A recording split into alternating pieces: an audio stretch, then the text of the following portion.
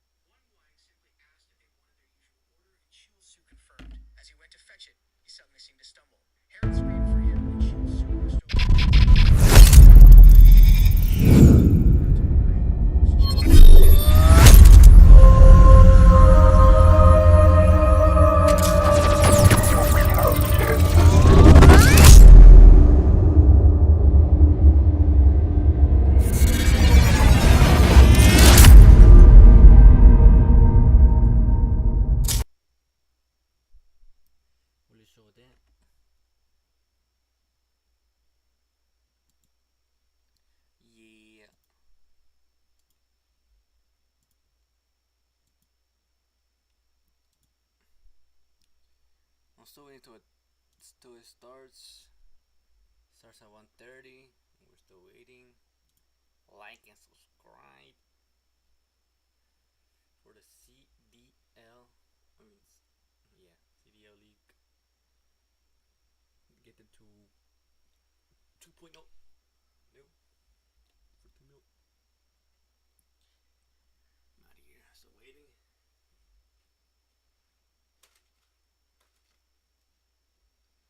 There's gonna be some good matchups.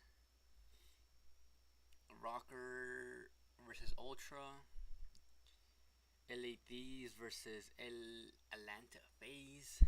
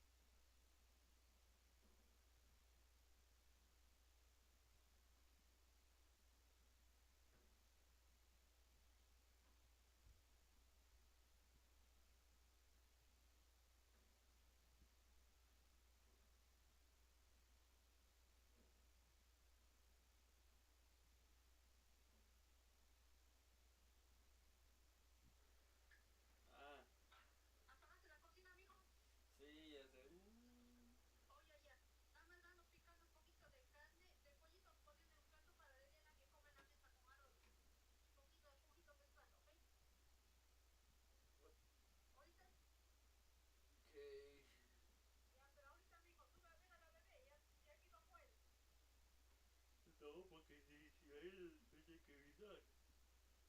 Me tiene que avisar si se bajó él. No ha dicho nada.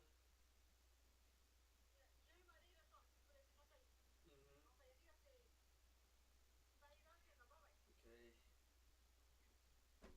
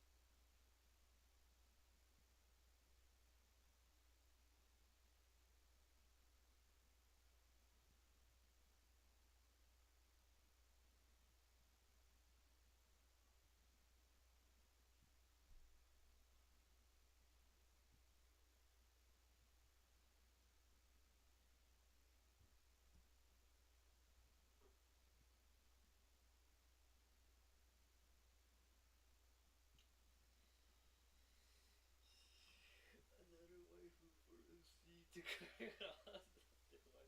Fuck this ever feels where I ran out of things.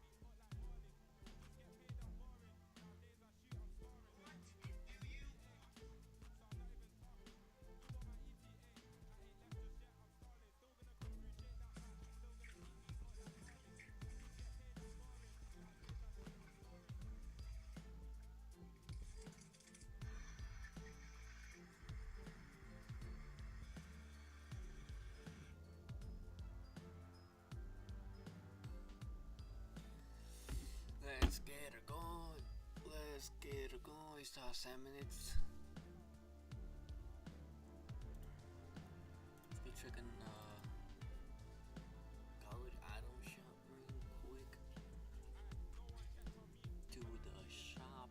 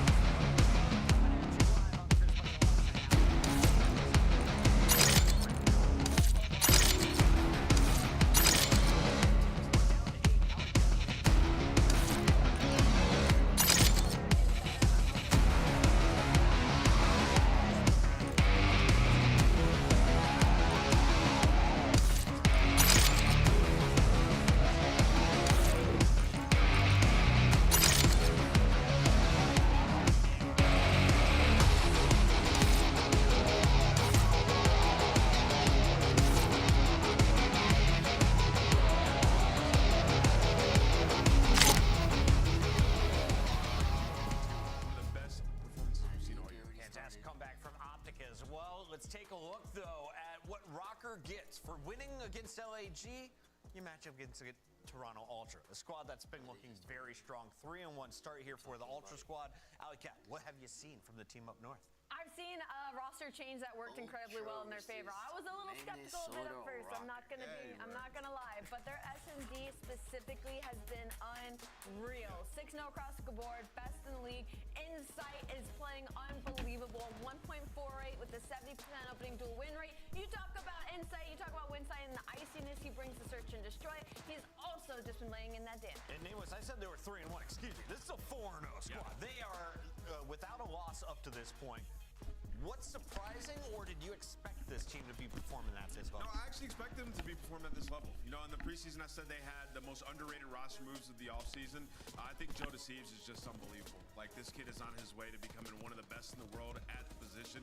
The last 6 months have been unreal for him, placings on LAN and individual performance. And then you talk about Beans, like a guy who's coming in to sort of change culture a little bit, bring a little bit more excitement and fun back to Call of Duty for Insight and Kleenex, and he's been putting down the damage. So they just got to give us on all fronts. I guess if you look at it, you would say Kleenex is the superstar of this team so far. Despite how good Joe Deceives has been, Kleenex has just been doing better, man. He's just kind of been the glue, right? They've been unreal at search and destroy, but where Kleenex has really been shining has been in the hard point and the control, as you see it on your screen, and that's what's been keeping them with a perfect record. And he played especially well against some of the tougher teams. So look for Kleenex and Joe Deceives today as the SMG frontline. Rocker, on the other hand, is a team where I feel like it doesn't matter the role. Anyone is capable of clutching up.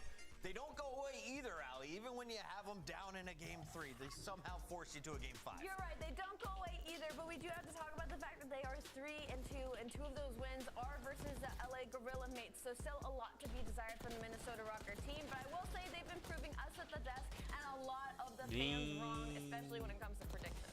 Name with 20 games, you only win 8 of them, maps 1 through 4. It's the game 5, so that's the difference maker. Yeah, I mean, and they're doing just enough in the respawns, right? Like, the hardpoint control is decent, and you know, Estriel, Paul A. I've been on a ton of rosters like this, where it's like, you're solid in the game modes, but when you get to game 5, you just ice up. You play your situations really well, and when you watch them, it's like, every single round, there's unique strategy. Like, okay, we're going to 4 bang out. Nope, we're just going to take all away from them on Hacienda. Like, these guys, they just know what they want to do. And in the game 5s, they have guys like Paul X, who is comfortable on the island, can play his life and do what he needs to do to get the job done. So for them, it's probably going to be like this majority of the season. Just get to that game 5 and close it out. But hey, that's how you win championships, man. So I think that they are a dark horse, and if they win today, sitting at top 4. We were talking about it before day 1. You said Minnesota has a chance of actually finishing top 4. Yep. This is the matchup for top 4. You beat Toronto, you're guaranteed that. Let's talk about another battle for top 4. That's between Boston and Optic Texas, and this is a rematch that we saw from week number 1. The difference this time around, Pred out, Hook is in. How do you see it playing out this time around? This is tough, because if you asked me before that Falcon series yesterday, I would have easily said Optic Texas. I think it's a little bit more split now, because it was a great opening in hardpoint from them in the first time around. Shotzzy went on a 10 spree, he ended 38 and 18, but it was Boston Breach and the Search and Destroys winning the Courtyard battles on Rewind, even though that's out now, and Cammy having a crazy game 4 and game 5. So for the Boston Breach, they're feeling comfortable in this matchup, especially after seeing how slow of a start Optic had yesterday versus Falcons. Yeah, I don't think think Shotzi was talking about Boston Breach when he was calling out the rest of the organization. Because Boston Breach did slap him, took him down in a game 5. But, you know, here's some notes about it. Since that match, Optic have not lost to Search and Destroy since bringing in Hoop, right? So they've been unbelievable 5 straight. That is how Boston got it done versus them. There's also some new maps in, so it's a totally different series. I think it's the AR battle, what we need to look out for today in this matchup. Cammy, Awakening, you're looking at Dashy and Kenny. So we'll see how that goes, but I think it's going to be a banger. Kenny has had an off series the first few weeks here, and it looks like Dashy, he's picking up the slack. The man has shown ice, #1 on the leaderboard, but on the other side, you got Cammy right behind him at the #2 spot, a guy who's coming up from challengers since EWC. Yeah, being a great leader for these guys, right? We talked about Snoopy and his development last year and how it was stressful, was learning that much. Under Cammy, like, he's been playing super well and has seemingly gotten to that next level. So we'll see how it goes today versus Optic, but I think we get a game 5 in that. Boston Breach, Optic, Texas. That is going to be the second match of the day. The third match, it's going to be Carolina Royal Ravens, a 4-0 record, a perfect record in the #1 seed. Carolina as they Royal are officially Ravens. the favorites to win this tournament. Allie, does that stand true, or is that just taking a look at the numbers from weeks 1 and 2? I think it still stands true. They're the strongest respawn team that we have right now. They are also kind of the biggest surprise that we've seen in the league. I don't think anybody expected them to be this good, and that's why it's been taking us this many days to just keep talking about it, right? Everybody's been on Real 6-1 at Hardpoint, 3-1 in Control. They've only had one game 5 versus the Cloud9 New York Subliners. So if there's any matchups I want to see them make it all the way. Oh, the I wanna Royal see Ravens them won tomorrow versus going up Cloud9. against a team like LA Thieves, maybe Yeah. Atlanta FaZe again. Carolina Royal Ravens, though, have been unreal. Nameless, this is a rematch, though. You're going up against Cloud9, who you've already beaten. It was a pretty tight matchup Yeah, it was. previously. Cloud9 looking stronger after yesterday's match. Yeah, Cloud9 are looking way better after yesterday's match, right? Search and Destroy looked good. Sim got going, which was interesting to see. And then Attach as well, slaying alongside Mac on that map #1. When Oh, it no, comes to Carolina, though, man, they've been C9 actually unbelievable won that in the respawns. I mean, you're sitting at 9 and 2. Yeah. Everybody's just bought into the system. Like, fundamentally, they're playing who- great wait, who Call of actually Duty, won? and I have Rookie no of the idea who Year, actually won. now in his second year, has just been leading the way for them in the slaying department. Look at those numbers in the respawn. Yeah. I tried to say yesterday, he's kind of my hot take when it comes to MVP. He's been the best player on this team. Slasher has made a good contention, but at least when it comes down to the numbers, Gwen's leading in every category. He has been so consistent. Gwyn is going to be one of the players to watch. Rookie of the Year from last season here in his sophomore year. We'll see if he's able to get the job done like they did in a game 5. Remember, that was a reverse sweep. And in the game 5, it wasn't just Gwyn. TJ dropped 12-3, put the team on his back in S&D. Yeah, they got a good unit in Search, right? You put TJ and Slasher together, like they played so many S&D 8s, it just works out. But you look at this reverse sweep and you're like, okay, Cloud9 went up 2-0, and then it was not close in the 3 maps that Carolina won, right? So whereas it was a game 5, the maps weren't necessarily that close, so Carolina probably feel like they should have mopped the floor with them. But I'm excited to see with the Cloud9 improvements how this series goes, man. I think it's, in terms of talent, it's a pretty even matchup. Is Mac the player to shut down on Cloud9 right now? Who's the most dangerous? Yeah. 100%. You have to shut down Mac. He's been single-handedly pulling them through a lot of these respawns. Cloud9 is here in the top 8. Can they power through the top 4? They have to get through Carolina first. We have one more fight to talk about, and it's the biggest one of the night. We're saving it as the headliner. The last match of the evening, LA Thieves versus Atlanta. This isn't a Major 1 final. We're getting it here in the round of 8 for minor #1, Atlanta. The lowest seed we have seen them enter a tournament with, the 10th seed. They put it on the line against a red-hot LA Thieves. Now, listen, before yesterday, it would have been an easy answer who's going to take this match. But Atlanta, pre that series versus Miami, 1-4 in S&D, 1-3 in Control. Drosa went into that series with a 0.6 in S&D and a 0.7 in Control. And that is not what we saw in their series yesterday. After heroic plays from Simp, we saw the Atlanta FaZe that met the expectations we set for them early on. Nameless, last time we saw this matchup, it was 250 to 76 in the very first hard point. But then Atlanta goes on to win Control. They win the second hard point. It was the Search and Destroys that gave LA the win. Is that still going to be the story today as you see Simp facing off against another MVP candidate in Hydra? You know, it's hard to say, right? We saw the 1v4 yesterday, and it just looked like that was a spark. But I do still feel like Atlanta FaZe has a lot of growth that we need to see. Like, the hardpoint map #1 was abysmal. Like, they got beat by 130-plus points. So, for them going up against LA Thieves, that will just not be enough. They got the same colors. They also got 2 new skins. Who do you prefer, LA Thieves or Atlanta FaZe? if you're going to be picking up a new skin in the COD store, Alley Cat? LA Thieves. LA Thieves? And how about in this match today? In this match today, I'm also probably going to go LA Thieves. Why am I doing this so? I don't know. It's a little bit early, but let's take a look at these skins. All 12 teams with brand new home and away skins. They're available in the COD store. Pick them up right now. I know we've been sent some from Toronto Ultra. Other teams, if you have some codes available, Nameless is streaming them. Send them our way. These are pretty dope, and it's not just the skins. I want You get the gun Heretics. camos and the gun buddies. I want the Heretic skin. Yo, DM me. And I had to get the Breach. Cloud9 one. It's got a Breach is cat pretty dirty charm, right dude. there. Yeah. I like that a lot. All right, all of the skins are available. All of the teams are in play today. We've got 8 of them taking the stage here in the second round of our minor. This is the most beautiful bracket I have ever seen in the history of Call of It's Duty. I've been doing this a color-coordinated. long It's time. color-coordinated. It's awesome. It is. I mean, we're truly going to see the best of each colorway in this bracket. It's absolutely The unreal. script and graphic designers working together perfectly. This is content creation, and it all starts right now.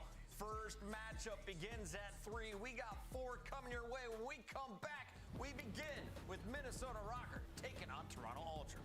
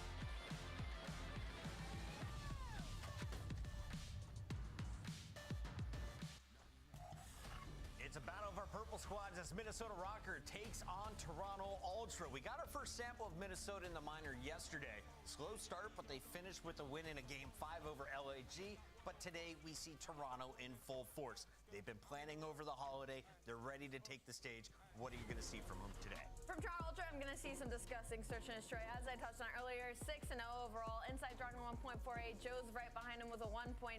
The only thing for Toronto Ultra is that they could clean up their hardpoint fundamentals just a little bit. They're last in the league in rotations, but once they're in, their top 3 holds, they're getting those points. So literally, all they got to do is clear that communication, get there early, and they're going to be even more gross than they already are. Nameless, I don't think I've said Insight's name at all. He's on the team too. What does he need to do today? He just needs to keep doing what he's doing, man. Providing structure, supporting the backline. When you talk about this team, it's about Beans finding the kills, but then Insight staying alive and finessing. And that's what he's done so well over the years of Call of Duty, and it's working with this roster. On the other side, you got Minnesota Rocker. So how does the AR duo break down? Is it a similar role where you're going to have one frying and the other staying alive? How does it work here? Yeah, I mean, I think this roster is definitely built upon, like, anybody can pop off at any moment. Okay. You look at it, right? Like, they all have high ceilings, and Gio's the guy who typically will find more kills, play for them a little bit more, and then Paul X, more the clutch player, so I guess his direct comparison on the other side would be Insight. But I like this roster, right? And it's a tall task to take down Toronto Ultra, but if there's a team that's going to do it, it will be the team that's been clutching up in the game 5s, right? So they match up well when you talk about the search and destroys. Just the respawn, though, it's going to be tough. Like, map pool-wise, Toronto Ultra, they have one of the biggest map pools in the game right now between Hardpoint and Control. Rocker, they do not, right? So you're going to have to dig deep, get some big performances. Nero has had some takeover series. He could have one here today. Do you have his over or his under, Alley Cat? I have have is over in the kill department, but as far as wins go, not so much. Just because the wins that they do have is within like 5-7 points, so they still have a little bit of work to do. Let's take a look at our maps and modes for today. We could be seeing another 5-game series because Minnesota is here. Protocol as a double dose. Also, we see Hacienda coming in at game number 4 and 5. Game is about ready, so let's jump straight to our pick'ems. Nameless, the pick'em leader, is our front runner. I let Alley Cat catch up yesterday by choosing Vancouver. So today I will take the lead by saying Toronto Ultra first. I don't know if you're going to take the lead, but just because you said it first, I'm also going to say Toronto Ultra. Okay, Nameless. I'm going to go with Minnesota Rocker. They've just been so clutch. And yeah, I'm taking a shot at it. They've just been so clutch catching is up, the Chris. reason. They've been so clutch, yes. I think like stylistically in the searches, like they match up well. I think Rocker get it done today. Whenever I'm confident, I get rocked. Let's find out if the Rocker are going to do it again. We send it over to Chance and Miles. Take it away, Bearded Ones. I absolutely love this. There's a very spicy looking desk at the moment, and I'm all for it. I'm all for an exciting battle between our two purple teams here in today's game of the minor. Chance, what do you think, man? I mean, yesterday what we saw out of Rocker was fantastic, and I think they're bringing a hot game to a hot Toronto.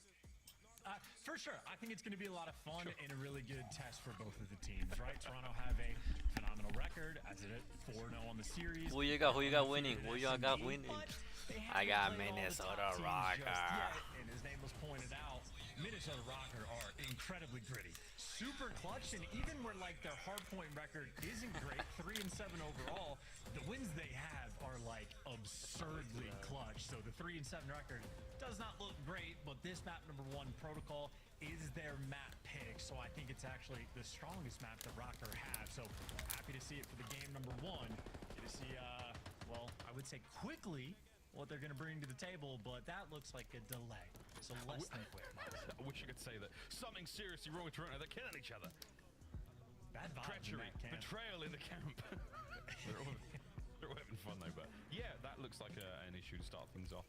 It was Paul's camera as well. Paul's out. We saw Paul yesterday having a great time. Big With a reverse bloody sweep. nose, yeah. Yeah, bloody nose Paul. God, that game really took it out of him. Left it all on the line there, and with good reason. That reverse sweep was a sensational one indeed. But Rocker, yeah, let's see what they've got to bring. Great pick for them in map number 1. We'll see if it pays off. Be ideal to get a leg up over Toronto Ultra, given that Search and Destroy has been their mode. But again, I think Ant's right. There's a lot of style points here to be seen between Rocker and Ultra. This could be a fantastic series, boys and girls, once it gets started. It's going to be fun as well, because if you're looking at like the hard point stats, not just the 3-7 record that Rocker have, but if you're looking at like individual like KDs and like their Slayer ratings and whatnot, it really is a disjointed team where Nero is a hefty Slayer in the game where he kills everything in sight, but honestly has so much output that his teammates are left to sort of like do other things. So there's dramatic like differences in the camp. You just got to make sure you get the hill time. But yeah, his stats absolutely bonkers. Bro, he's been consistent at hard this point guy could be all nuts year when he turns long. up. So this is yesterday against the Gorillas, a 1.34 from a sub with 28.6 kills per minute. Those are absurd. Those are tippy top of the league. And obviously, if you watch the top of the show, we saw CleanX's numbers as well. That's going to be the head-to-head matchup we're sort of looking for. And I think the bigger question for Nero is, can he keep up with CleanX? Because at least in my mind, that is the player to be like striving to be towards. Yeah, especially in a map like Protocol, where you want to be hitting those submachine guns head to head. If they can keep each other at least balanced, then you're not going to sort of lose those rotation fights too often, because this map will punish you heavily down low. In particular, that P4, an incredibly strong hardpoint we talked about yesterday, countless times. It's the money hill, folks. It's where you get large quantities of points, really separates the good teams from the great. And here we go. Rocker, Ultra, map 1, here in round 2. Let's get it. And listen, man, I'm paying attention to Shotzi's crash out as well. Teams paid a lot of attention to the opening breaks, and by the looks of it, Minnesota Rocker, those initial kills and initial time should be good to go. Joe Deceives, though, dominant on the opposite side of the map, and well, just like that, Ultra steamroll their way through in complete control, and Joe Deceives gets to have some fun. He just gets to slay. Well, we heard a lot of love for Joe Deceives in the build-up to the matchup. Right now in stellar form. His teammates have the hard point. Not looking fantastic for P2 though, but that's where Joe has spawned up. So we'll see how that goes. Now the flip. Rocker on the wrong side of the map right now. We'll see if they can battle their way forward. Joe Deceives, still an issue. Nero answers though, pistol in hand. That's an aims on spawn. He's looking good as well. Opportunity to bounce back. Yeah, that is the Nero special. Oh my. Right there. Kills be found. That was He's crazy. gonna give Yo. him points. Bloody nose or not, that man has some moves. We got guys sliding. We got the power positions under wraps, and well, Minnesota Rocker able to take the lead on this time, and the setup is looking pretty flawless, except for Kleenex just finds the route to get through, and the first man to die on Minnesota Rocker's setup just happened to be the guy on time. That's unfortunate. Pushes Ezreal out of position, but Ezreal right into the point. Able to find some time here. Reinforcements through mid. Geo picks up one. Not enough to stop the onslaught, though. Paul now put in a position. Slowing down the attackers as best he can. It's down low for Ultra. Up the bank, off the nade, up to the side of the grass there. As that just keeps the hard point firmly in the hands of the boys of Rocker. This is a sensational hold. P3 looks to be good for Ultra for now, but we'll see how that goes. Yeah, I mean, they just thrived on the sort of open setup, and they're able to flip the spawn, so this is a beautiful little sequence for Rocker. I thought Kleenex finding that instant kill would have caused some chaos, but Minnesota happy for it for the moment. But right now, Nero and Geo on the back line. Big responsibility. Geo's already been taken care of, and now Ultra, they just need to count names. I don't think they have any idea that Nero's back here, and as soon as you say it, look at the minimap, they turn and hunt them down. So Toronto Ultra, as we expect, an incredibly heads-up team. Their communication always on point. Yeah, it's the submachine gun players, it's the route men, making sure that all the soft spots of the map are secure, and that's exactly what we're seeing now. Nice turnaround here. Ultra still in control of the time. A massive win again from Paul. Brings us up to an AR fight. And whoa, Kleenex, they line up and he gets a couple. Still hard point in the hands of Rocker. And what a back and forth map this is so far.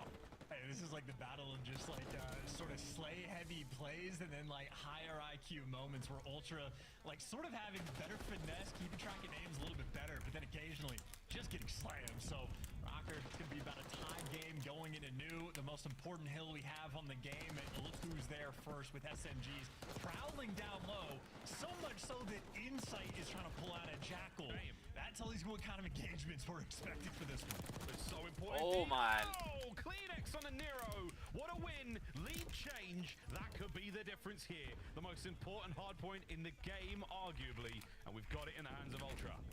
Yeah, perfect time so far. Nice little push shot as well. All bases covered. Even a Jackal in the hands of Beans. And every single kill you need to get, it is one by one by one by one. Kleenex 15 and 7. And for the head-to-head battle we spoke about, Nero 6 and 11, feeling the pain. Yeah, and you know in the comms, dead. I have big door, yeah. One more big door. Very soft, very calm, very controlled. Joe deceives. A couple of loud deads there from he and Beans. This is looking good. What a turn. This hard point, cannot underestimate how important it is. Massive lead change right now for Ultra. 7 spree for Kleenex, streaked out. We're looking to see a lot of damage here, folks. Ultra with the lead, with control. Quick listening.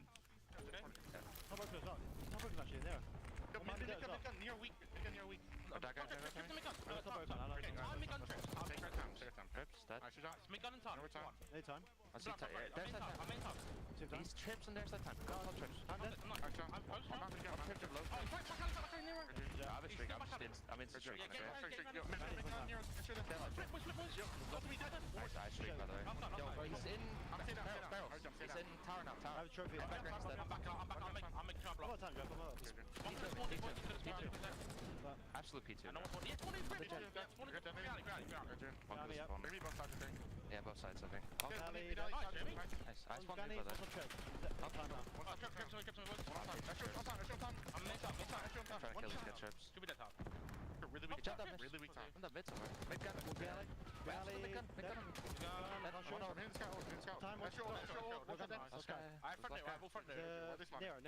We should block here. I have time. Spawner, I think, bro. In time, close to left, I think. Spawn dead. I should have my bad. I'm gonna go top. P1 or mid gun. Nade of time. What's in mid gun? I'm gonna still play tower. I'm time. Inside. Yeah, one guy. Gunny's weak. Absolute Gunny's. Main top. You want to Low fucking power steps. Low tower steps near. Listen, I'm gonna go map. Listen, I'm gonna go Wizard. He's in map. He's in grannies. Get shot cross in these stone Gunnies. He's out for now. One gun close to front grannies. We should probably just wrap for this. Bro. Hit the tower. Yeah, one tower. I think he's tower steps or tower steps in time. Tower Tower steps on me. I'm on tower. Last guy on chips and then. And one's broken, I think. Try to get time. Stay down. Yeah, Tower now. I had low. Should have a streak. Gen. He's gonna have a streak, yeah. He's Gen. Go left for now. He was. Tommy back in here. Ultra may still have the lead, and they may have won the P4, but they're losing the rest of the map. Let's have a listen in with Rocker and see how they dominate.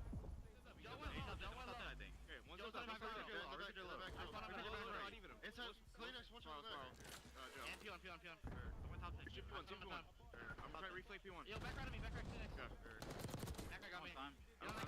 He's one time. One time. Phoenix blockers. Big as shit. They're fine in the back. I have a shot. Oh, back left, even him. He's back upstairs. It's a B. Top 10. We get blocked top left. And one spot right. Top door time. I played big top. Good shit. Actually, Solo's on you. Okay, I'm in him. One bump to you. I think with me, they're 2 minutes far. They hit Sparrow. There you go. Big door, Phoenix. I don't see the Sparrow. What's gonna flank this? I have Sparrow. I have all Sparrow. Big gun P1. I got zip link. They be big door. Big gun P1. Big door. I'm starting big door for you. Give me some. Big door. Dead. Nice. One more big door stuff. One zip. Zip that. Sparrow. Get him Sparrow. Watch out. One HPD. You got away. Play this time heavy. Yeah. Sparrow dead. Nice. I have zip pinch. I'm getting win. Big door. Sparrow. Coming at Sparrow now. Yeah. Sparrow dead. They're gonna be close. I'm trying to go big door. Yeah, we're going big quick. Sparrow. He's red. I saw him. Big door dead. Watch out. We did too, maybe. I heard big door. I'm setting your big door. I heard it. I didn't set a big door. PT safe. B2, top middle. Three big doors. Roll. Tiger. Oh, I got done, bro. There's three there. Nice. Two big doors. Nice, 2v2. Weak. I'm on a child. I had to. Come. Hit zip. The battle for this hard point continues. A slight moment of lead change there. Ultra back in it, and we're looking at a brilliant third set chance. Yeah, this has been an absolute mixed fest, but where Kleenex popped off early, Estriel on the P2 went on an 8 spree, completely locks down the middle of the map, and, well, you imagine gets the entry to the new time, at least takes down Insight. So, Rocker inside P1 first. It is a lead by the smallest of margins, but this is the grit we talk about with Rocker. These are the maps they thrive in. This is the clutch. Holding on to this small lead. Geo another point. Great coverage there from Estriel on his right flank. Jodeci's picked up smooth shots out of Geo. Hard point time now for Rocker. You've got to get a break here, Ultra. The lead is starting to get dangerous, especially with the P2 to P3 chains that we've seen Rocker pull off. And they're reading the route too. Yeah, Kleenex gets taken care of. So you see Geo and team had eyes on for that elevator flank, and they deal with that perfectly. And this is a freedom moment for Estriel. You just get a push up and play for kills. There's 8 seconds left on hold, and that is a death that does not matter. He will spawn up and be back towards this new time. And this is the new time, the P2 hill, where Rocker have dominated this game. We go again. Nero on the mid-map cutoff, making sure that no one gets over the top side. Aiming down low. He's got a very important job. Chase them red dots. He's being a nuisance right now. And in the meantime, the hard point is still in the hands of Rocker. One player through the back line. Geo can't read it. Jodeci finds 2. A break. 1 man left. It's Nero. If they can take care of him, there's time to be had. Ultra, stay alive. And you thought the setup was going to be a little devastating from Rocker, but Ultra bounced back and win some incredible gunfights. Jodeci and Kleenex putting in some serious work with 60 kills combined.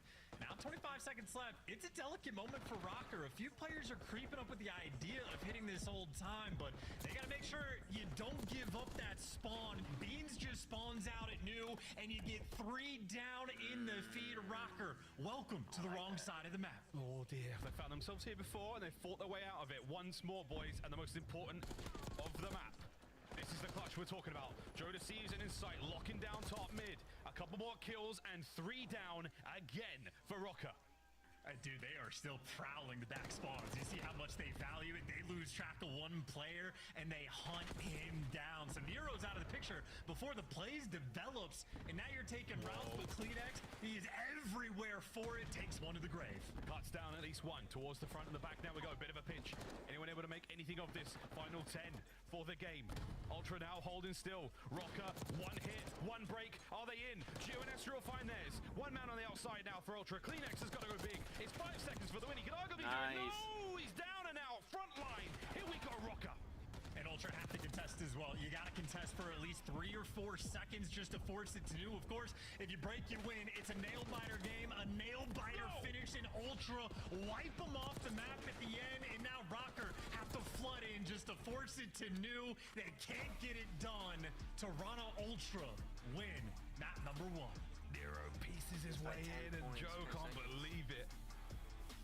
A tiny lapse of watch to allow that player through sidewalks, through the back door. It gives you the win there. That is a huge moment. Both teams playing their hearts out there on Protocol to start the series, and we're in for a treat here, folks. Rocket can barely believe it. They had such a good first set, such a good second set. They kept it all together despite the P4 dominance from Ultra, but at the end of the day, it comes down to the clutch. It comes down to one setup, one single moment, and Ultra take the win. Whew! Look at them stats. I mean, look, the SMGs for Ultra obviously having a feast of a time. 38 kills there from CleanX, 33 from Joe Deceives as well. But the AR players suffering a little bit. Both Beans and Insight do go negative, and granted, still doing the right things on the map, but I think that's probably the conversation to be had from map number 1, because Rocker consistently finding themselves in really good spots, but there's times where you know how to get kills, and there's times where you need to know just how to win the game. And I think Rocker sort of dropping the ball. Like, Miles, you remember that like initial P2 where they had the dream setup. Everybody pushed out, so much space taken on the map, and then CleanX just finds a route to go right towards time and kill the most important player on Rocker, and they let little things like that through. And then how about the big things they let through of just the left side of the map open when the only thing you need to do is rotate? If the little things are going wrong and the big things are going wrong, you're not going to have success in Hardpoint. Now a 3-8 record for the team. Very tough. This very much could have been 4 and 7, but if not for a couple of moments, especially the end there, man. The end was a stinger. Good looks across the highlights again. I mean, the battle for the backside of the map. Ezreal finding corners. He had a solid map individually, a lot of pieces from him. But again, at the end of the day, it's about the team play. It's about who walks away with the dub, and that was a Ultra win. Streaks from both sides as well. I mean, we really were treated to a very, very explosive Protocol hardpoint there. Yeah, man, it's so tough. I mean, I'm sure many folks were watching Shotzzy stream last night, talking about the importance of sides of the map, eliminating information to your teammates, and playing for the win. And this is exactly what we saw here. Good stuff. Start things off. Search and Destroy on its way. And again, Ultra have absolutely had the advantage there. And I think, Charles, that was one of the moments there. That was CleanX's big break on that P2. And this is the last few moments towards the end. This is the final hit. Rocket get in. No one watches the back door. Joe finds the tiniest of ways in, cuts him down, and gets a matter of seconds. And even, you know, him finding that route, it's like someone spotted him. He gets reduced to like 30 HP, but still just not quite quick enough in those moments to be able to deliver. And that is something that separates the good teams from the great. Rocker just a small step behind in that moment, but if we're looking for more picturesque examples of it, how about those like P4s that we had? You look at the first one there from Ultra, they get 55 seconds on the hill, so close to being perfect. Well, you go over to the next P4 on the flip side, but when Rocker get control, they still have success. Like, it is a money hill, and they're able to get 38, 40 seconds, but it's not quite as clean. And we saw it from Ultra. It was just easy, efficient work. Players lining up for CleanX. They're not having to sweat at all. When we're watching Rocker's perspective on the hold, it's chaos, and these guys are having to work for every little moment. And I just know that style can be exhausting to play in. The exhaustion turns into a 10-point loss. How close you could have been to a 1-0 up in this series, but to S&D we go, where we get to test the record for Toronto Ultra. They remain perfect in the game mode. 6-0 so far this year. 6-0. Will it be 7-0? The inverse Bond, kind of. Yeah, exactly. That's what's going on there. But yeah, exciting stuff. As far as the matchup goes, Chance, I mean, I'm thoroughly enjoying what I'm seeing in the hard points. The Search and Destroy is going to be good. I'm just trying to think about, like, you know, what are you bringing to another Protocol here if you are Rocker? What's the sort of game plan? You've seen what's worked out, you've seen what hasn't. Where are we going, man? What's the deal, huh?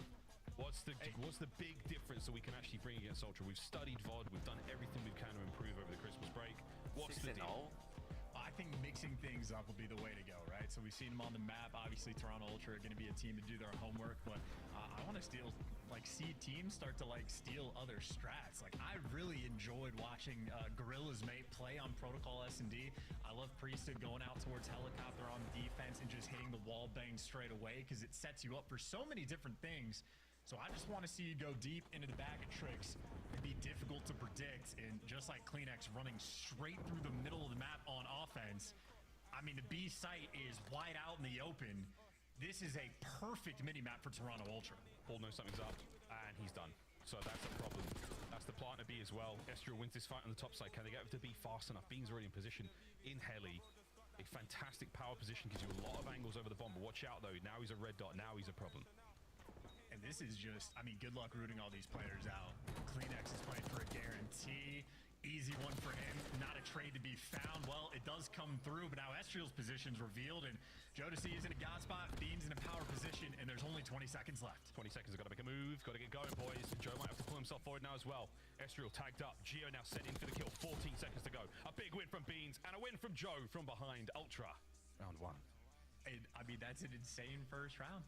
CleanX literally runs straight through the middle of the map, uncontested, nobody spots him, a stun doesn't land on him, absolutely nothing, and they take full control of the site, and then it's just completely free after the fact, and that's the absolute dream.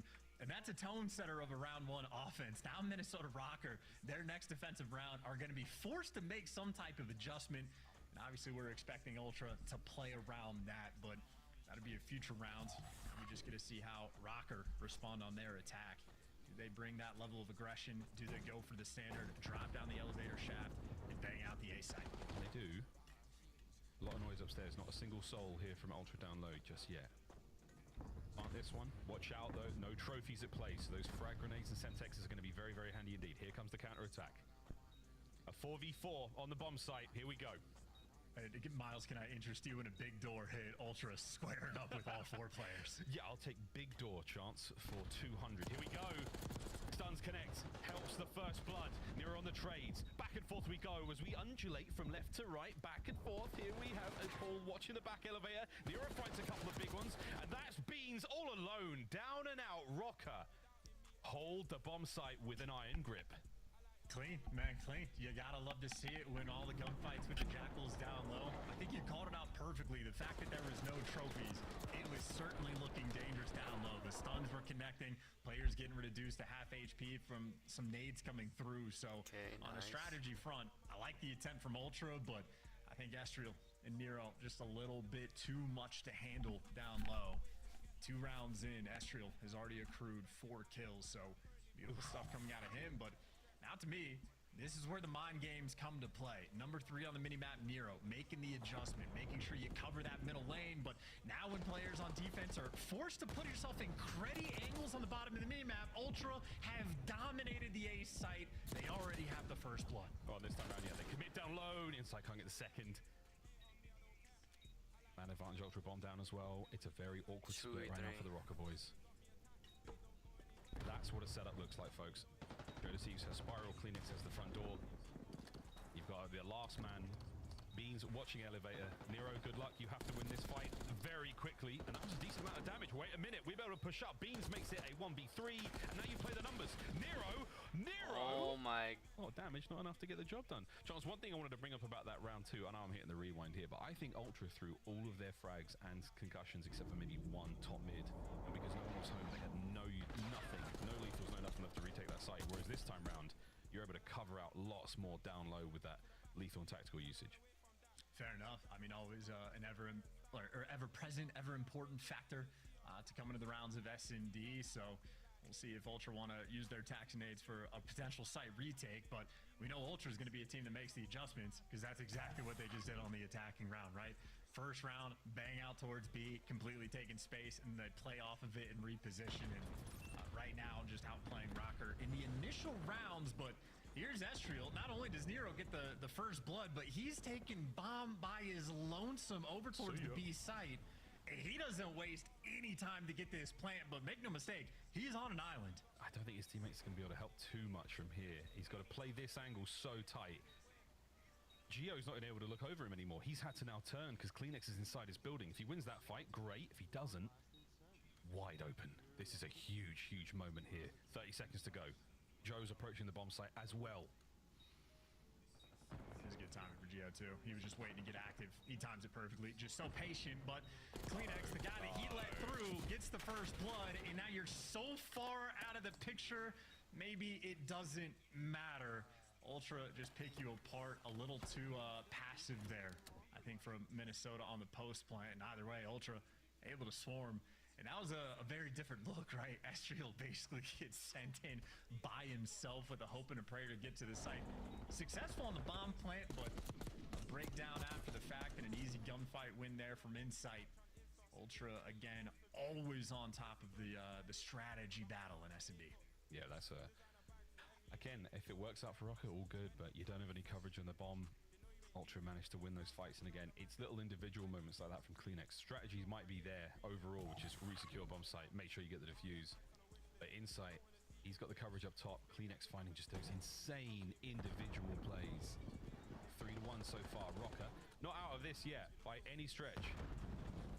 Tighten things up a little bit, and we'll be getting them on the board, but Joe's going to get the bomb down and make this another 4v4. Or not. Planting it just so you can check from the elevator shaft side of things as well. And not only does Kleenex get the first blood, he gets out with his life. Kleenex, 2 first bloods roaming around this A site. He's already got information on the player at Big Door. Here comes the nades. If he times this well. Oh no, Estriel, that's unfortunate. It was the nade from the elevators that blows him up. Joe's going to be able to tag that player up who's already weak, and it's an immaculate hold. A little bit of misfortune there for Rocker. But another good one there from the boys of Toronto Ultra. Decisive start. Kleenex with the first blood, and an immediate bomb plant after that. It could not have been any better for them. And Ultra just looking like a team that has more ideas. I mean, again, that first offensive round, setting the tone, making sure that Rocker have to sort of respect that B hit. And now it's just relentless aggression over towards the A site. The first time Kleenex just runs through Spiral to get the first blood. This time he works out towards the grass past boat side of the map, gets the first blood and gets out. So they're mixing up the ideas, and Rocker will see how deep they can go through the middle of the map again. So the A site's been cleared, and now number 7 on the minimap when he gets that call from Kleenex, wrapping back over towards B. So you're set up and ready to go. You know where the pressure's coming through. This is a very, very sneaky route. Not a lot of players use. Insight is going to get a freebie here. This won't work again. Assassinate him. He might. He could. He didn't. Boo! Oh, can't get a second piece. If you would have used the body shield. If you grabbed his teammate, it would have been a 3-2. But what do you know? Hope the coaches are having a word with him after that one. Massive advantage here. Estriel down. Map point Ultra. It looks like the search and destroy prowess. The record might be alive and kicking. One more round. We got 2-0 here in round 2. It's a one and done, folks. No more chances. He should have done it. He's a coward. He's a coward, JB. You had your chance. And then he would have pieced Estriel easy. Yeah. But that ladder, though, again, I don't think that many players know of that ladder's existence, but that is a very, very sneaky position. You can play all the way up the coast. You go from the bottom of that ladder, you can walk up the cliff face to the back side of the bomb site. There's a little wall, a little brick wall, heady. Very, very useful position. Take notes, rank play teammates. And here comes a couple of sweet nades. First in for Beans. Nades are through. Joe Deceive's already on the site. Insight wants to end it now. Give me the control, he says. 4v2. Yeah, and congratulations on the donut.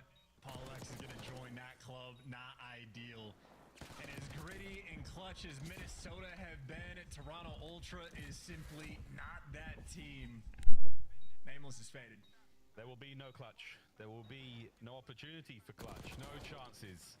Maybe. Unless Gio, in a 1v2, 20 seconds, he's got to send this. Joe didn't damage him. What? That's it. 2-0. Toronto Ultra put Rocker under the chopping block here in Minor 1. And the record remains unscathed. Yeah, and no doubt about it. Ultra obviously a team that still has a little bit to prove, but from what we've seen, especially from the duo of Insight and Kleenex, these are players that know how to win or play that winning style of Call of Duty. And I think Joe Deceives and Beans sliding into the roster pretty effectively so far. Series isn't over just yet, but that 7-0 S&D record, I mean, where they just make it look easy. Every single strat is perfect. Kleenex, when you need him to get the first bloods, he's able to deliver 4 to you, and a lot of those are non-tradeds as well. Joe Deceives, it's not just the 4 kills, but the 5 assists, so his teamwork is on point. And Joe Deceives, of course, one of the best bomb planners in the league. Incredibly effective at getting it down. Simply outclassing Minnesota Rocker. And again, that donut, a little painful to see. Sometimes they're delicious, other times an absolute horror. Great hard point there from the Rocker Boys. That 240, a 10-point difference was a big deal, but Protocol Search and Destroy continues to be Ultra's bread and butter, folks. Or poutine, who knows? It's a Toronto thing, you know, delicious, absolutely delicious. We've enjoyed it a lot, and we will enjoy it again later on this year. Chance, that was a fantastic showing there from the Rocker Boys in the hard point. Do you think they have the sort of mettle or the resolve to bounce back here and perform another reverse sweep against a team of this caliber? Well, they pulled it off before, so I think they're capable, yes. I think, unfortunately for them, Ultra is just a nightmare matchup. So those are the fries, and the desk is the gravy. Puckett, how you doing, man? You're looking good. Oh, poutine sounds so good right now. Shout out to my guys on the right there. Let's jump into this one. Nameless. Yeah. We've seen it before. An 0-2 start with a reverse sweep. Yes, yesterday happened. You need him to do it a third time. Yeah, I got Toronto tweeting me, man. I thought Minnesota was going to come out and win the map #1, and then we get to the search and destroy, and obviously the momentum on the side of Toronto Ultra just too much, man. This team is unreal at S&D. I mean, I think this is the first time we've seen a team like actually genuinely look comfortable in Protocol S&D. I feel like every other team has just kind of been like trying some things out, a couple of trading back and forth. Toronto Ultra was in the driving seat the entire time throughout this map #2. The second I saw Inside taking a low route to shoot that guy in helicopter in the back for the retake, I knew it had to be over. There's no other team that we have seen played this map as flawlessly. Yeah, I mean, the way I would describe this map is just total control. I mean, we've seen it a couple of times now. Like, they have so many different strats. Like, we've seen rounds where Kleenex just gets all the way pushed up in front of P3 building, takes his time, and then they're comfortable just wrapping back and dropping down and going down low bottom computers. So far on Protocol, they're clearly the best team. And I mean, across the first 2 maps, man, like, they just look comfortable. They're in flow state. Want to give a big shout out to Adam Adamau and the rest of the Toronto staff that is watching their team play. Please let us know, who is your S&D coach? Can you give me his @ on Twitter? That man deserves some flowers. And a big shout out to, of course, Joe Deceives and Beans. They have upped Toronto's game in that game mode especially. But let's take it back to game #1 because this was a nail biter. And at the very end, I thought you were going to have Minnesota stealing it back. Walk me through it. Yeah, so let's jump into drawing conclusions, break down the end of this hard point. It was absolutely insane, and honestly, Minnesota kind of gift-wrapped it and handed it to them as a late Christmas gift. So let's jump into the mini-map here and let's break it down, right? So this is currently P2, and where you're seeing right now is the white. That is Toronto Ultra. They are set up good right here. #5, this is Beans, okay? #2 is Estriel, and what he's going to do is he's going to take an underground route and flank Beans and kill him. So let's get that off the mini-map, right? So he's going to go all the way around. He's going to kill Beans. But what happens is, and we're going to play this out a little bit. I'm going to pause again and explain to you why this is so important. So you would think, okay, this kill on Beans is fantastic, right? So what should you do right here? Rank friends, this is what I want you to learn. There's not that much time left. Oh, let me pause that again. Sorry. Let's go back to the thing. So there's not that much time left. They cannot win on this hill. So at this point in time, you don't want to flip spawn. So if you're Estriel, you want to rewrap and just bang the time with your teammates so you don't flip. What happens is he ends up pushing a little bit too far. So now look at your map. He's currently like the back line, so the spawns flip, and it flips out the Toronto players to have the positioning for the next hill. So when you look back at the mini-map, what happens here is he goes around the back, you see Bean spawns out, and now you lose the fight because you lost the added pressure, whereas Estriel, if he instantly hit it, you might have had numbers on that push. Now you spawn out, and you have to hit back across the map to a gauntlet setup of up-top headies and the middle gun, right? Yeah. So Estriel getting past that back line costed him the map, unfortunate for Rocker. And Toronto, gift wrap. And of course, you saw Kleenex on a 5 spree throughout that. That was going to help them in this. In fact, let's go to our scuff play of the game because, Alley Cat, we needed to see it one more time. The final 30 seconds, walk me through it. I mean, it was just utter chaos. So after the breakdown, the ant just we get to this situation, right? Minnesota Rocker spent about 20, 30 seconds trying to break back into this hill, but it's going to be Insight. He goes on a 4, Joe goes on a 3 to break inside, but that's 3 dead from the side of Minnesota Rocker. And who is it that comes from the top? ropes. It's not going to be Kleenex just yet because he just got taken out. But 245 to 235, there's enough room for Joe Deceives to make. This should have been Rocker in this position. They had the positioning, but as we just watched in the clip, like, just unfortunate, man. It comes down to the smallest things. Now you're just getting farmed. Nothing you can really do. Some big wins at the end as Beans picks up the final 2 kills. It's going to be Toronto Ultra taking the first 2 maps. They are now on match point. And we're going back to Respawn. We wanted to dial in on how are the SMGs performing this week. Well, Toronto's, they're doing pretty good here from game number 1. They're doing unreal. It was literally a battle of the SMGs at map number 1. ARs on both sides were really struggling, and it was Kleenex and Joe that came out on top, and I expect to see them to do it again at map number 3. Top 3 sub duo in the league? I'll give it to them. Yeah? Top 3. Top 3? Yep, top 3 right now. I want to make a power ranking now. Yeah, all right, sub we duo? got a segment coming up. Fat. All right, we got a big game coming up for, I'm told, Miles Chance. Let's get to it. Game 3. Let's go. Yeah, no, we both agree 100% this top 3 without a doubt. Sub-duo right now. So gross. Joe Deceives says he's on an absolute generational tear right now alongside a guy like Kleenex. We all talked about this initially when the year started, when we saw that roster on paper. Like, those two are either going to be unbelievable to watch or it is going to be awful. And thankfully, it's not that bad to watch, especially if you're a Toronto fan. It's been pretty good so far. Rocker, though, not out of the woods just yet. Reverse sweep. They don't want to have to do it. I don't think they won't have to keep being in these situations where they have to reverse sweep, but it starts here. Ultra ready to rock and roll with a 3-0 and advance further into -1, but hey, Vault, woo, baby, she has been mean to our teams this year, and the records aren't fantastic for either squad. Yeah, and I love how we say overall control. It's Vault. I mean, there's one that's been played for the stats, so we don't have to worry about getting too specific on this one. But solid record for both teams on both the attack and defensive. Maybe an ever so slight edge towards Rocker. And honestly, like what I saw on like the player cams and whatnot. The vibes of the camp, despite the fact that they're on 2, smiling, little bit loose, having some fun, and obviously the fact that they've had the reverse sweeps, that they forced these game 5s, they know they're capable, which makes your life that much easier. Nero gonna run straight into death though after he gets his first kill, and Beans with the Jackal in hand, proving that SMGs are easier to use. Hey, hold up, bro. What are you talking about? What are you talking about? Halfway to the A zone now we go. The Sulligander continues. Paul's got the top side covered, so that means Joe's got to turn. Here comes Paul. Joe cuts him down. 2-0 so far. Second segment A, long gone. Way long gone. Ultra. Oh, insight. Slips out. Last man up, Beans. Oh, this is a fight. And wait, Kleenex wins it. That keeps the play going. Geo's 3 doesn't look like anything now because the zone is still going. Wait for it, folks. Joe back in there. Endless battle. Here comes the pinch. It's Benjamin. It's Beans. And he's in for only a brief moment. And that might be the A-zone sort of surrendered in the battle for now. And now here we go, back at it. I mean, I've got to take a breath eventually. Chance, you should step in. I mean, it was just a sort of beast mode moment for both of these teams. That was a heck of a fight over towards the A site, but Beans eventually just has to sort of sneak on out over towards that B zone just to open up that pressure to allow his teammates to get inside. So it's been a sort of masterclass of the movement and like discipline there from Joe Deceives, but where he gets the 1 kill, Nero gives him 2. So it is Joe Deceives by himself, but not getting too far ahead, waits to group up with Kleenex and Ultra, sort of swarming around the map to get in position. They are just waiting for their moment to strike. Yeah, it's a wonderful display of incredible confidence. And oh, there it is. Okay, I take it all back. Jump on the point, boys. Estriel's in a great spot here to cause a little bit of problems while his teammates come off the spawn. Joe reads it. Unfortunate timing. Geo, nice beams from up top. Nero helps him out. So now you push the boys back for a second. That's 3 dead for Ultra. Good work, Rocker. You're back in there.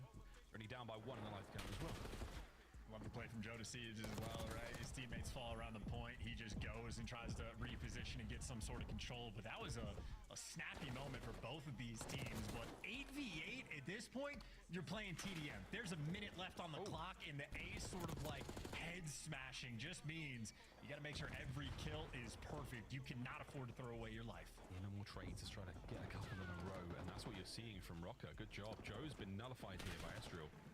Estriel now going back towards spawn, trying to cash these players out. Spots them. Oh dear, no lives left for either team. It's a search and destrizzle, folks.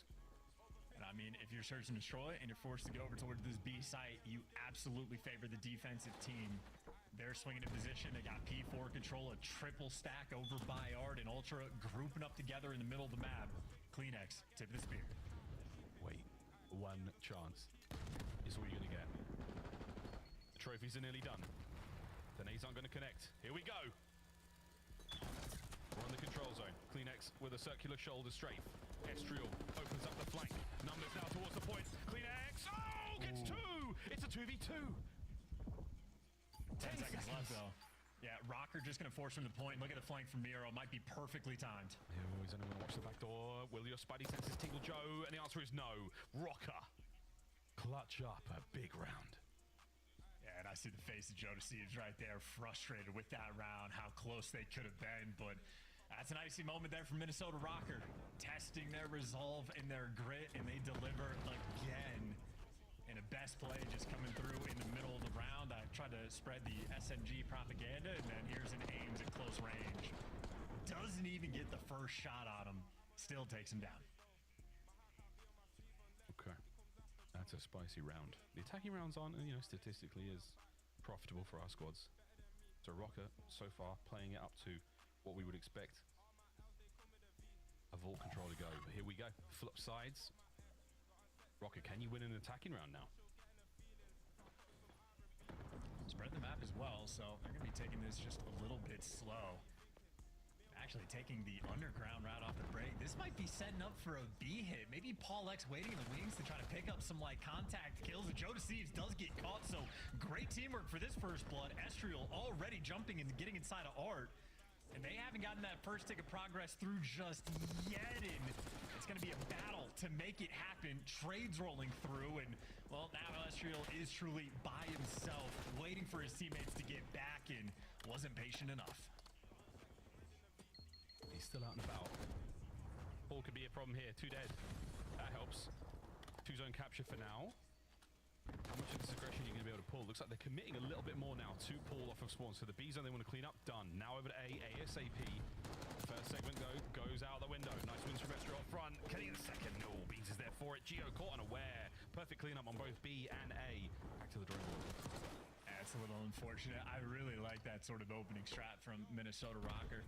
Maybe swing Paul in a different position or maybe try to tweak it. But overall, the idea was great.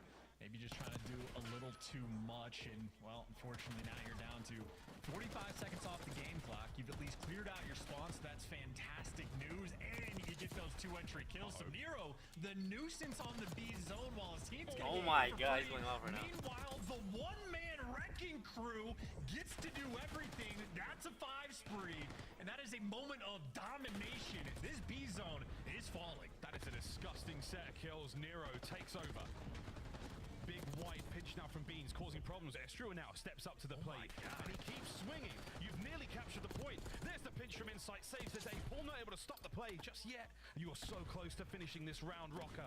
Don't let it go now. I keep the pressure up as well. 16 to 11 on the life count. You only need that 1 extra tick, and only half of one at that.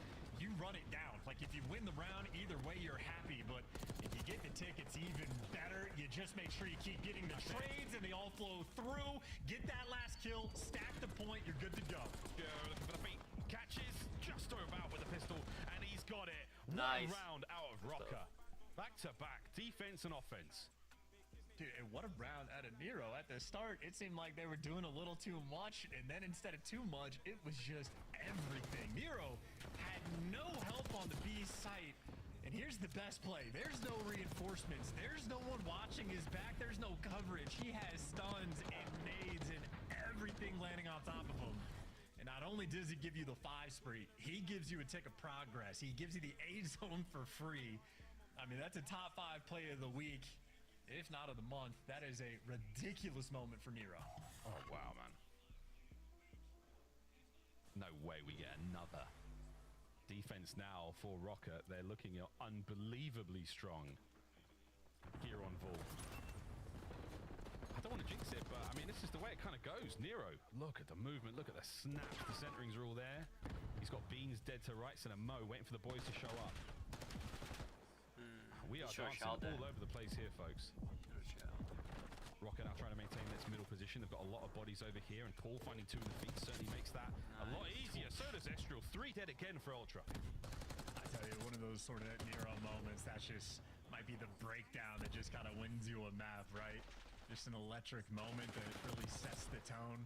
I'm thinking like the Simp 1v4 from yesterday where that happened. You're just like, yep, they win the map. After that, things should be easy. Ultra, though, at least fighting back to sort of make moves over towards this A zone, get the double doors covered, watching the full flank, but Geo finds a pick, and now the 3 players on the zone got to turn their heads. A chaotic moment where Insight, though, doing everything he can to stay alive and doing a great job of it. Okay, we're doing Insight as well, looking to finish out this point. A done. Minute 47. Plenty of lives to work with as well.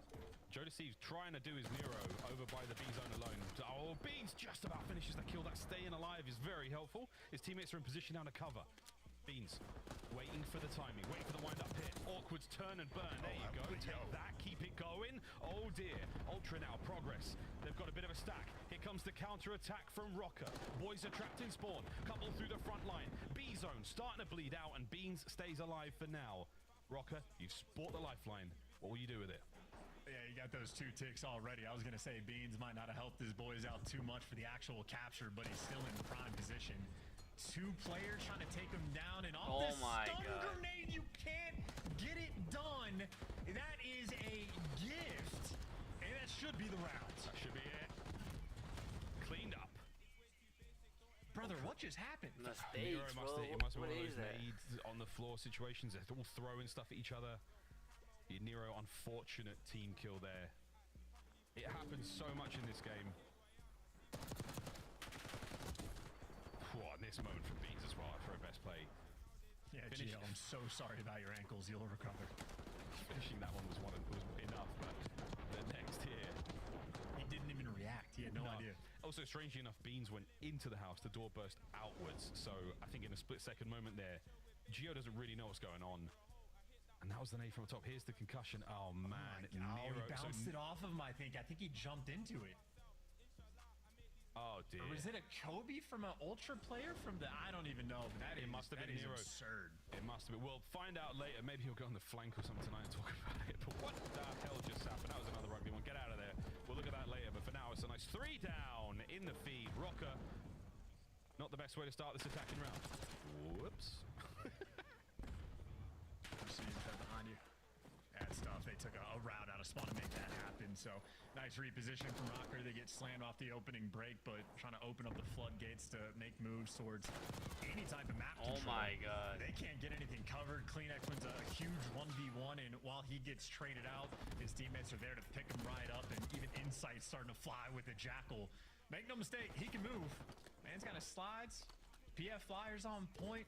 He has been everywhere on the map.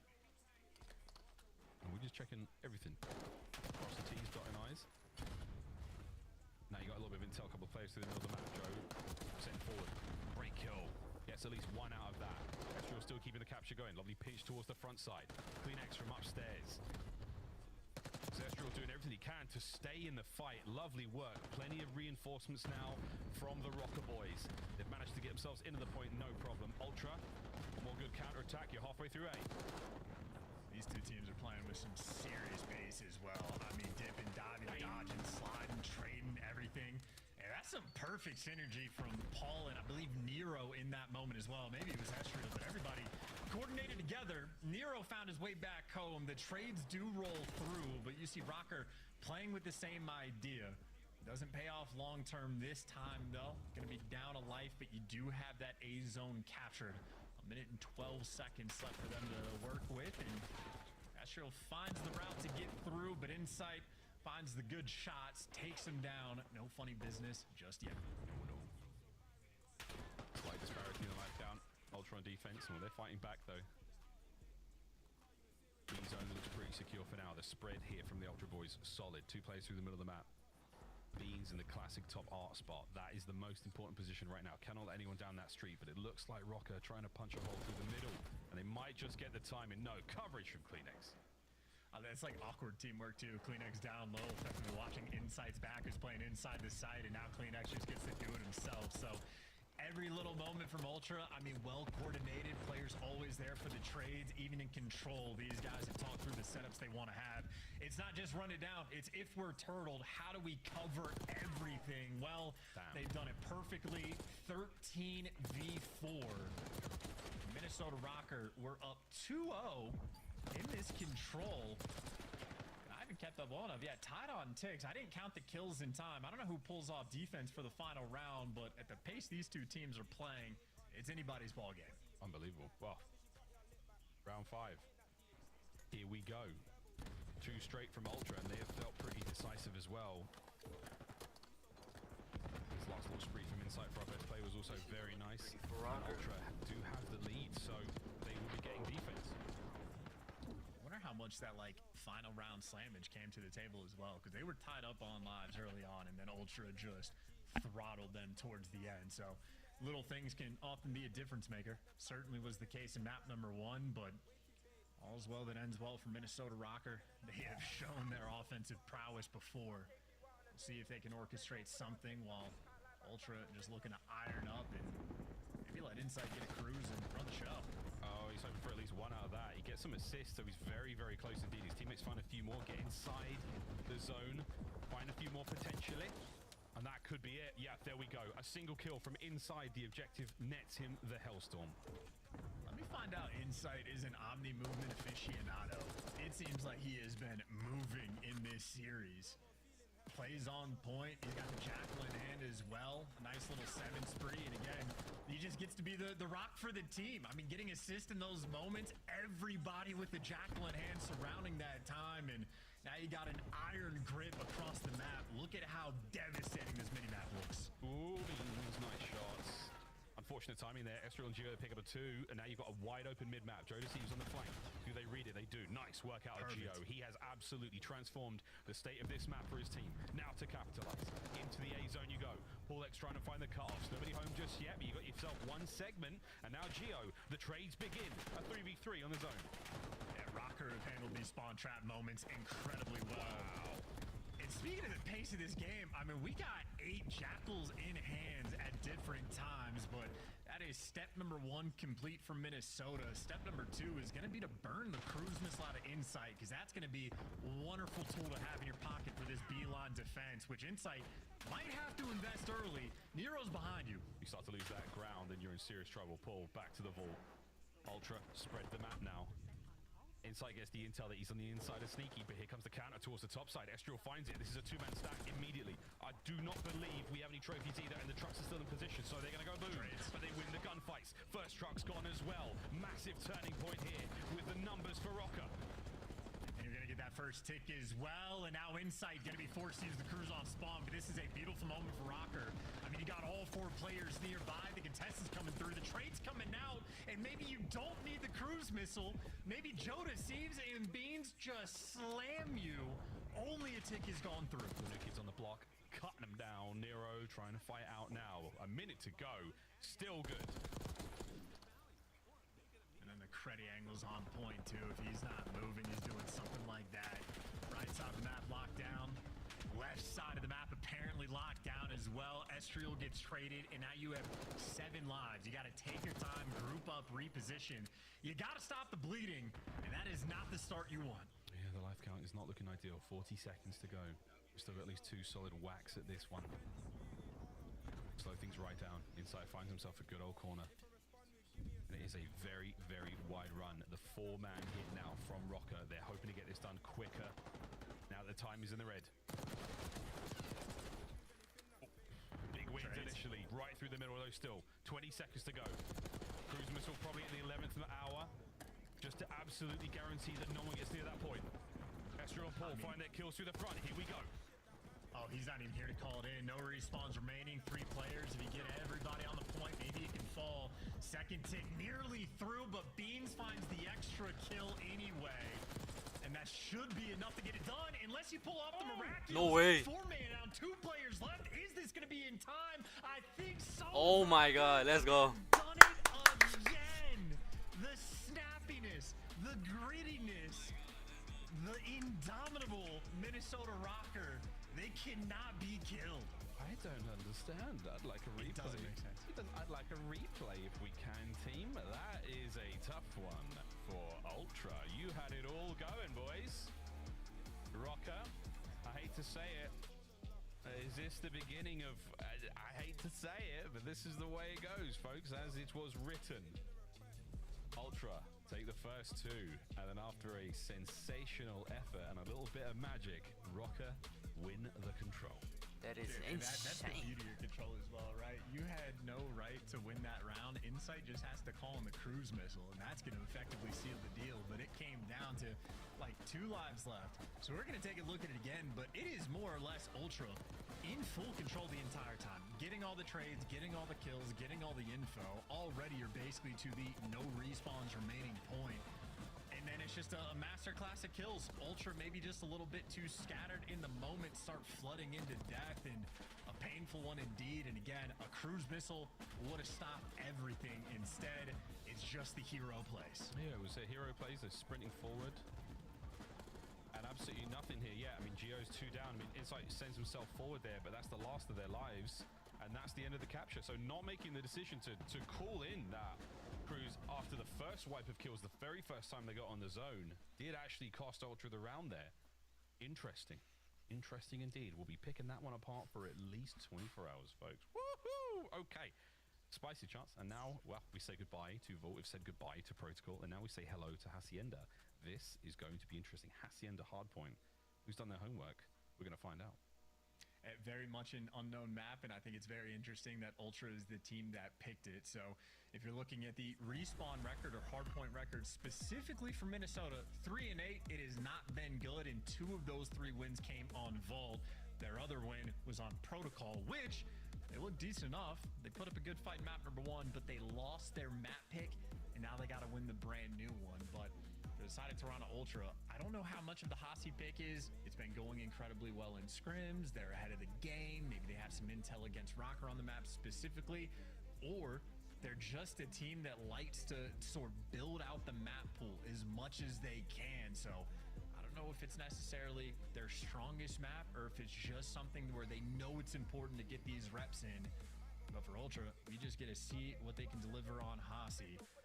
Certainly they're going to be feeling comfortable enough going into it, but much more serious faces than we are accustomed to seeing with how much of a nail-biter that Vault Control loss just was. Yeah, and I think it's in the back of your mind as well as the Ultra team. You watching all these games, you know that Rocker are the reverse sweep boys right now. They've had to do it a few too many times. And I know the Nameless is pumping, his blood's pumping a little bit more now. He's back in the game, but at the same time, it's a scary prospect for all of our teams. For Rocker, it's another series where you have to dig deeper than you should have been digging already to not be in this situation. But man, you can't count them out.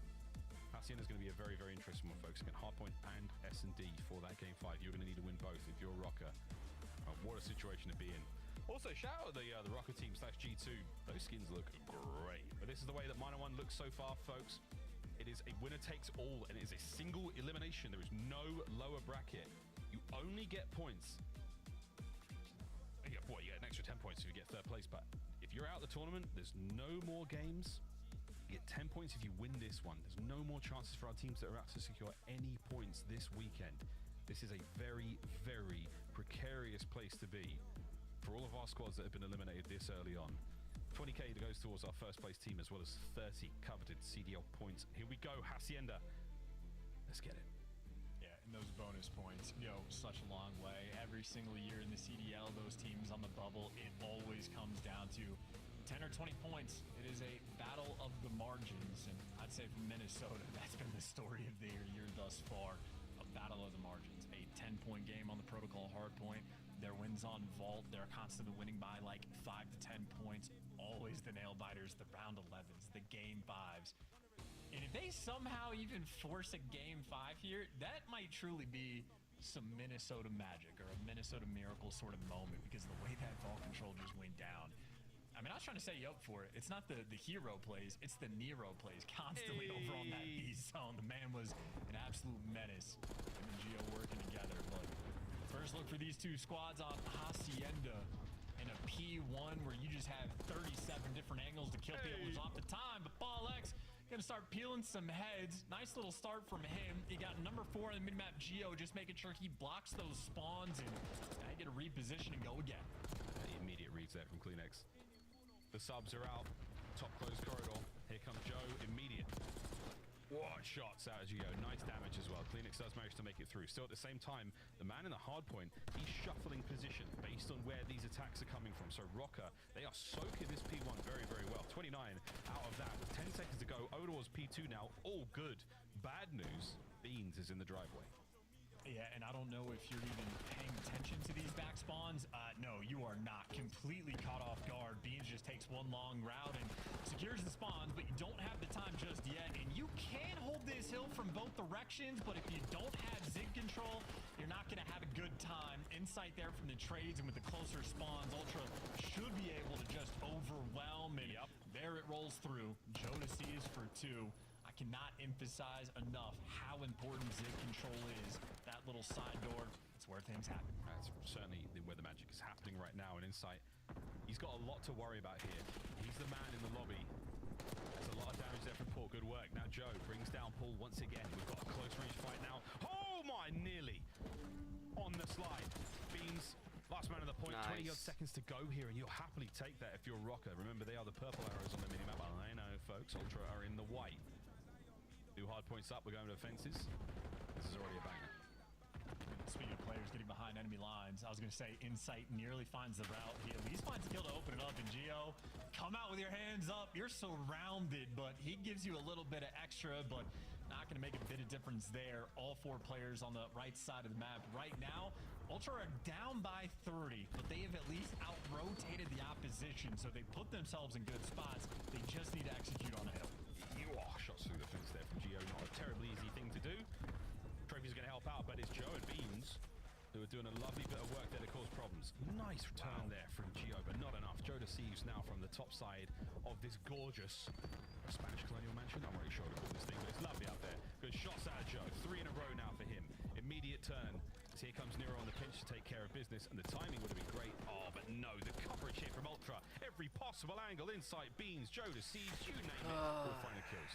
Yeah, in 3rd rotation of the game, look who's there first. It's Ultra again. Granted, Paul X takes down 2 before he get there, so Cleanix, have fun with this one. How many can he get? There's number 1. Are the trades going to roll through? No, he actually takes 2 before he falls.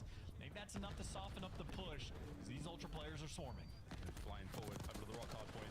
We've seen some absolutely historic, iconic moments in COD history take place at this very location. The first ever 1v5, Looney. And now we're going to see plenty more. In the rotation will be 06. There's Joe on a rampage once again, able to isolate the fight, stay alive. Is Boys there for the help? Probably not. Lots of information passed over. Now to funnel through that doorway. Here we go. And I'm just looking at it, man. You obviously have Rocker, super skilled players. Nero is suffering at 2 and 11 right now, but that's because outside of the opening break, Rocker have just fought a constant uphill battle. They don't pay attention to the P2 rotation. They let Beans go and lock down those spawns. They let Insight get through and sort of pick you apart on the P3 rotation. And then they got all the entry kills on P4, except Cleanix finds his way through and then picks up the 2-piece at the start of the hill. So Rocker are just making their game hellish to try to deal with right now. They gotta find a way to stabilize. I tell you, P1 is a difficult hill to make that happen. Yeah, first go around, that score is about as well as it went. And Joe has just stabbed Insight. So mean. Okay. Roster change? Question mark? Haven't seen one of those in a while. Joe v Nero out by the rock. And it looks like something may have happened. Okay. It was an issue with the knife, but something somewhere has gone wrong, folks. That is unfortunate. What, 170 to what, 50-ish at the close. A very, very strong showing. Yeah, one of the Toronto players have had a crash. Okay, well, we'll deal with that in a moment, folks. But in the meantime, yeah, that is going to be a restart. We're going to see a little bit more of Hacienda here in round 2 of Minor 1. Again, this is the final chance that Rocker have got to stay alive in the tournament. It's a one and done, folks. Not your regular league matches. Points only for top 3, cash for first. And it really does remain to sort of test out who our strongest teams are. Looks like it might have been Beans. Hit the reset, hit the bathroom. I think it was Insight, right? I'm in my head when Joe deceives knifed Insight in the back. That's like it happens to me all the time. The awkwardness if you spawn up, try to pull out your knife, and sometimes you punch, then you pull out your knife, and you're not like quite prepared, so you accidentally swing it. I've knifed players in the back before. I thought it was an awkward moment, but No, I'm assuming a little scan and repair, and Joe Deceives just having a little bit of fun. But either way, Hacienda, again, P1 can be very chaotic, especially with the addition of like the new secret window or dark window. There's so many routes to take guys off of time. The fact that Minnesota won the opening break so hard they got 29 seconds on it was kind of impressive. But after that, Hacienda is truly a map where you have to rotate, you have to play that sort of like classic Call of Duty style. And Rocker just found themselves where they were having to fight that uphill battle, never getting any sense of stability. And obviously Ultra, we saw it on the P4s on the protocol. When you give them control of a hill that's easy to hold, they're going to execute. Their teamwork and communication is always on point. They got that P4 and they just turned it into an absolute blender. So there are some teams that can't handle the good moments. Ultra is not that squad, and that's why they built themselves such a massive lead. So on the reset, that's all Rocker needs to do. Focus and dial in on those rotations and make sure you at least can sort of bail yourselves out. If you lose a P2, get that early rotation, you cannot get chained together. No, we're seeing plenty of chains here, but we've got a full restart ready to go now, folks. Rocker, Ultra, map 4. Final chance here for the Rocker boys to stay alive. Everyone's raring to get things going. Ultra, one more chance for them to show off the goods in the comeback. But again, as far as the first map went round, Chance, it was Rocker with the early lead. Their P1 was sensational. P2 rotation, it was Beans. He was the stagger in the darkness. He was the problem for the Rocker boys. Given up an eye for Wisdom, and then given a second chance here on this map. Will it pay off? I mean, again, I don't know how big of a theme this is. I don't know if Easy Mac is keeping track of it. I assume he is, of just like the opening breaks, but Shotzi's been like planting seeds left and right in my head. And one thing he talked about is like teams spend so much time working on their opening breaks, but not actually learning how to like efficiently play the game. And Rocker did come out and dominate the opening break. We'll see if they can pull it off again, or if Ultra figure out how to crack that code and actually win the opening break now. And we get to see how they handle the driver's seat already from P1. Ultra in control. A little bit of luck, a little bit of magic there. Wins the fight for Joe versus Nero. Same thing for Kleenex. Paul goes right when he should have gone left. And a wonderful open here for Ultra once again on the reset. They've looked good. It looks like Rocker are giving this one up. 20 plus seconds remaining before they found themselves over by P2, and they thought we better stay there, boys. But split spawns. We'll see if this pays off on the kills. Ultra should be spawning miles away from that P2 hit. Here we go. Beans through the front. Insight kills them both. That could be a contest. This is a 30-point lead on P1, and now look at where those Rocker players are spawning. 2 players alive in P2. Nobody's there for the back spawns, and of course, another little detail in Call of Duty. There's times where you can just not afford to die. If there's like 6 seconds left on the old hill, if you die in that range, even if you watch the kill cam, it doesn't matter. You're gonna be spawning out. So it is literally like the highest IQ players know when you just can't afford to chow. So 2 players on Rocker die at the front of time, and well, you get broken down so quickly. Ultra fully capitalizing off of it as well. They got the Z control. He got Lobby pushed out. Estriel trying to open things up, but Joe Deceives, easy trades, easy time, massive lead. 15 seconds to go here. You've got yourselves P3 Rocker, but you have come out of this one very, very flat indeed. And Joe Deceives continues to roam across the map. Beautiful shots there. Paul's banged up, tagged up. He's going to be backed up now as you're worrying again. Joe marching his way through the map. Beans over his shoulder. Geo off of spawn able to slow things down just a little bit. But again, the tandem, the duo of Joe and Beans, sensational in Hacienda so far. And I've been loving the Beans, or the work Beans has been putting in with the Jackal as well. Look at the distraction he is. 2 players forced up the office steps to take him down, and while they're busy dealing with Beans, the rest of Ultra just fly in towards the time. And granted, Rocker have handled the chaos a little bit well, still chipping away at a few seconds here, a few seconds there, but this so far has not been the sort of clean hold you're looking for. Ultra are making them work for every single second, and frankly, Ultra are even taking a little bit of this time for their own. Indeed. Contest. 50 seconds left on this one. It looks like Estriel's made his way over towards Noob. He's going to run into Beans in a moment. Beans, big man on rotation. Oh, that's a win from Estriel. Lovely stuff. Insight will be next over as the boys from Malta now flying towards Rock. Shots were there for Nero, but that is 3 down. All over to Paul, who has got to somehow purchase some real estate here in Hacienda. and this is the easiest hill to hold, but if you got the chaos sort of moments and you got Paul X on the flank, and the timing is perfect. Wow, Call of Duty timing at its finest, and that is exactly what Rocker needed to be able to break through. And again, one of the easiest to hold, certainly the easiest one on this map. We'll see how Rocker can handle it when they get a clean 4-man wipe. They are prowling for this mid-map control. Perfect parallel spawns gives you the perfect pitch. Well done, Rocker. You made the most of that. Keep on holding. Joe is in. Finds himself one out of that. Can't look everywhere at the same time. Insight on the slow pinch. Not going to work out. You don't get the same blessing. Or do you? This will be a side door hit. With less than 20 seconds to go. It's an awkward situation to be in indeed. We'll see if the cruise missile matters much for Insight later on. Lots of wide open hard points here at Hacienda.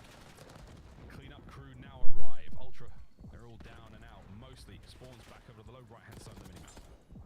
And that is just the one hill Rocker needed to get right back in this game. And for Paul X, he started out 0-5, so now 10-7. He's had 2 back-to-back lives where he's gone on a tear.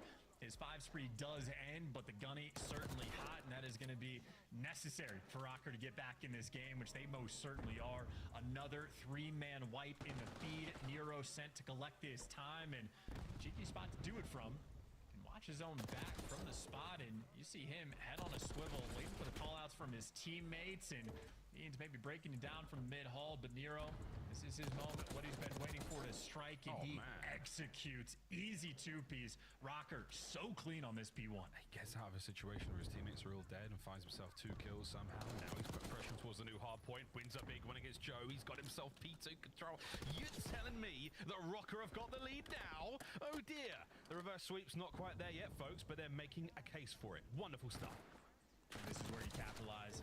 Perfect setup as well. Nero pushed out the front, has Paul X for a little bit of help. 2 players dealing with the lobby pressure. And Nero's getting the comms at their bottom secret that they're on spiral, so he's gun up ready to go. So a perfect setup and a perfect hold. Minnesota Rocker thriving on this P2.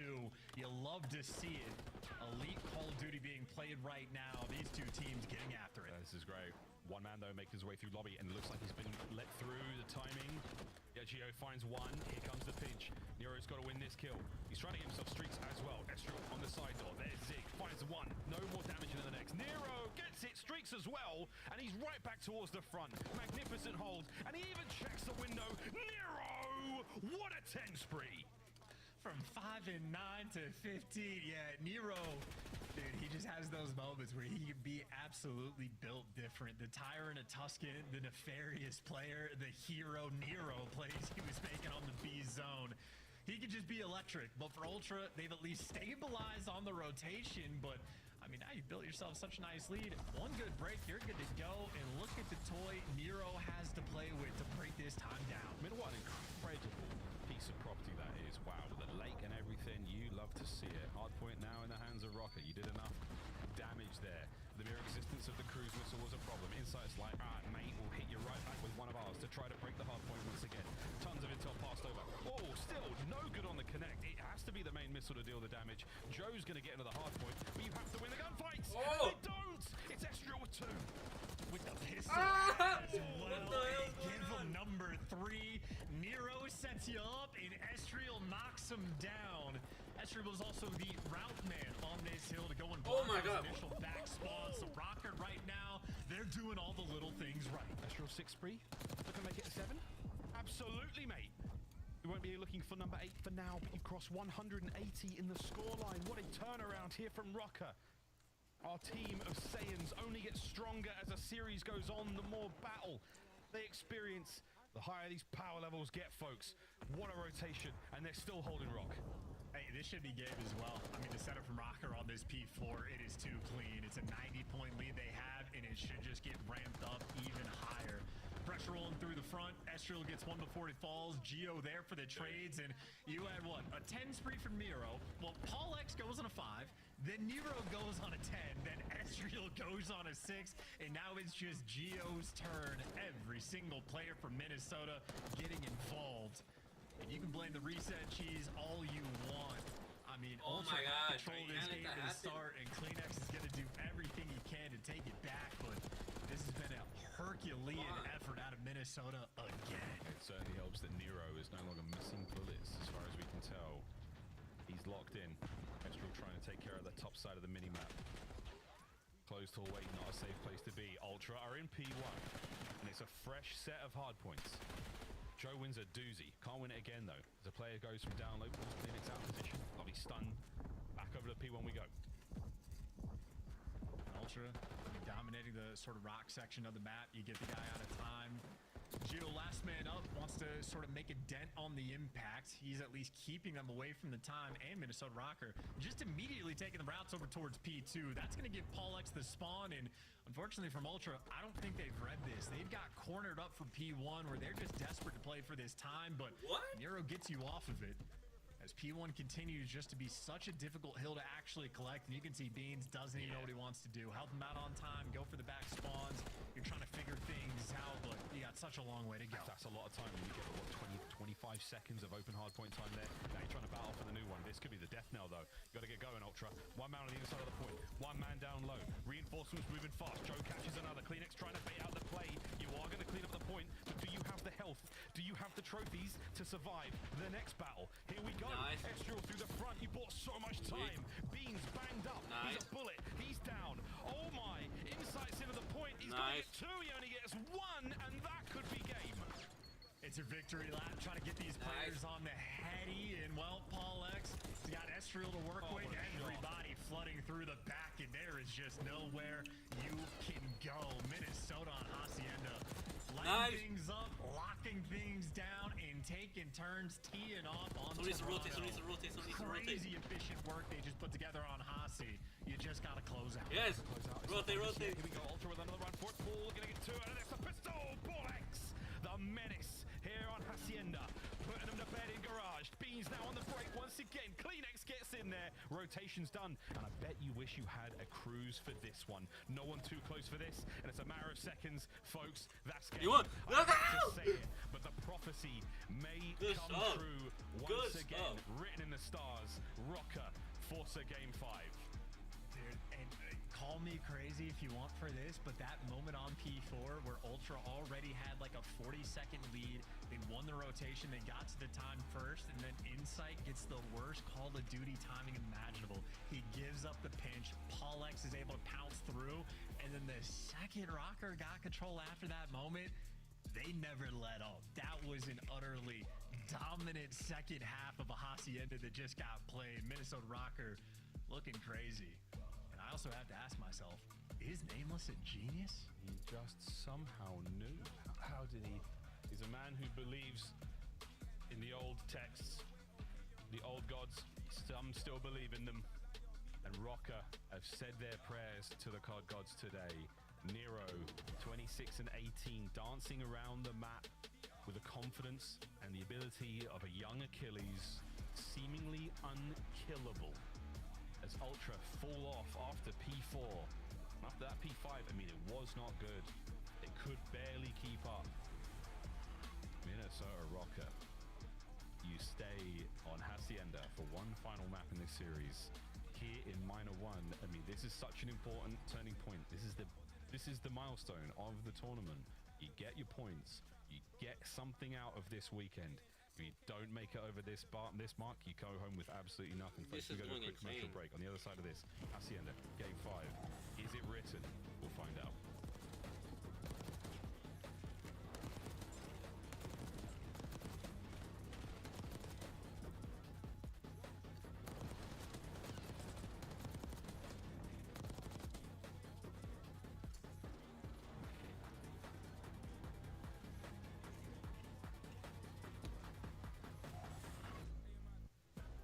Esports World Cup is an official partner of the Call of Duty League. EWC. Upgrade your game with the SCUF, the official controller of the Call of Duty League.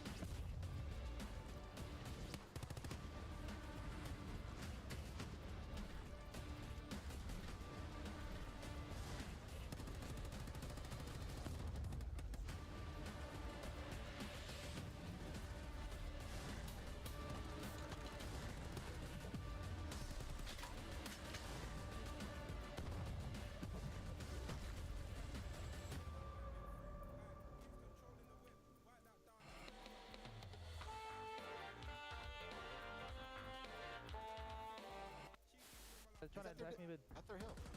Many mid. Draws on mid, guys. Oh my god. Draws on mid.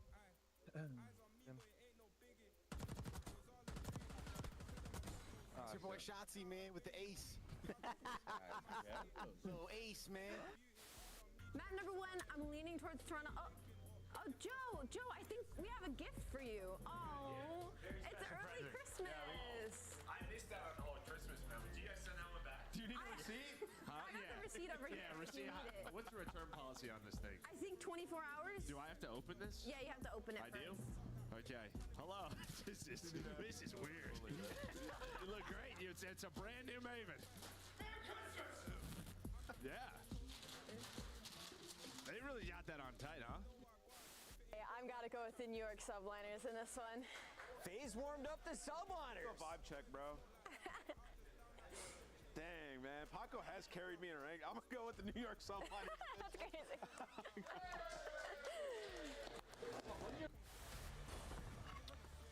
Well, if Hydra has carried Nameless in ranked, Insight carried me in ranked, but it was way back in Cold War, so I don't know if that still has any stock value. But right now, it is super serious. Whether it's the hands, whether it's the body, or the mind, everything has to be sharpened and ready, and that's what Ultra are going for right now. Rocker, is it just written in the stars? Is it out of their hands and into that of the COD gods right now? Could we be seeing another reverse sweep here in Minor 1? And against such a superb team. I mean, what a show this has been. Here we go, folks. This is how Map 5's looked so far. Both of these teams squeaky clean. I'll tell you, man, if Minnesota Rocker win this series, I will officially be converted into a believer, because I was certainly doubting them at the start, but like just the moments that they've had. Like, obviously, we just watched a bonkers hacienda where they just had the little moment. Again, I'm still talking about that Call of Duty timing Insight had. It was 85 to 38. Ultra had the lead. That moment happens, massive shift in the game. And then how about the moments on the vault control? Like the things that were happening on the B zone that Nero and then later Geo were able to orchestrate on it, pulling out absolute magical stuff. But of course, the first S&D, dominant for Toronto Ultra. Not even remotely close. Protocol, they own that map. They own Rocker on it. But now we're testing the perfect Game 5 records of both of these teams and the perfect S&D for Toronto for the Game 5. Miles, who do you think wins it? Well, it's on Hacienda, and I don't know, Chance. I've had my face tested many times throughout Call of Duty. Many, many times. Yes. This one, I find it hard to go against what we are seeing. This undeniable evidence, this irrefutable presence we have of an extra worldly being that is taking influence over the events before us. Where they come from, what they are, I know not. I just know that Hacienda Search and Destroy, we haven't seen many of these yet. Anything could happen next. Yeah, this is the ultimate. There's no strat-like knowledge. Like, teams are going to have their own things. Actually, I take that back. I saw Minnesota a little bit on it. A lot more turtle on defense than I was expecting. You can post really in the depths of your spawn and keep things under control, so that'll help them influence that repetition, but it is going to be a fun one indeed. Estriel bomb in hand, leading the charge. Paul X going for the secret and dark control, but tough task ahead of him. Joe Deceives going to be there for the trades, hunting this man down. Hiding spot not good enough. Yeah, he gets away from Mo, but now it's just a bloodbath downstairs. The rec room. Okay. Okay.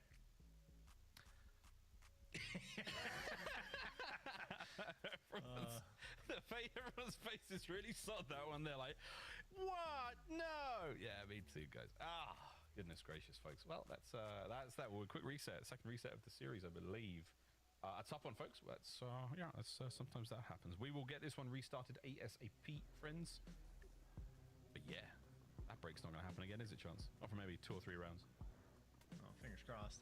It is interesting, though. I do think team culture is always an important conversation. Like any team that wants to have success, you have to have a good culture around it. This is any sport, really any sort of team environment. It doesn't even necessarily need to be sports related, but like Ultra's a squad that has talked about it consistently, and they have sort of shown that success. But I like the vibes out of Rocker too. Like I'm sort of thinking about teams we've seen when they go down in series, Vancouver Surge, they look like they're dead inside.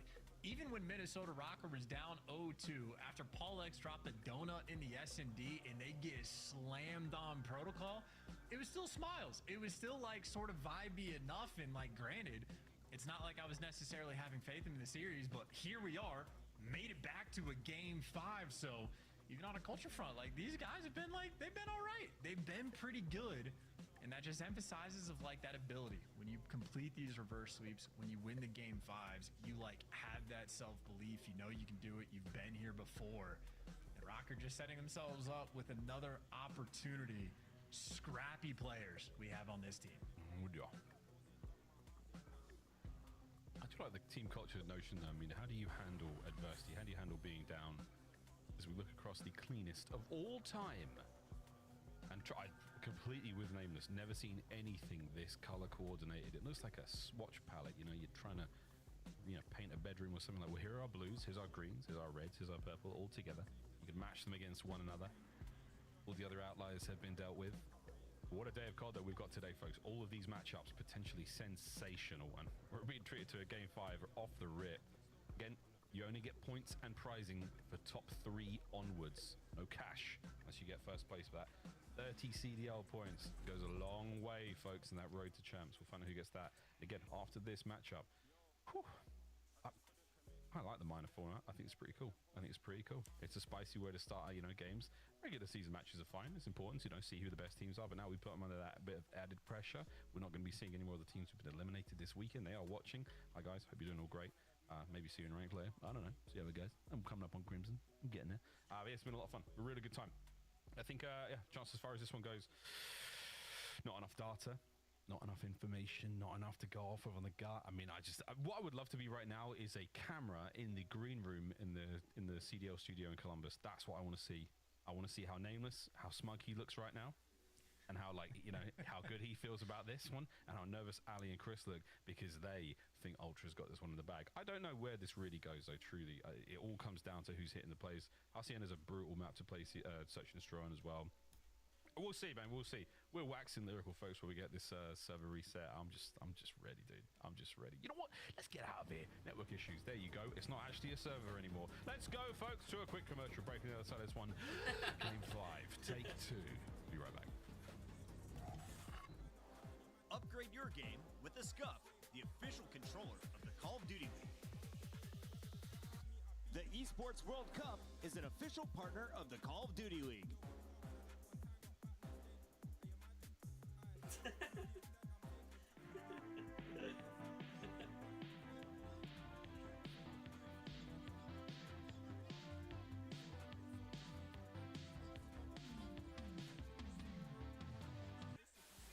No, it was like the worst time. Wall bang him.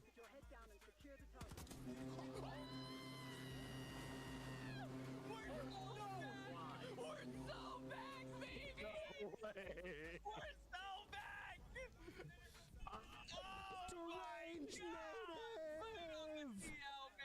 Deranged Native with 100 gifted subs! Play sound with a very quick listen in.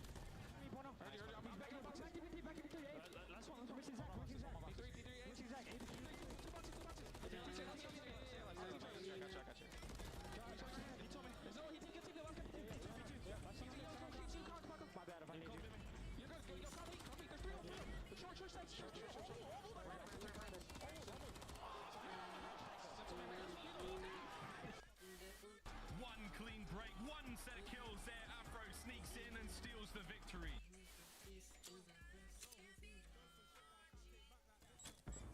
Trap out. No, we don't. Hay una en la izquierda, no, ahora, están por medio. Pícalo.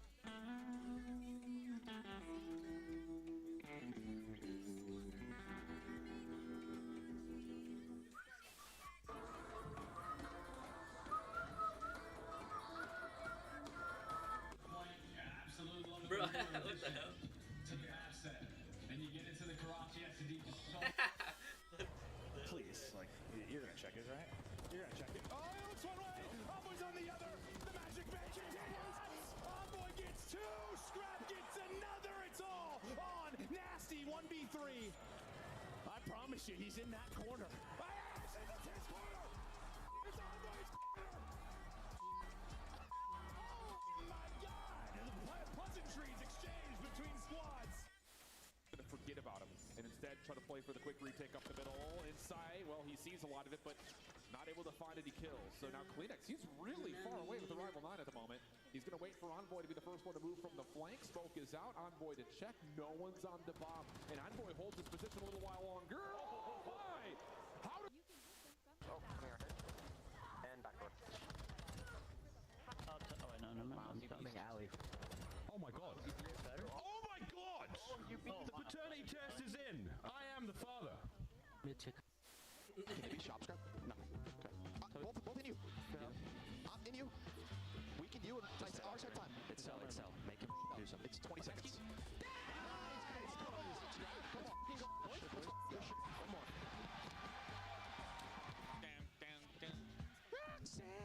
Mirror on the wall. Anyone do some breathing with me? Yeah. 3, 2, 1, go.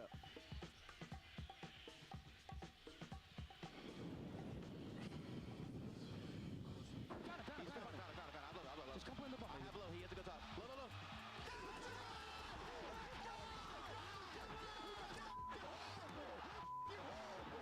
I'm gonna help you 2 seconds. Nice! I roll you. They played so bro. Why not?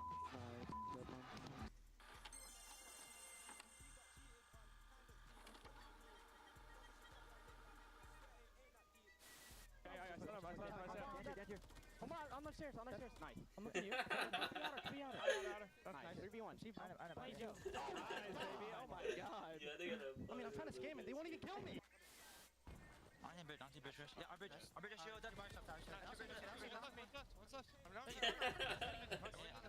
not sure if I'm getting old, but I swear to God, Joe, sometimes when Celium talks, all I hear is...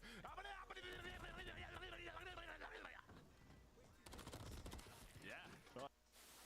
Shot my cut. Purpose up cut and shot top. I can't trouble this. Well, I tried it. At least let him know. Oh yeah, I forgot. I think that Nade hit one a couple times and stunned mid cut. What am I doing, bro? I mean, maybe you can ego chow at times, some teams if you're phased, but you're not doing it to Sim. There's 2 that line up in front and Cell maybe making the play, trying to stay alive, pushes in, and Cell goes nuclear.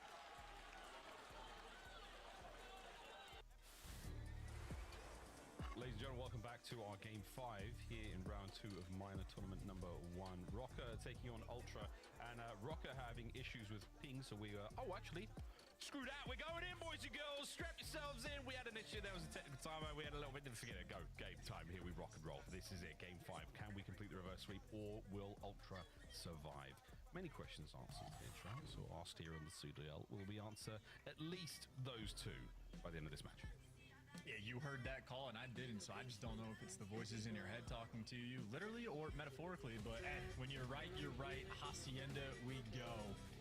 And I know on the side of Minnesota Rocker, the vibe's certainly flowing. The momentum has shifted in their favor. But for the S&D, it was a 6-1 beat down on the protocol. And I think the way that Ultra played it, they just set the tone so early on that they just seized control of the game and then played off of it every single round with a new idea sort of building upon it. So I know for Rocker, you want to strike quick, you want to strike early. And again, incredibly limited data we have on this map for the new introduction, but Rocker did play it. They're 1-0 on it, and it was a 6-2 victory. So they've displayed some level of dominance and some level of confidence on it as well. And Ultra's going to be a really fun team for them to square up against. Find out. I'm trying to find out what kind of sharks are in those tanks. Anybody know? Tiger. No, Tiger sharks are actually way bigger, and they don't have as pronounced a stripe. We're going to get one more sharks. What? Miles, why can't they be themselves? Why is it tiger sharks? Why is it bull sharks? Just because you're a shark. We as human beings like to be like, oh, that's a bit like this, isn't it? That's the same as that one. It's kind of like that, isn't it? You know, that's why if a shark had a really long neck, we call it the giraffe shark. You know what I mean? It's too many arrows. It's also the most British I've ever heard. Yeah, thanks. I was trying hard there. It could be a Greenland shark. Actually, no, that's not even close. Put that one away, Ross. All right, folks.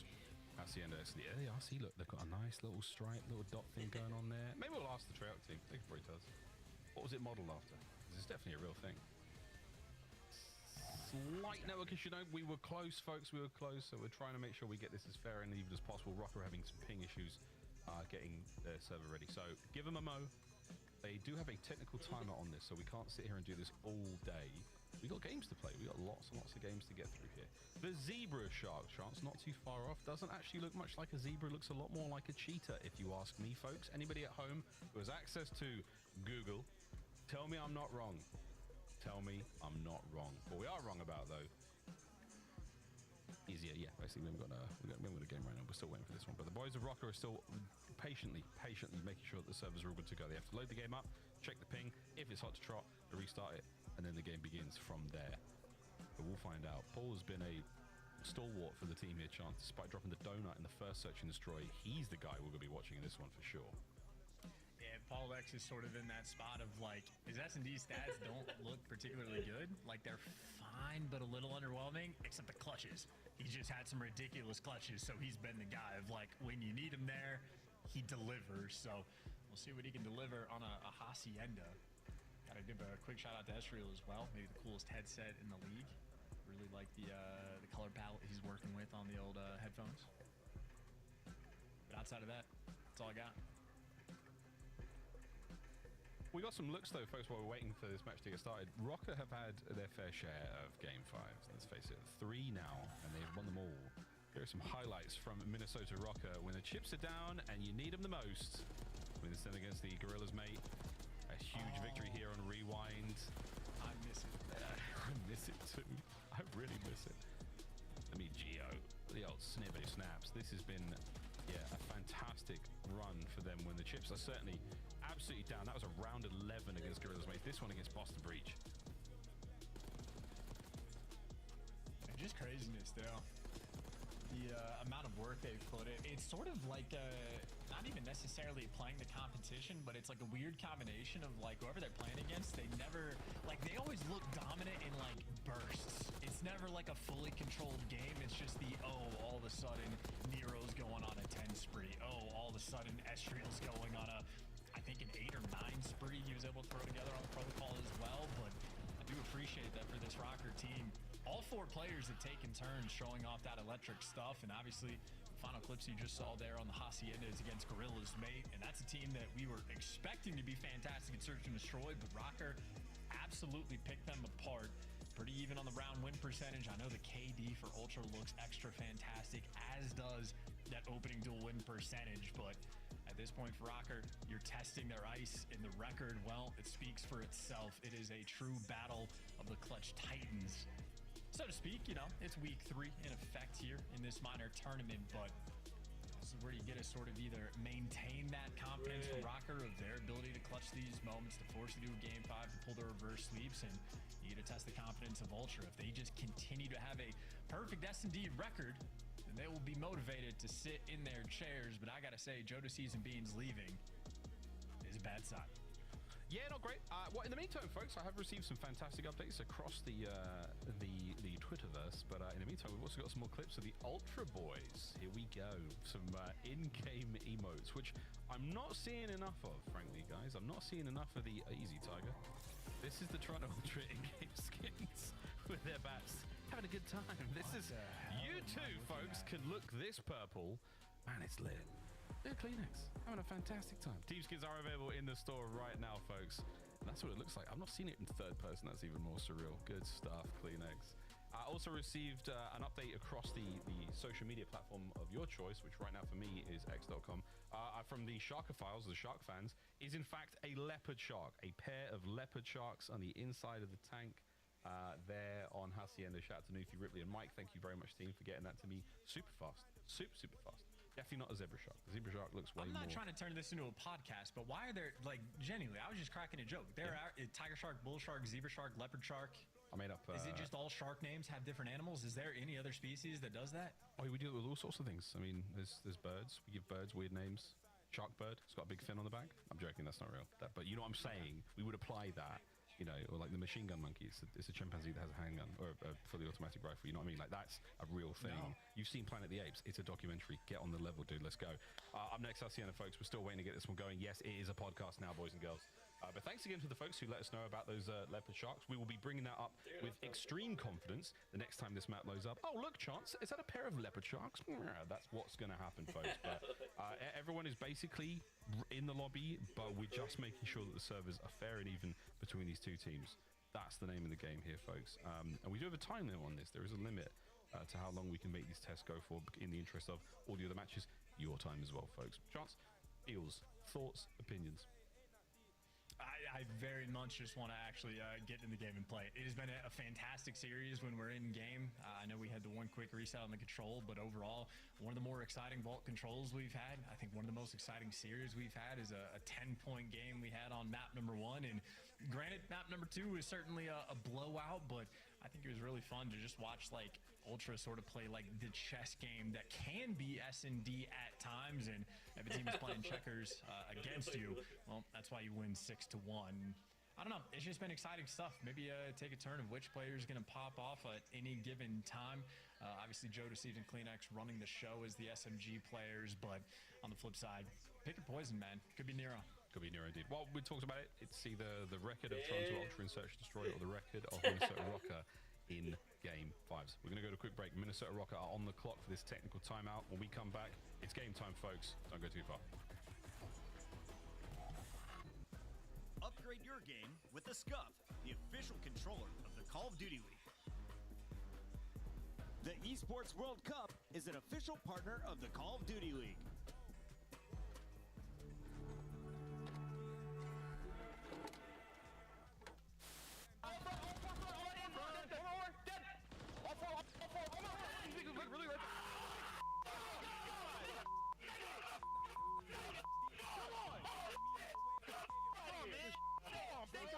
Got me? Don't even worry about it, guys. So go next. Don't even worry about it. Yeah. Did you go next? Just go next. Just next. Yeah, we're good. Oh, we gotta laugh that one off, boys. Oh, yeah, we got that one off. Bad. We gotta laugh that one off. Correct. Yeah, weak, close. Nice. Don't want that calf. Yep, calf killed me. Top off. Calf weak. Falcon. Falcon jump down. He's still in yellow car. Weak. I can kill him. I'll play bro. One's out now. Mid-cut. Too slow, buddy. You haven't got time to go dumpster. You haven't got time for that. I got world starred. Oh my god. Yeah, he was shooting guff. I've just seen that in the death cam. The guy's jumped off plan. I'm like, surely he's getting his kill. Yo. It was bad. It was bad.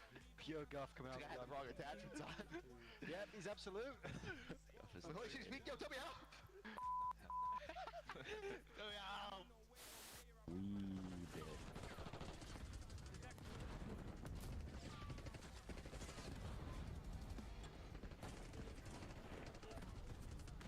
Located.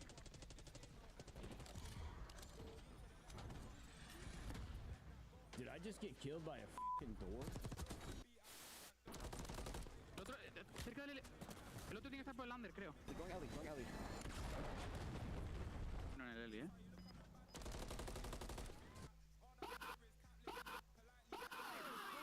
Go, eso es, joder. Bueno, Javi, coño. Madre mía. Nice try, man. Oh. Calm down, dude. I said, like, wait for that. I know what you... We were hyping this up, right? It's the 4th matchup. You know, we've seen you guys constantly in grand finals. You guys came out and made that look easy. Yeah, I mean, like I said, we've been saying it online the whole time. Online respawns are different. No sound EQ. We're a way different team, and we just showed it right there. Also, people seem to forget who built that camp. I know how they play. I taught those kids how to play Call of Duty. So don't forget that. All right? Like, let's...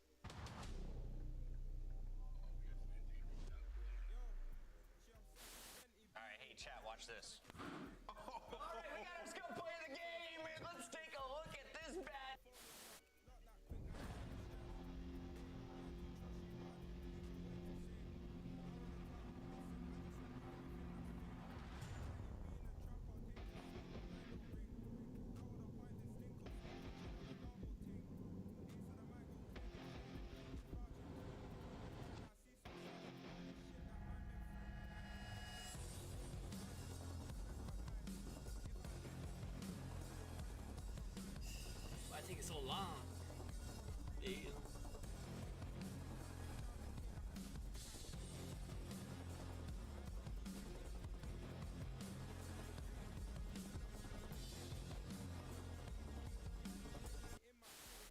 FaZe fans, there's the hype squad in the front row. They make it to nearly every single event. That poor guy that hit the deck today outside the venue, is he here? Saw that. That was tough. Hey! What is that poor guy ate concrete for breakfast? Tough one. Number 40. Yeah, brother. Done. Hydra. The first win for LA Thieves. God damn it, I love to be a Thieves fan right now, gentlemen. We just hit 10,000 viewers. The boys just got the first win of the 2024-2025 season. Holy shit. We should have won 3-0, but we'll take the 3-1. A win is a win, and boys, we look dangerous. Stuff there. God, I love this. It's like watch. Time, man. Like when you have the Slayers, when you have the talent there, it's all about putting it together.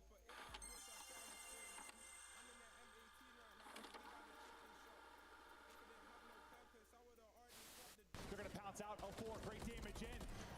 It's going to be all in 04. They drop them. Lucky with both. Fickle is roaring and Heretics win. And he lets the crowd know. Silence. Big map 5s that Miami have gotten over Seattle Surge. Can you walk us through what kind of y'all situation? Yeah, what's the setup you got going? Apartment? So we have a kind of like a penthouse apartment and a whole bunch of setups in here. Do you guys all live together in this penthouse? Who's cooking? Who's whipping up the meals after a win? So Brian gets the penthouse. We're all staying at a different apartment. Okay. Still pretty nice, not quite a penthouse, but you know, we spend every day here. It's Brian Saints living in a penthouse? Call of Duty can make dreams come true, children. You heard it here first. All right. Ladies and gentlemen, hello and welcome back to our Game 5 Rocket Ultra. And we're almost ready to go. Rocket are on tech time. They're basically against the clock now to make sure they can come up with a solution to this ping issue. If they don't, it's up to them to play it or to potentially forfeit, but that's totally up to them. In the meantime, though, we will tell you with absolute certainty that the fish tanks on Hacienda are not regulation size for a leopard shark. Leopard sharks is a very, very popular aquarium fish, but it is illegal to keep a leopard shark in a tank that is smaller than 36 inches. Wait, no. It's illegal to keep any leopard shark that is smaller than 36 inches in a tank like that. Leopard sharks can grow up to 7 feet long, people. 7 feet. The males are anywhere between 50 and 60 inches, and the females are even bigger than that. No, don't put the tournament bracket up. I'm not done with the shark chat yet. Those tanks are not okay for animals like that. But yeah, we're almost ready to go, folks. Ultra versus Rocker. Things are only getting more dangerous. There are some seriously big fish in this tank, which I can assure you is legally of standard for all these fish. Yes, thank you, Mr. Attenborough, for the lovely commentary on this fish tanks. We got to write a strongly worded letter to whoever owns that house in Hacienda, but interesting Game 5 here.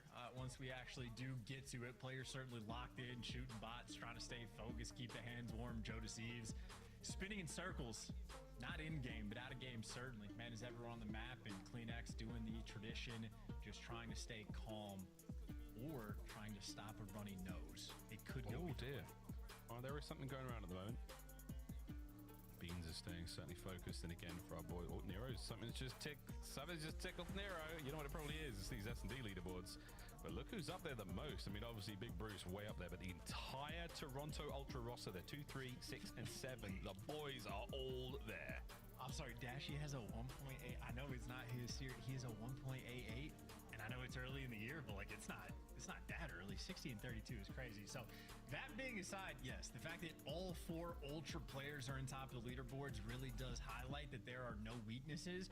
And the fact that Joe Deceives is also towards the top of the leaderboards of bomb plants as well, and he's the one with the highest KD, is completely crazy. So I don't know exactly how long Ultra can maintain this level of dominance before.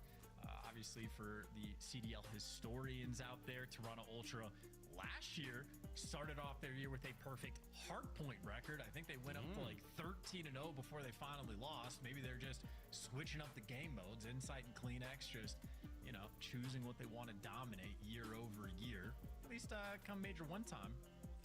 That's for a long time to see how things develop. I just know this team is always fun to watch. Always fun to watch. I mean, yeah, you don't know whether it's hardpoint, whether it's S&D, Ultra tend to get really, really good at one thing, but hey, we're not too far away from Major 1. We've only got after this, 1, 2, 3, 3 weekends of online play before we go to Madrid. Yeah, and the boys are laughing because they've seen something come up that looks like it might be another issue. And again, folks, we are on the clock here for Rocker before they are forced to make a decision. But it doesn't look fantastic for them if Nero has left setup. And Joe's found something really funny. I'd love to know what they're giggling at, because the whole squad's having a chuckle now. Even Kleenex, who has broke his stoicism, is having a good old chuckle. Maybe they're playing 2v2s. You know what I mean? Or they're all in the same lobby shooting bots. Maybe something like that. But we're almost ready, folks. We're almost ready. We'll be back to us.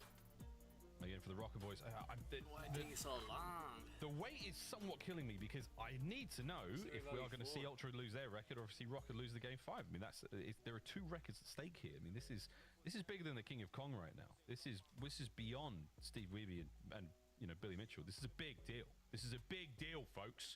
We're trying to find out whose records remain intact as our minds slowly unravel to the madness.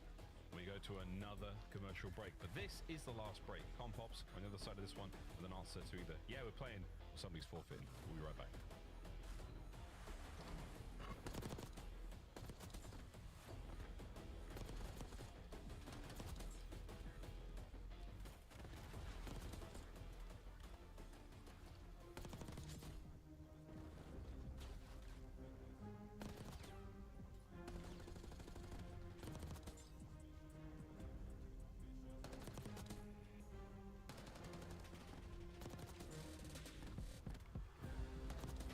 You can hear it.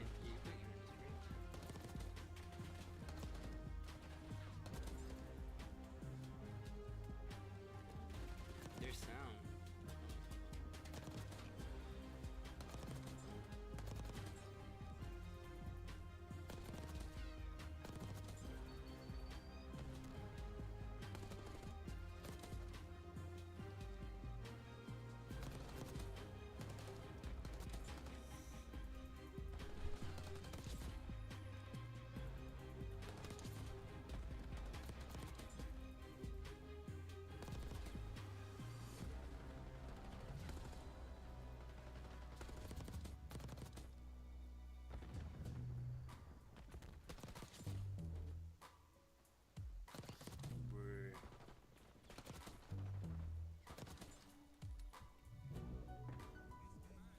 You're on that Discord.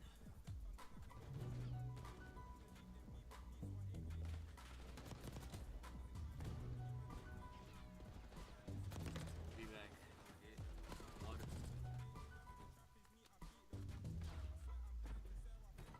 Yo, Brody.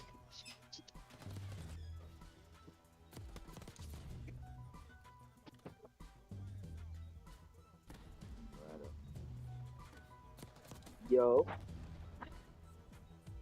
Hello.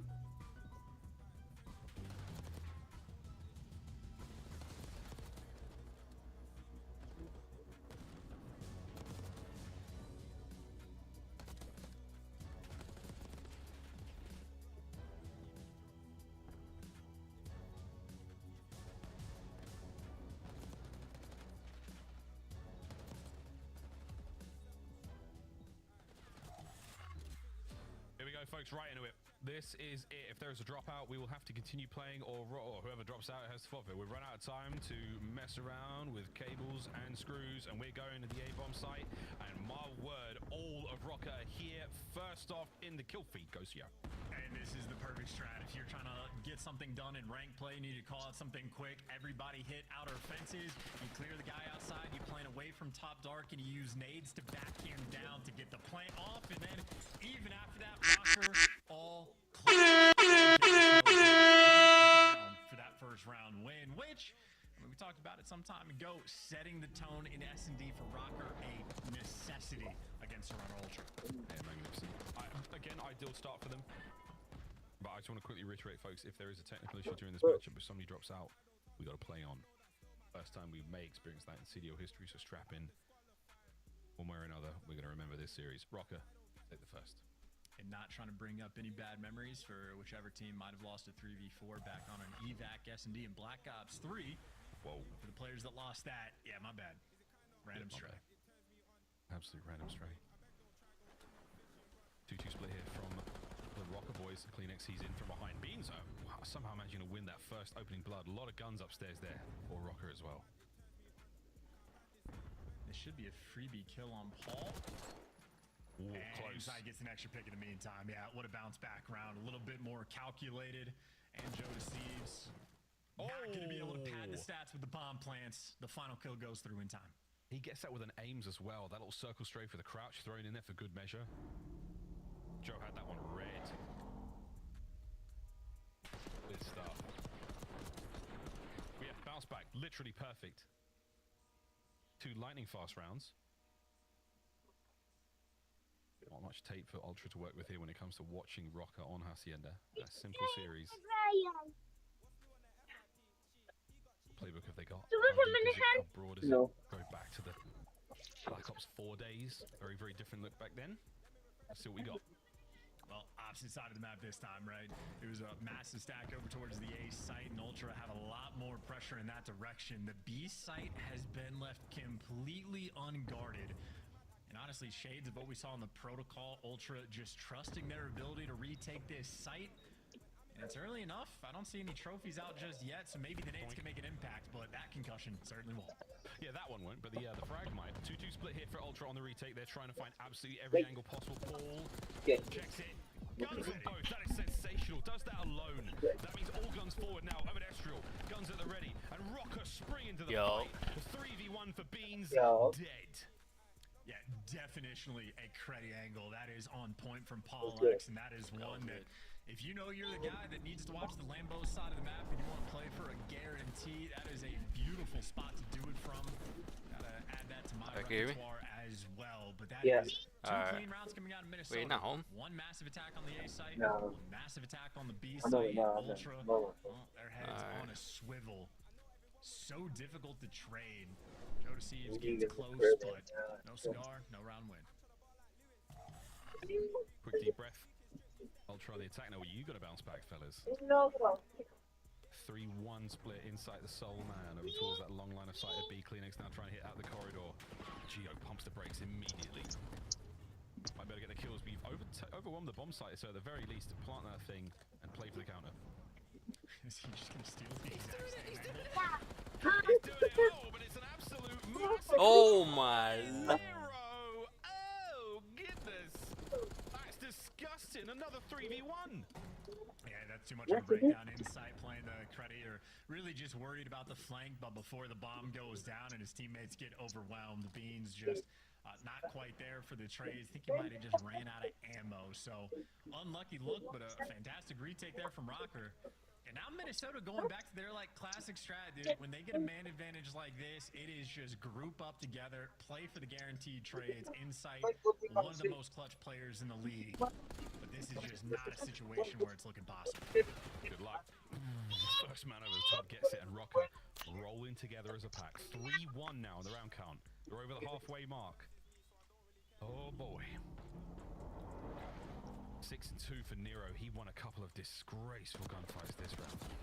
Yeah, just so clean on that door's flank, and I think Ultra maybe a little bit too early with their nades to watch the flank, because I mean you just get steamrolled through, and you see the angle as well he had to get the guy off bomb is perfect. Even with the team kill rolling through, didn't make a single bit of difference. That is good comms and great work out of Nero. Yeah, the first kill there, Joe Deceives planted the bomb. The cake is just sticking out a little bit too much there, and Nero just couldn't help himself to a slice. Starts off that 3-piece, and it was just decadent after that. Fast hit now, and again, it's a 2-man hit. Nice. Every single step of the way. Rocker just roaming as a pair. It's a pack of players. Nice. And if you get one, you're going to be traded instantly. It's a man advantage for Minnesota again. Oh, no. Let's go. It's too easy. Oh, no. Insight 1v3 again. I mean, Nero's just the streak machine, frankly. I'd drop the bomb for him, let him plant to get the extra points just to play for the Crews, but why even bother doing all the little things right when you've already done the hard work? This is a reverse sweep potential, and I say potential, but it's looking incredibly likely. Rocker might have really pumped the brakes in, take a lot of time to load into map number 5, but once they got here, they have just been steamrolling. Again, breaks aside, this has been an absolutely electric series where right No now from way. Ultra, they are feeling the heat. Their perfect S&D record soon to be in shambles. A 4-1 lead for Minnesota, where seemingly they can do no wrong. They're not looking happy at all. No wrong, whether it's Beans or Toronto's not looking happy. Top corridor now, giving you a freebie like this. 4-1 for Rocker. The writing's on the wall already. The Prophecy. They'll be home here at the B-bomb site. What a pick from Beans. Back over to the first round we go. Oh, Beans, what a 2. It trades to complete though. And now it's a 2v2. Poles apart on the map and an open B-bomb site to get the plant down. Well, no, they're not even going for the plant. They're worried about that dart control a little bit too soon, so they're not comfy for the plant just yet. They're trying to play for the kills. And 2 SMG players as well from Ultra. Jodeci finds his moment, trusting Kleenex, and Kleenex might have to be the guy. He's got to come back over towards Kleenex. The way that Rocker have been playing this, they've been so close to one another. It's going to be a 2-man hit. Through the back now we go. Great damage. Kleenex. Oh my god, let's go! Clean top plat, and it is just sensational for Rocker. One more round, one more fucking round. That's ridiculous, too. I And thought that's a Jodeci sweep. did enough damage that Kleenex might be able to swing in for some easy trades, but that is just a lightning pace Rocker just played at. So quick to sort of diversify your setup. One guy take one route, one guy go a different direction. Spread out after that, and Kleenex just caught off guard Ultra. Maybe they got iced in these tech delays because they have shown us nothing on Hacienda. Rocker have come to play. Are you kidding me, man? I mean, that is a perfect position there for Kleenex to pick up both those kills. Somehow doesn't. Joe still on a donut. Match point, Minnesota Rocker. To end the spree. To end the perfect play. And Ultra say nay. Not yet. 1v3 now. Estriel has been marked for death, and the boys are absolutely sending it for him. But wait. Oh no. But wait. Estriel's position is known. 1 minute to play, and this 1v3 is now 1v2. He's got so much time. I would assume he just got spotted down low, so you got 2 players for Ultra just sort of cornered up, checking the hallways, but I mean, 50 seconds left in Call of Duty world. This is an eternity for Estriel to play with.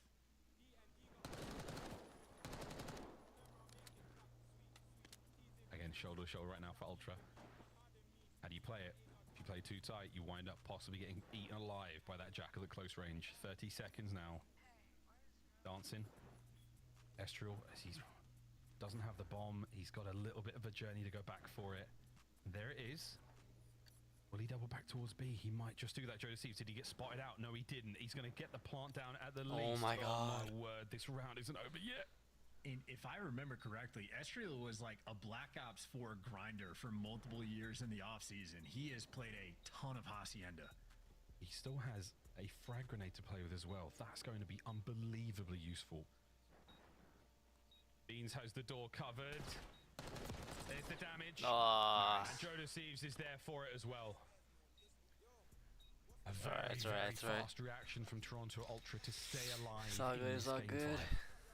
It is a good try from Estriel, though. I think if he has a plant spot just a little bit further, sort of like towards the right where you could spot it for top office, there might have been a bit more potential, but I think Beans was very confident. If he peeks from that side, he's not going to be able to see the bomb plant. He will be coming from mid, and they just had the angles covered. So heads up gameplay from Beans and Joe Deceives, but obviously they have a long way to go if they want to fight their way back into that. I mean, what an unbelievable story that will be. We're yet to tell that, though. Another chapter now in this saga. RCXD creeping forward. Opening damage is sensational across the board, but no one able to actually clean up just yet. Watching out for Nero upstairs. That is such a power position. Nero gets away with his life. Reposition as well. You haven't gotten the bomb down. You got caught trying to plant an easy. Reads from Nero. Nameless might be a genius. No. Nero brought down. The pinch is safe. He still pulls 2 Ultra members away before being taken care of. Bomb is still down. Bomb is still down. And look at the setup for Minnesota, too. They know they got bomb down. They are not worried at all. They got number 4 Geo up top, worried about the pinch. I I take it all back. They forgot they had the bomb down. They're going back to the group up together and make sure we get these trades. Yeah, they did not. They've completely left it, but they're moving very, very quickly. So Ultra have got to get this done fast. I think it's, I saw enough. Yeah, gotta go. Beans manages to make it 2v2. No. 2v1. What a win. Benjamin Beans, one half of this British duo representing Toronto as Paul deals a bit of damage. Can Beans make it 3 on the round? He can. Are you fucking serious? Come on, it's one round. As the current kings of the North find back-to-back rounds. That's a tough one, man. That's a tough one to lose. Oh, dude. You get bombed down, you get the early picks, and then you get 2v4'd by the AR players. I don't know if they lack object permanence and forgetting that the bomb was down, or if they just didn't have the space and they wanted to trust the group up together, but they had a good setup, but they do not deliver. Toronto Ultra, still a long way to go, but they're hanging on. 5-3. Nero's double digits look fantastic, but Beans on a 5 spree, 1 off the 10 kill. He had one hell of a round there to keep the boys alive. Here we go. A lot of intel passed over, and Insight is looking to confirm it. That stun will. He had to have got it. Had to have got the connection there. Yeah, trophies are in position. Immediate counterattack potential now for Ultra. Double doors, and then 2 through front. No flanks this time. They don't want to deal with Paul in the back end, but you got a 4v3 around this side. Here we go. Estriol playing it slow and steady. No. They win the first. The trades are on. Nice. What an unbelievable Let's go. The reverse sweep. Reverse sweep again. 3 times. Rocker have done it again. Ultra's spree in I mean, that's 2 times actually. 2 times. Blemish on the record. Yesterday and now today. For Minnesota Rocker, Oh my god. I don't know if they just need to get like sort of punched in the mouth to like wake them up a little bit, but it doesn't matter how far these guys are down. They claw their way back. And for Toronto Ultra, that's an interesting moment because their record has looked fantastic, but they've only played sort of mixy teams. Maybe one team towards the top, but the rest a little bit towards the bottom of the standings. Minnesota Rocker, one of the more true tests for them, and well, tested indeed. Those S&D stats, certainly for Ultra players, gonna look a little bit different now. Joe Deceives felt the wrath of Nero. A 1-7 for Joe, 12-6 for Nero, who just every single map, it felt like, goes on some type of crazy spree. And of course, a well-orchestrated effort. Estriel 4 bomb plants as well. First bloods pretty spread out across the board. 2-0 on Hacienda is Minnesota Rocker, and perfect in the game 5s. One of the most important stats you can have as a team. Minnesota Rocker have it in spades. Rocker. Minnesota Rocker, you did it again. Another reverse sweep. Hey, how many more do they have in their sleeves here as we say goodbye to Toronto here in Minor 1? And there's only one man I want to hear from right now, and that is Anthony Wheeler. Never a doubt, How we fellas. doing, bro? Never a doubt. Let's go Minnesota. That's all I gotta say. How did you see this coming? I will tell you why, and it's obviously because of the grit that they've had in a lot of their series, but the team they have reminds me a lot of the teams that I've been on. I feel like they're on like their little run right now. You're winning your game 5s, and they do play sound in these respawns, and they have players who have high skill ceilings, right? We've seen it all the time with Nero. Gio can go on runs. Paul X, great gunny on him as well, and then Estriel can take over a game too. So they're just in their flow right now. They're confident in each other, and when they get to a game 5, you see they aren't afraid. They're taking all the space, which we'll get into in the highlights. But so far, Hacienda, unreal for Minnesota. Let's take a look at some of these clips, Ali, because we were blown away with the aggression. We've seen it from Nero in like invasion control in the previous time. He's doing it in search and destroy as if his life doesn't matter. He was fearless the entirety of this game. They run at you, and they are winning these close gunfights. Yeah, I mean, the clip I just saw you, the fact that he just slid out courtyard there without a care in the world is insane. And it works out because Beans literally had attack in his hands. He was unable to watch over his teammate, who he has to watch fall in front of him, and then also get turned on himself. Nero is just a different beast, man. And not even Nero, Estriel was having a really good map number 5 as well, and he started to heat up as the series goes on. So unreal for Minnesota, man. You give them just a little bit of momentum, and they take it the whole way. If we have Brian Stats somewhere on Twitter, I need to know how many reverse sweeps have we seen? It's been quite and what is the most on a season? Because Minnesota has back-to-back here in the tournament. They have 4 Game 5 victories, and you think about those Game 5 stars, You go through the notes, it's 3 different players so far, at least through mine, Alley Cat. I mean, it is unreal for Minnesota Rocker. I remember looking at Ann after they went up 2-0 for Toronto Ultra, and I was like, you sure about that one, Ann? And then we walk into that vault, and it was just Gio and Nero. And we have to go back to the beginning of that series, right? We have to go back to that map number 3, because it was a 2v7. Technically a 2v4, but there were 7 lives on the other side. And it was Gio and Nero keeping them alive, and then keeping them alive not only in the series, but now in the minor. The end of that control was 17 left. I'm pretty sure you had a streak, could have used it out of position. I mean, we need to rewatch that at some point, but that was egregious. Last time he was in the winner's circle, he had a monster 43 kills and a respawn. Tonight he takes over the final search and destroy. Welcome back to the live stream, Nero from the Minnesota Rocker. Buddy, what's up with your series? Estriel was telling us yesterday, we started off a little soft, a little slow. You guys do the same thing today. Yeah, we did.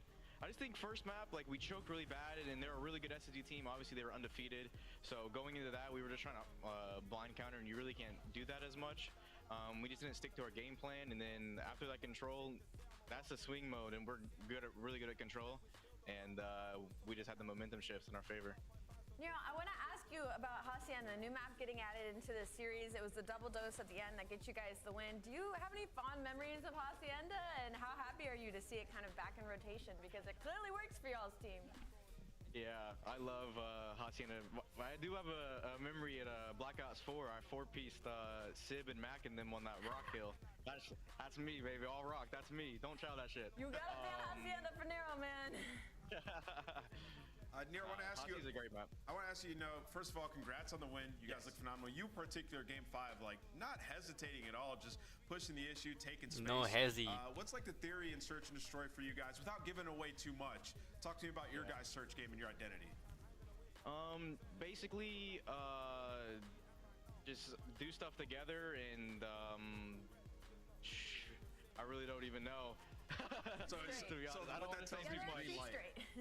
Yeah, because I don't want to do too much. Just get kills, green light, play together on clutches. Well, Nero, congratulations on making it into the top 4. You're the first team to do so. Would you rather face off against the LA Thieves or Atlanta FaZe? That will be your semifinal matchup.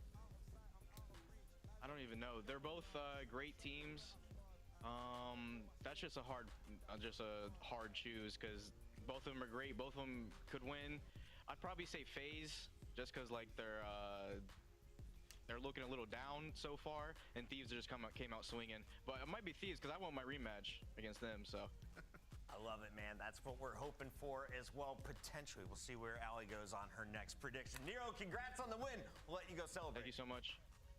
He's I can't believe Nameless nailed Unbelievable. This one. Do you not see how turnt he is? Nero's locked right now. I'm not picking against him ever.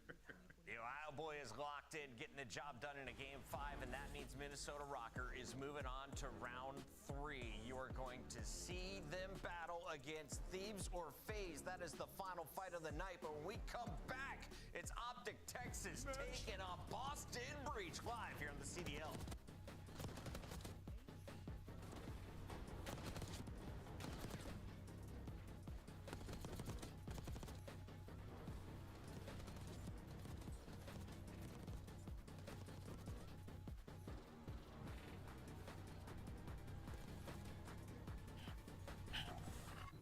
Upgrade your game with the SCUF, the official controller of the Call of Duty League.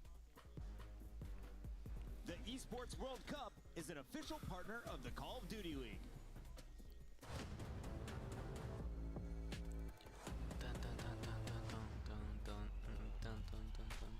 Let's get it going. It's about starting 50 minutes, which is holy, not that bad.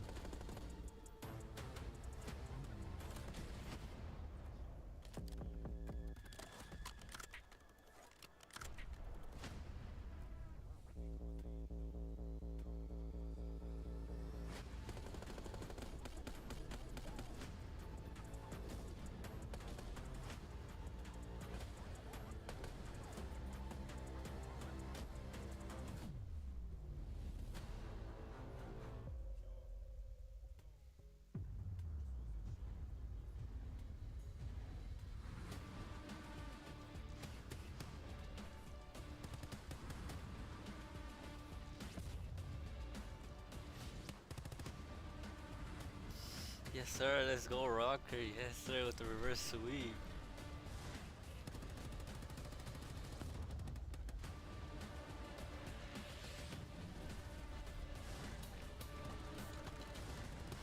Shit is getting wild.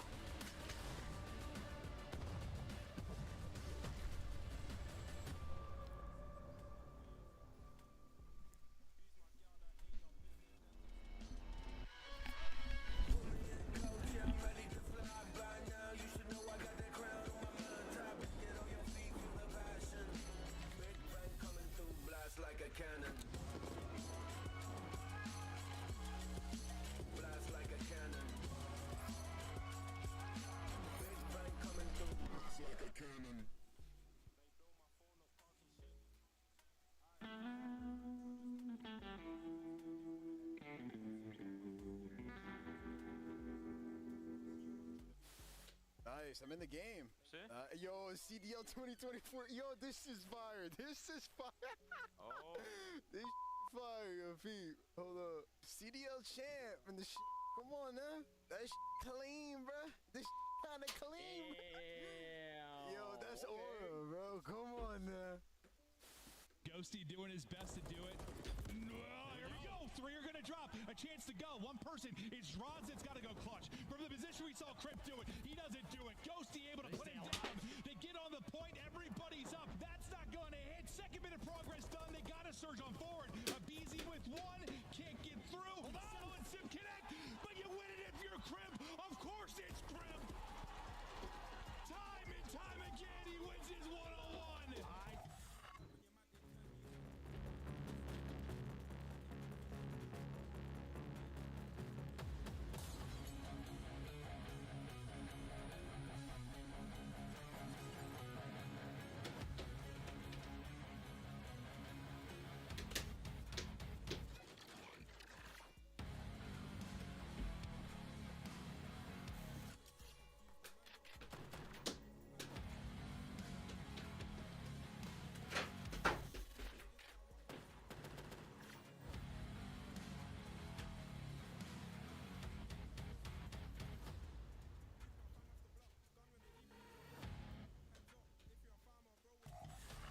Welcome back for match number 2 on a 4-match day. We are currently in the round of 8. Time to find out who is moving in to our final 4. Optic Texas taking on Boston Breach. And Boston, they won the previous showdown. This was match number 2, day number 1 of the season, Allie.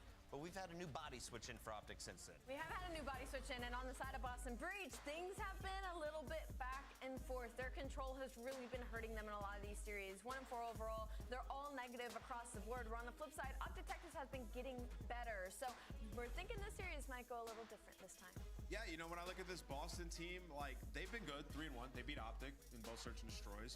But at the same time, their map pool, not great. Like, they've only really won Red Card, which you're probably going to be seeing removed from all their series, right? Fall, right? So for these guys, like, I think this is a really big test for them. You could see they're vibing in their player cams. We've seen some great development out of Snoopy over the course of these few games. So, potential.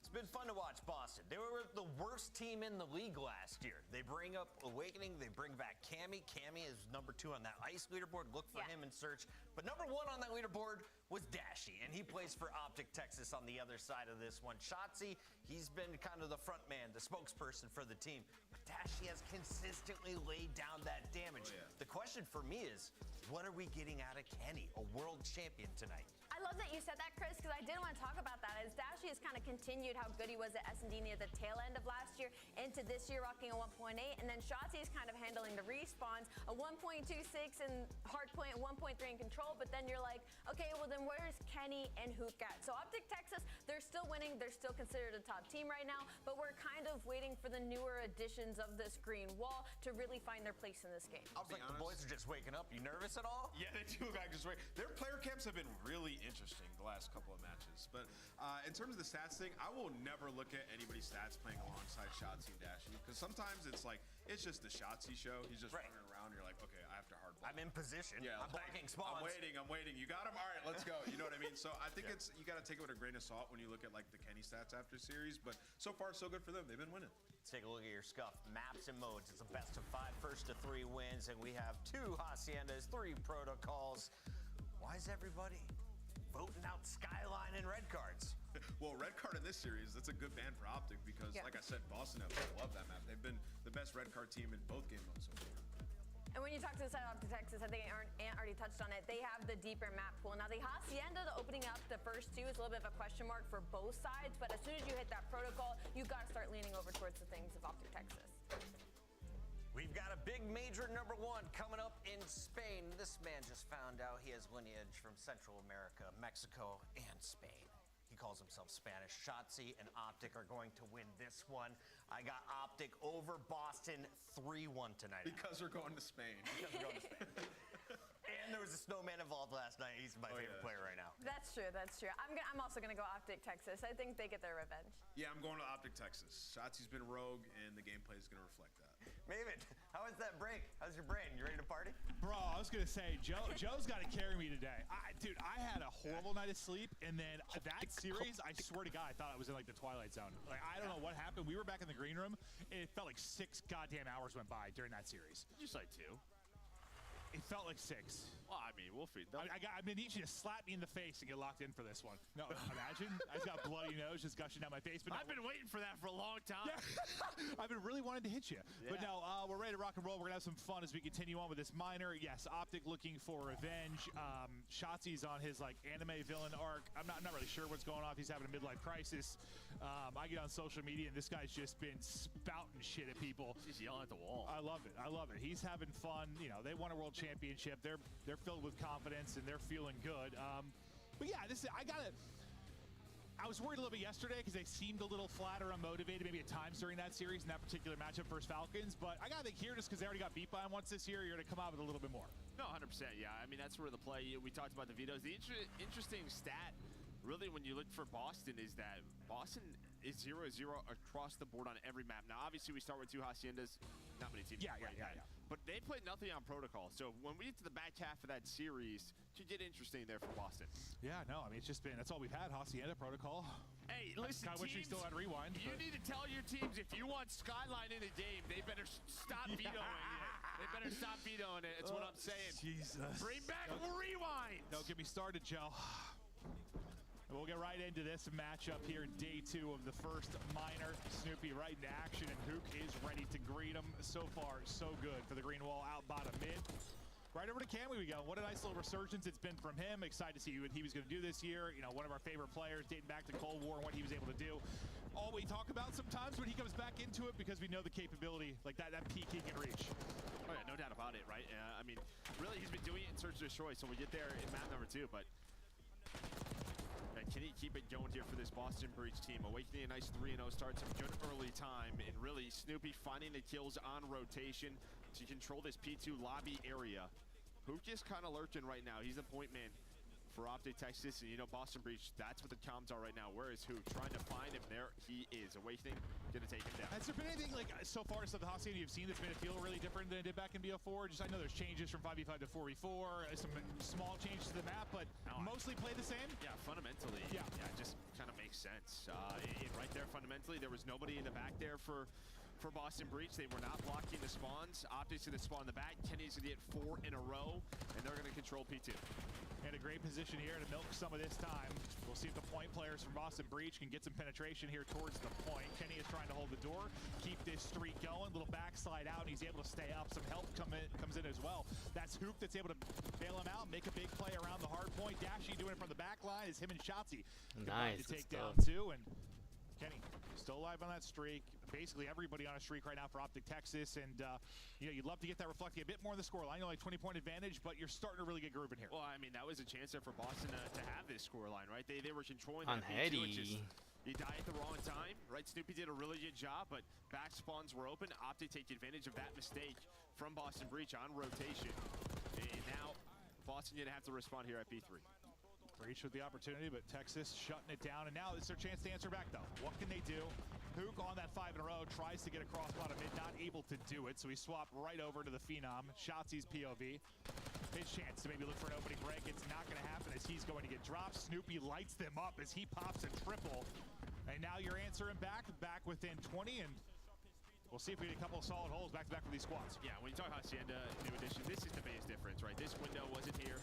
It really changes this dynamic of the map, and, well, Snoopy taking advantage of it. Watching that cross, he's on 5 in a row. You got a response here from Boston Breach, and then look at this rotation. They're going to go for the scrap time. Boston, they're going to take it. They're just going to rotate over towards P4.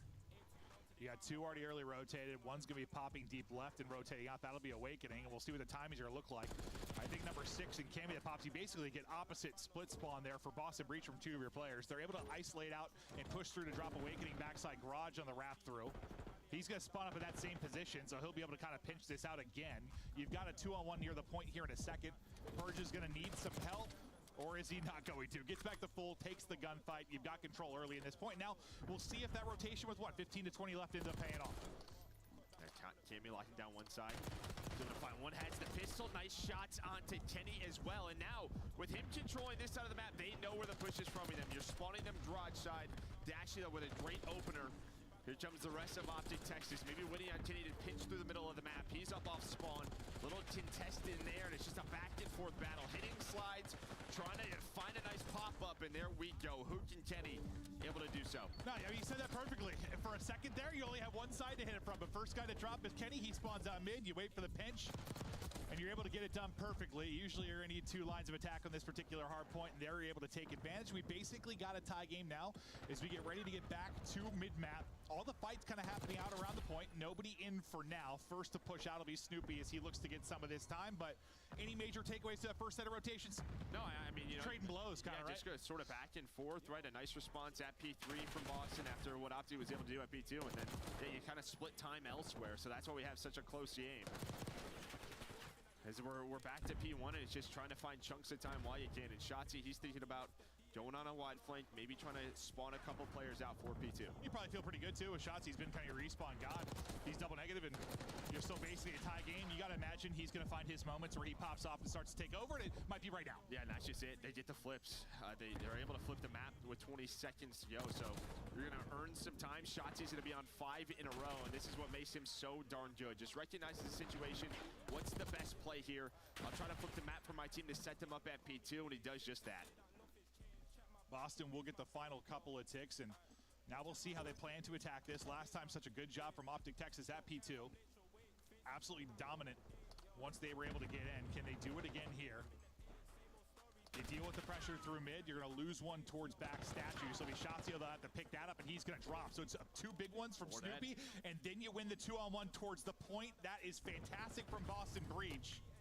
And I thought after the first kill, from Shotzi, like he got the opener. I thought you were in a pretty good position if you were Optic, but everything else after that goes to Breach. Yeah, and then Snoopy just taking his time. I don't think that fence was there in BO4, right? So you kind of mess with your timings when you're watching that pinch.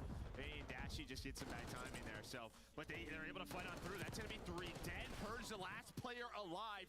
And again at this P2, and at least Boston break the setup. You find some of that time, but Optic, you're right back in. Yeah, I mean, you'll take the break, right? It does shift the time a little bit, but it didn't take too long for Texas to get back into it. I think a 1-on-1 that goes down, what does Purge is able to win it. It's going to get them like the final 10 seconds of that, and they win it on the other side. So this ends up being a pretty nice sequence because they got to worry about Purge and Old as he's still finding kills. You're winning them at the next hard point as well, so this actually turns out really great. You get the scrap time, plus all this time in new, and they're still wondering where is Purge? How's he going to play this to get back in the action? Yeah, it's going to be Kenny and Shotzi trying to hunt him He's down. Still getting kills. But they finally do that. Now it's just a contest. Snoopy, this is where he popped off on that first set of hills. Here comes Optic, trying to hit the nades, trying to hit the stuns and win this, but been a very solid hold through the first 30 here for Boston Breach. Well, yeah, I mean, you only had 2 players really able to attack the point through the first 20 or so seconds as they were still trying to find Purge. Finally, you get the whole team here involved in the action, and they're going to mollywop them off the point.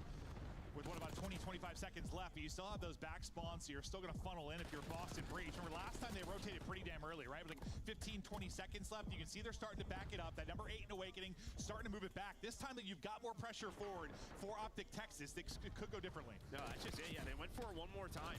Like that 22-second mark, maybe just kind of baits them in of let's just go for this. But that allows Hook to get on the hill. So you're not in a better setup here if you're Boston Breach. Might be a mistake, but you still have some presence here. Dashio, he's on 8 in a row. Shotzi's been talking about it. He thinks he's the best player in the game right now, but there is a break behind Persian too. Gotta get it done. Yeah, I mean, it's gotta be tricky though when you're spawning like close back there. It's like, do we really give this up? And so it takes like 3 seconds to get to it. Takes a hell of a lot of time to rotate, but you're talking about the spree this man had. Now, missiles up. Well, it doesn't go too great. Shotzi and Kenny both gonna get blown up. Snoopy will get taken out. Thankfully, Hook's gonna get a kill for you as well. He gets 2, Dashy gets 1. The streak may not be beautiful, but the rest of it is after that.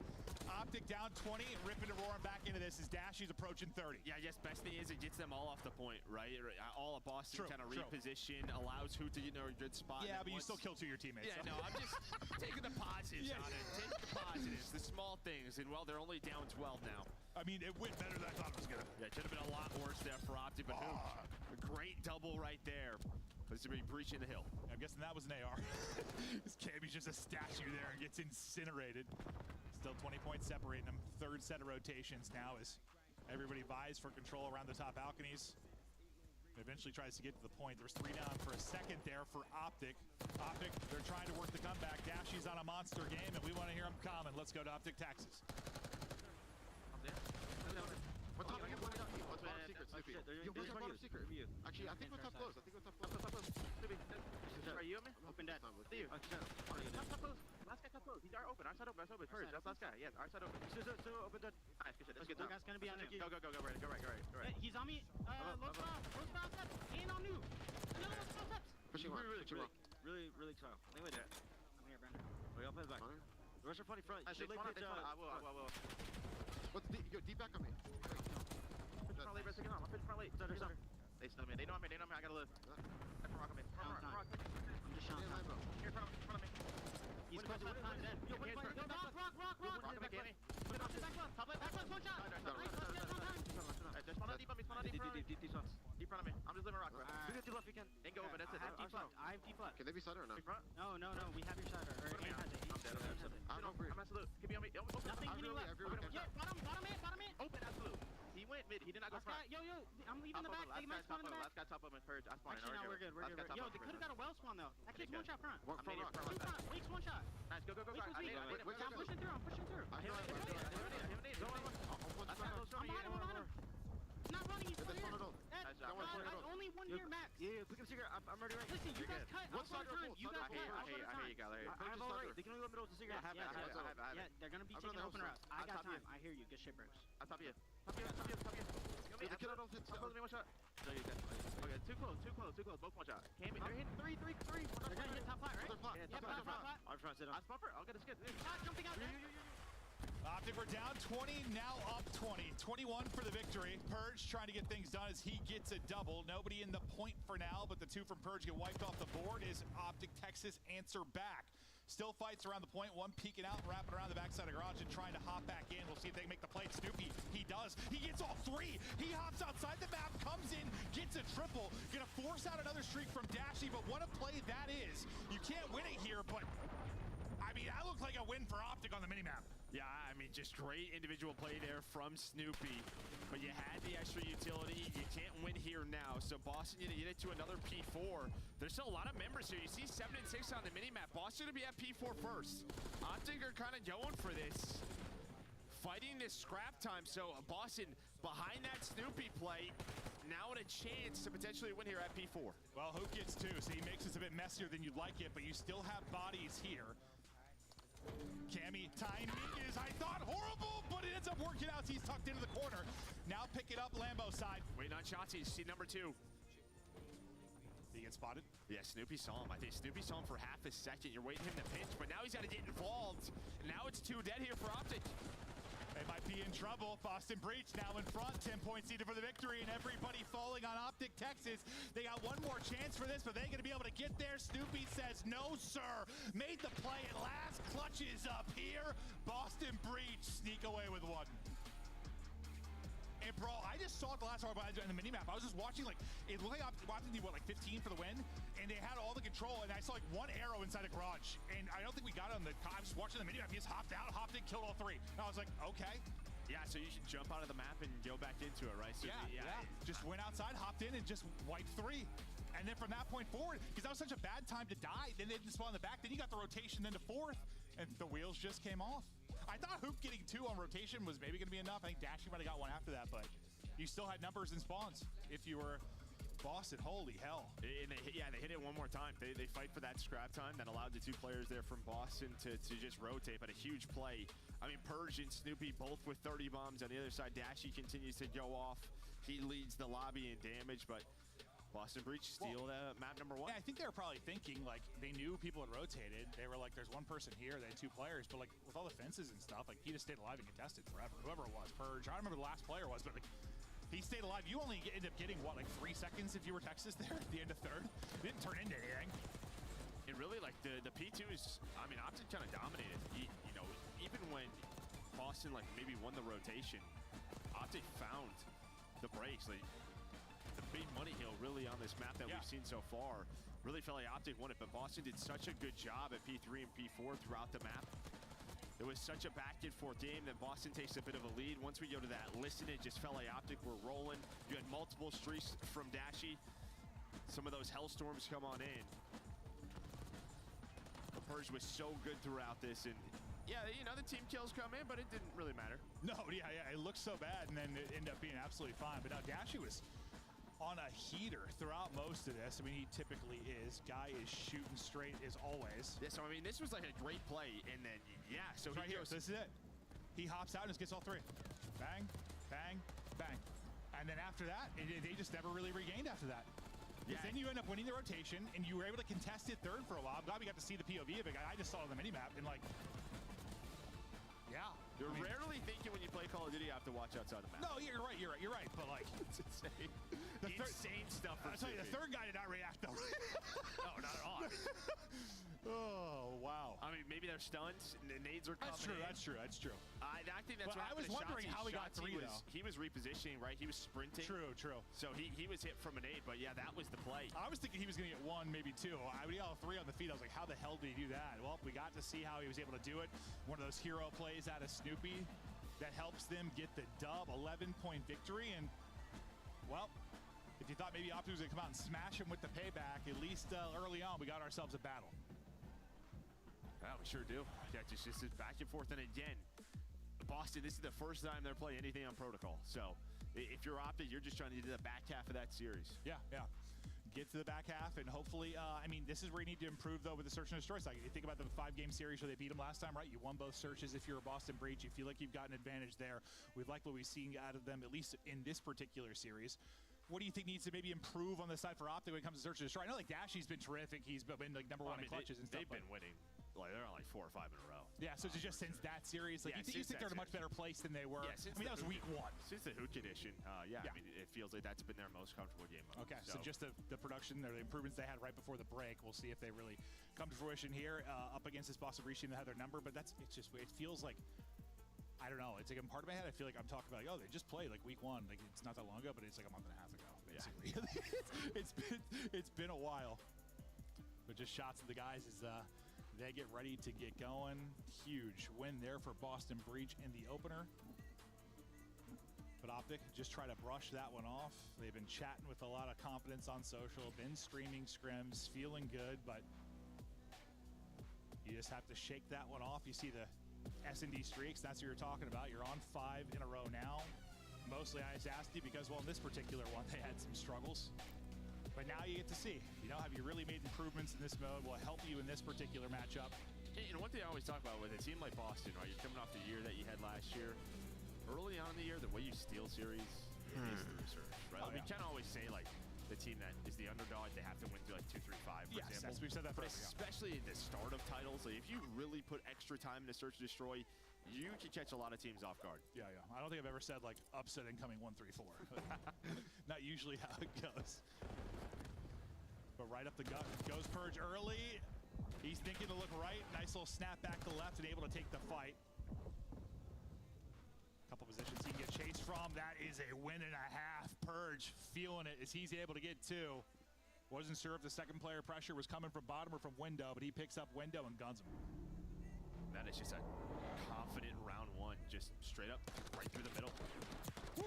Right through the middle of Joe's Boston breach. And yeah, Purge gets the opener, repositions, knows there's going to be a second challenge. Well, that second challenge is the last player alive there for Optic. Yeah, and stuff like that, moments like that's what we've been looking for. I know we were big fans of his gameplay last year before he was let go from that Vegas team, but where he struggled, like we were liking what he was doing on the map. He was having some big games at times. So usually when playing against like this type of competition, would disappear at times. Like wouldn't have those same performances. I don't know, when you're slide challenge dashy out of a window, it seems like you're feeling all right. We'll see if he can keep it going over the course of this. Nice start, but there's a big chow here in the hallway, and that goes the way of Ken Dashy.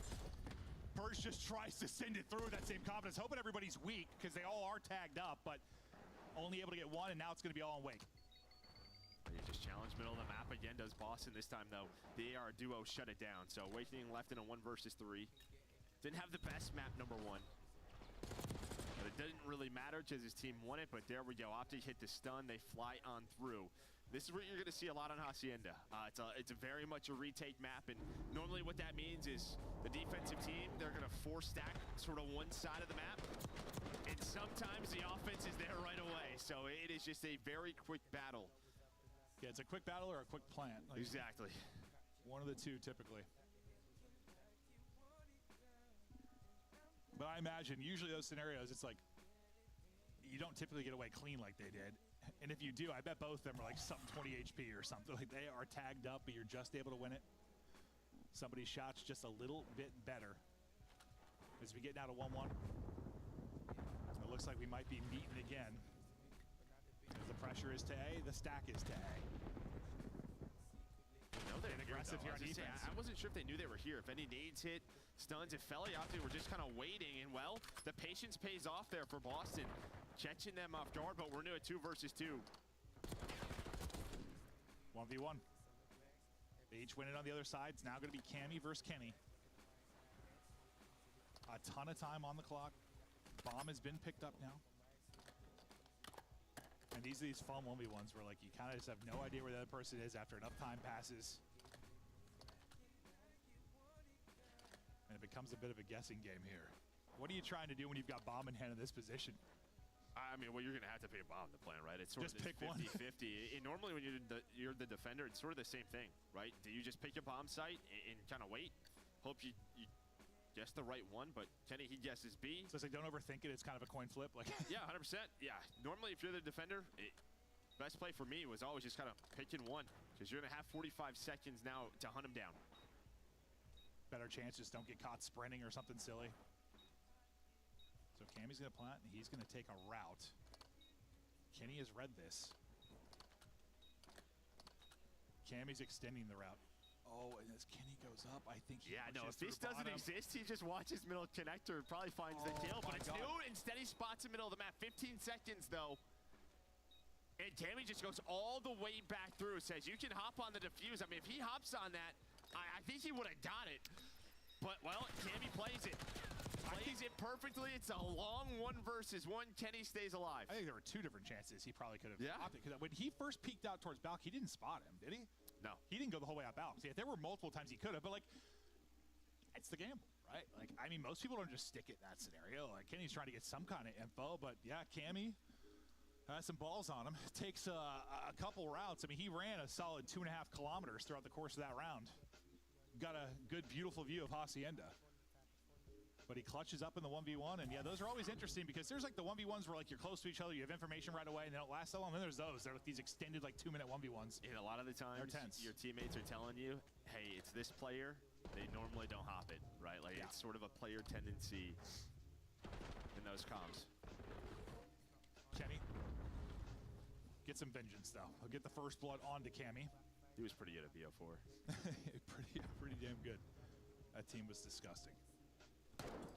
Hook thinking about going, but repositions as the nade come in. He's has a teammate here to work with. Kenny's on 6 straight. Hook's gonna drop though, now to a 3 versus 3. Purge, Snoopy, both on the board. The streak for Kenny will end. And now suddenly you had a clean 4v3 and things have fallen apart, but you go to Mantle up top and Shotzi's gonna make you pay. Maybe threw one away there if you're Snoopy. Yeah, he's just hoping he's not expecting that. But you got to pull yourself up, and yeah, then he gets caught. So 2 versus 2, you have to plant a bomb, though. Looking like it's going to be A. Awakening going to find that info. Just wait for Purge to reposition. Plan in, and now, yeah, how do you attack this? Well, as Purge goes to reposition, he wins the fight. He is shooting over the course of this one. Up to 6-2 is Purge. Dashy's going to win his one. An instant Let's fucking go. Good shit. Weekend just pops and wins it. Add another clutch to his resume. He's got a lot of them. Yeah. And well, I was thinking like, oh, this Purge is ready for this. Same thing. He already picked him out of the window at full health, but he's just thinking he's not going to pop instantly like that in Xiaomi if he's tagged up, but he does. Plays the heady beautifully. Nice snap onto the first. He's 13 HP.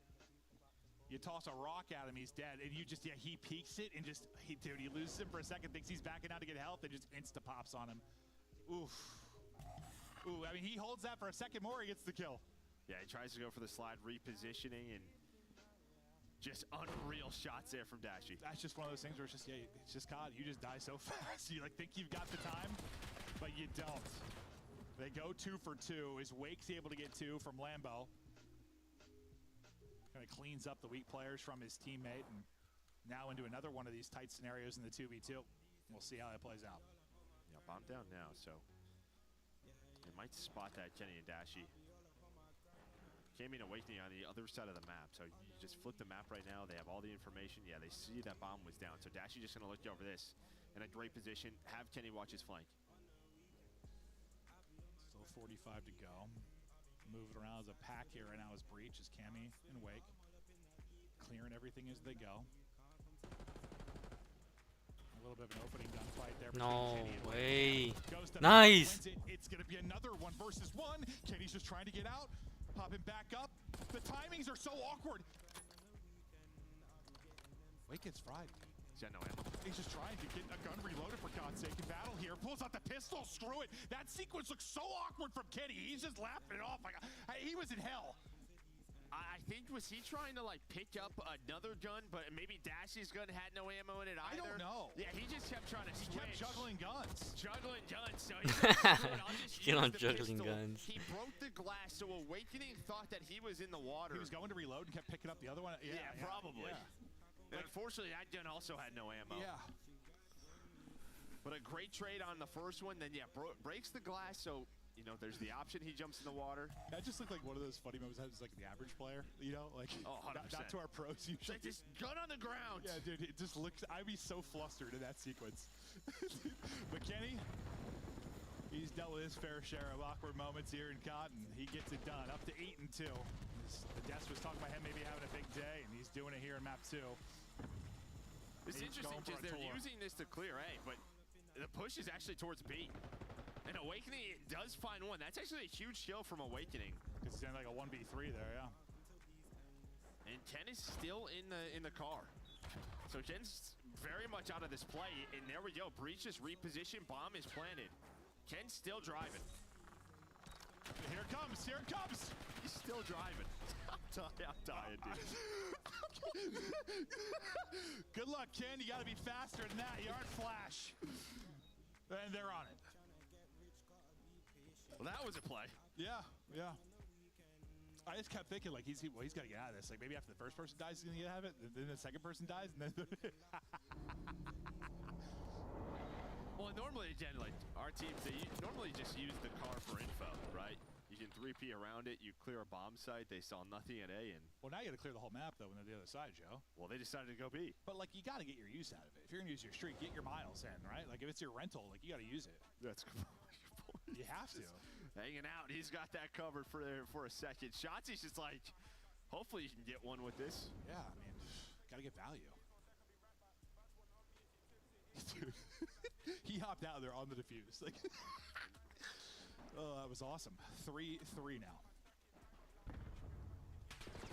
One of these kind of quick plant and then retake type scenarios. Going to be some pressure then eventually towards Cammy, likely in the backside of this, as he's going to deal with the one side push. But as they're mostly going to hit this from mid, he's actually going to end up repositioning on the map.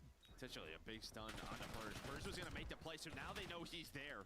So I think that was number 4. Dashy throws the stun down the staircase, able to hit him. So that makes it so tough for Boston to try to defend this in the 2-on-3.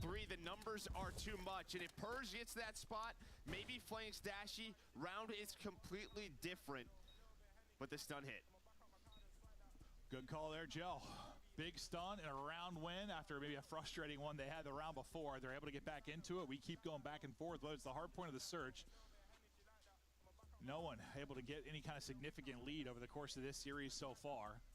And if we thought maybe, you know, Breach beating the first time was, I don't know, a blunder or just a one-off thing, I mean, they're still battling here.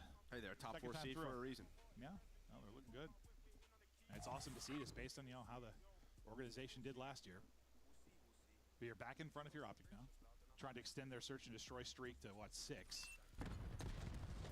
Some damage onto Shotzzy with the nade. Purge going to get another first blood. He's up to 8 and 5. Snoopy was hit, or sorry, Shotzzy was hit with a nade, never able to get the position he wanted to, and then Snoopy pushes it out. Oh, Wake with a wild chow there. Hook just wins it with 9 HP, and maybe one you didn't have to throw away if you're Wake. We've had some wild chows on both sides, so. Yeah, true. Just I'm thinking you're in a 4v2, maybe just. Don't do it? Yeah. Yeah, well, screw it. We're doing it 3 versus 2 now, and yeah, this is happening so early. There's still 50 seconds left on the clock, so Boston, they're just going to get together. No way, are you serious? Another opener. It's not a first blood, it's just like, That's still a big huge one. gunfight. Yeah, no, Andy got the first blood as well. So yeah, he's doing it all within this particular round. You still got a chance to do this if you're Dashy, because you always do if you are Dashy in Search and Destroy. But everything kind of against you right now. You got sub 30 seconds to go. You got to get bombed down. You've been spotted now from the new window. You snap onto Cammy's forehead. All right, just wait till he plants, please. Yeah, that's a good call. Yeah, just sit there. Dude, after the first shots, I was like, oh God, here we go. I swear, like, listen, he always shoots very straight, but it's like a little bit straighter, I swear, when he's last alive. Yeah, it's just like a buff. Yeah. It's like he gets a buff, yeah. It's like, oh, the rest of the boys are out? I got this, plus 10%. Yep.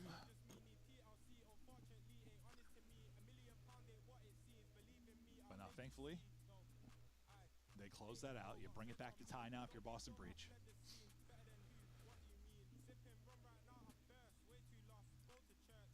Trying to see who was kind of calling for either side. Not a lot of discussion really going on anywhere, it didn't seem like. Back to attack go Breach. And Purge is wanting right up mid-map more often than not. That's going to be the play again. Right up mid-map, catches Dashy. I think that's his 3rd or 4th first blood now in this one. He's up to double digits. Master class out of Purge right now, but you still got to win the map. Trying to take advantage within this one if you can get the round victory. But what do they do now from this 4v3? Because this is like not the typical stack we've seen on defense. You're pretty much all over right now if you are Optic.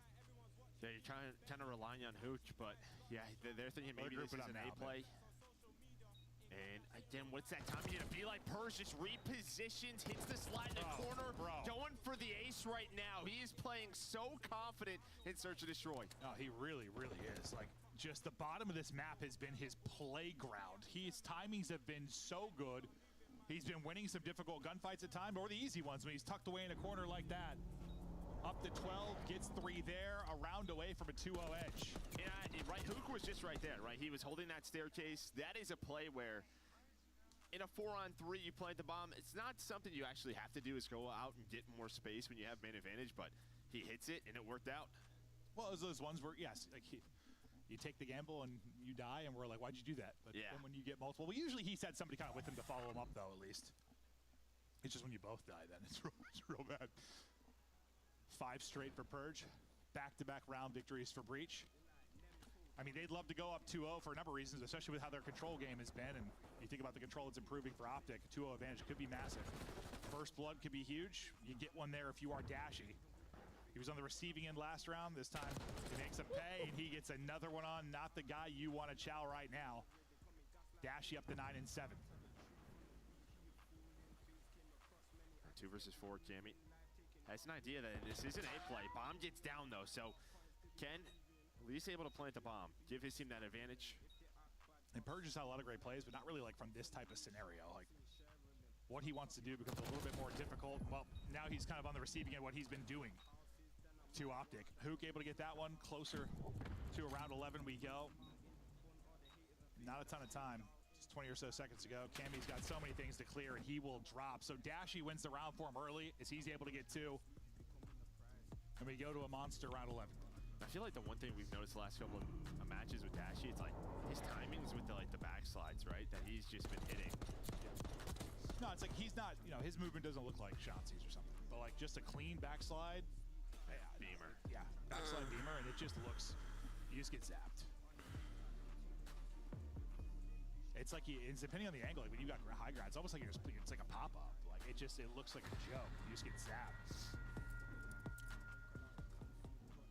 They're probably gonna push mid. Purge has been leading the way at 12-6. He's been so good in the first blood departments. It's always, well, not always, but a lot of it's been through bottom middle. This time he plays a little more passive. You can see they're playing for it. There's two kind of playing for it. Don't want like Dashy or Hoot to get isolated, which has been happening. So it's a different type of opening break from Boston Breach. They switched the defense on the side of Optic Texas. So what's going to happen here? Because you were so fast through B for Optic. They know this is an A play. They are so far up the map. Whoa, you just barely get away. Shots hit to 16 HP. And Dashy gets another first blood. He's on 4 shots. Nice. Nearly snapped, but Hoop gets Fucking another. Go. Just awakening. Optic's so close to shutting this down. Wake just sticking out a little bit too much as he gets tagged up. Awakening and Canyon right now. Everybody Just awakening falling. now. Wake gonna Just be awakening last now. up. Does get one. But he's got the rest of the team to deal with. This kid's shaking. This kid's shaking. It's gonna be Dashy there to greet him though, and they're gonna send it at him. Let's go. Look at that. Easy shit, bro. Easy fucking shit. Kid's shaking, bro. Back first bloods goes huge. And that was just a full hard counter. That was just send it over towards B and continue to run. In Boston, they slowed it down a little bit. They were going towards A, but as soon as they got past like that first archway, they just kind of stopped, right? They didn't have top close control. So you saw that first blood come to the window as soon as that player went for the plant. You just really had no room to work with. Purge was on the flank. He was able to back one down, but they had no map control. It was all to Optic. Yeah, that's just one of those things where like, like where Purge has been making those plays, it's through bottom mid. He probably wants to get to it again, but it's that conversation of like, well, I just did it. Not gonna work this time. You try to mix it up, and then things kind of unravel. But you see the stats throughout it. Purge 1,500 damage, goes 12-7. He was out of his seat quickly. He's probably frustrated after that loss. The guy matching him with the clutches and the big plays was Dashy. Kenny started out insane. He was like 8-2 or something like that early in the game. Then as he kind of fell off a bit, Dashy really stepped it up. Yeah, and again, I mean, he's been number one in the game. And Search and Destroy has Dashy. Keeps it up here, 11-7. Another incredible stat line from him. And this is like the game 2 that you lost, right? Like you had some that went the distance, went to around 11 against this particular team, and you weren't able to ice up. You ended up losing that series the first week of the CDL season. This time you're able to do it. You get the dub, and that might be the change in the series because now you're tied up 1-1. You feel you have a pretty big advantage in control. I think as you get to go to Protocol, and the fact that you mentioned we haven't seen Protocol outside the Boston Breach side, which sometimes we don't know how it's going to go. Like we just haven't seen it. Like they might look great. They might be ass. Yeah, not a clue. I'm excited to hear what the desk think. Let us know, guys. We'll get our first whiff here in just a few moments, but let's take a look at what happened in these first 2 games. I was prepared to say, I'm going 0-4 on the day. This is going to be Boston up 2-0. I was right there with you. Optic pulls it out. Dashy, some heroics at the end of the search and destroy, but let's start at the beginning of this one. And can we talk about Purge? He is having a career day, a highlight in game number 1, and then he leads the lobby in game 2. Yeah, I mean, he was going crazy. I mean, and Optic had to change the entire way they were playing this map based on what Purge was doing. Coming into this series, their last 5 search and destroys, Optic #1 in defensive win percentage, and I think that was a great display as to why. You saw, like, when teams push through B on this map, like, a player's just gonna get through, right? Because you can't map spread when you're on defense, or you're gonna get picked apart. So Optic was kind of stacking, so they would take their time, they try to bracket Purge and just, like, limit what he was able to do. Some of the rounds they were able to take him out, and then in that very last round, deciding to not bracket just to push together and catch them off guard. So whoever's calling the plays for Optic Texas did a phenomenal job, and especially in preparation coming into this, because it's tough to stop that. It is tough to stop that, and it's tough to make that change. And literally one of my notes while we were watching this Hacienda Search and Destroy is that Optic Texas, they're just scraping by in 1v1s, and Dashy's clutching a 1v2. Kenny winning his 1v1 back by Lambo. Like, it was all by these individual plays, and they weren't really playing together as a unit until the last couple rounds and that round 11 when they finally were like, you know what, like, we're Optic Texas.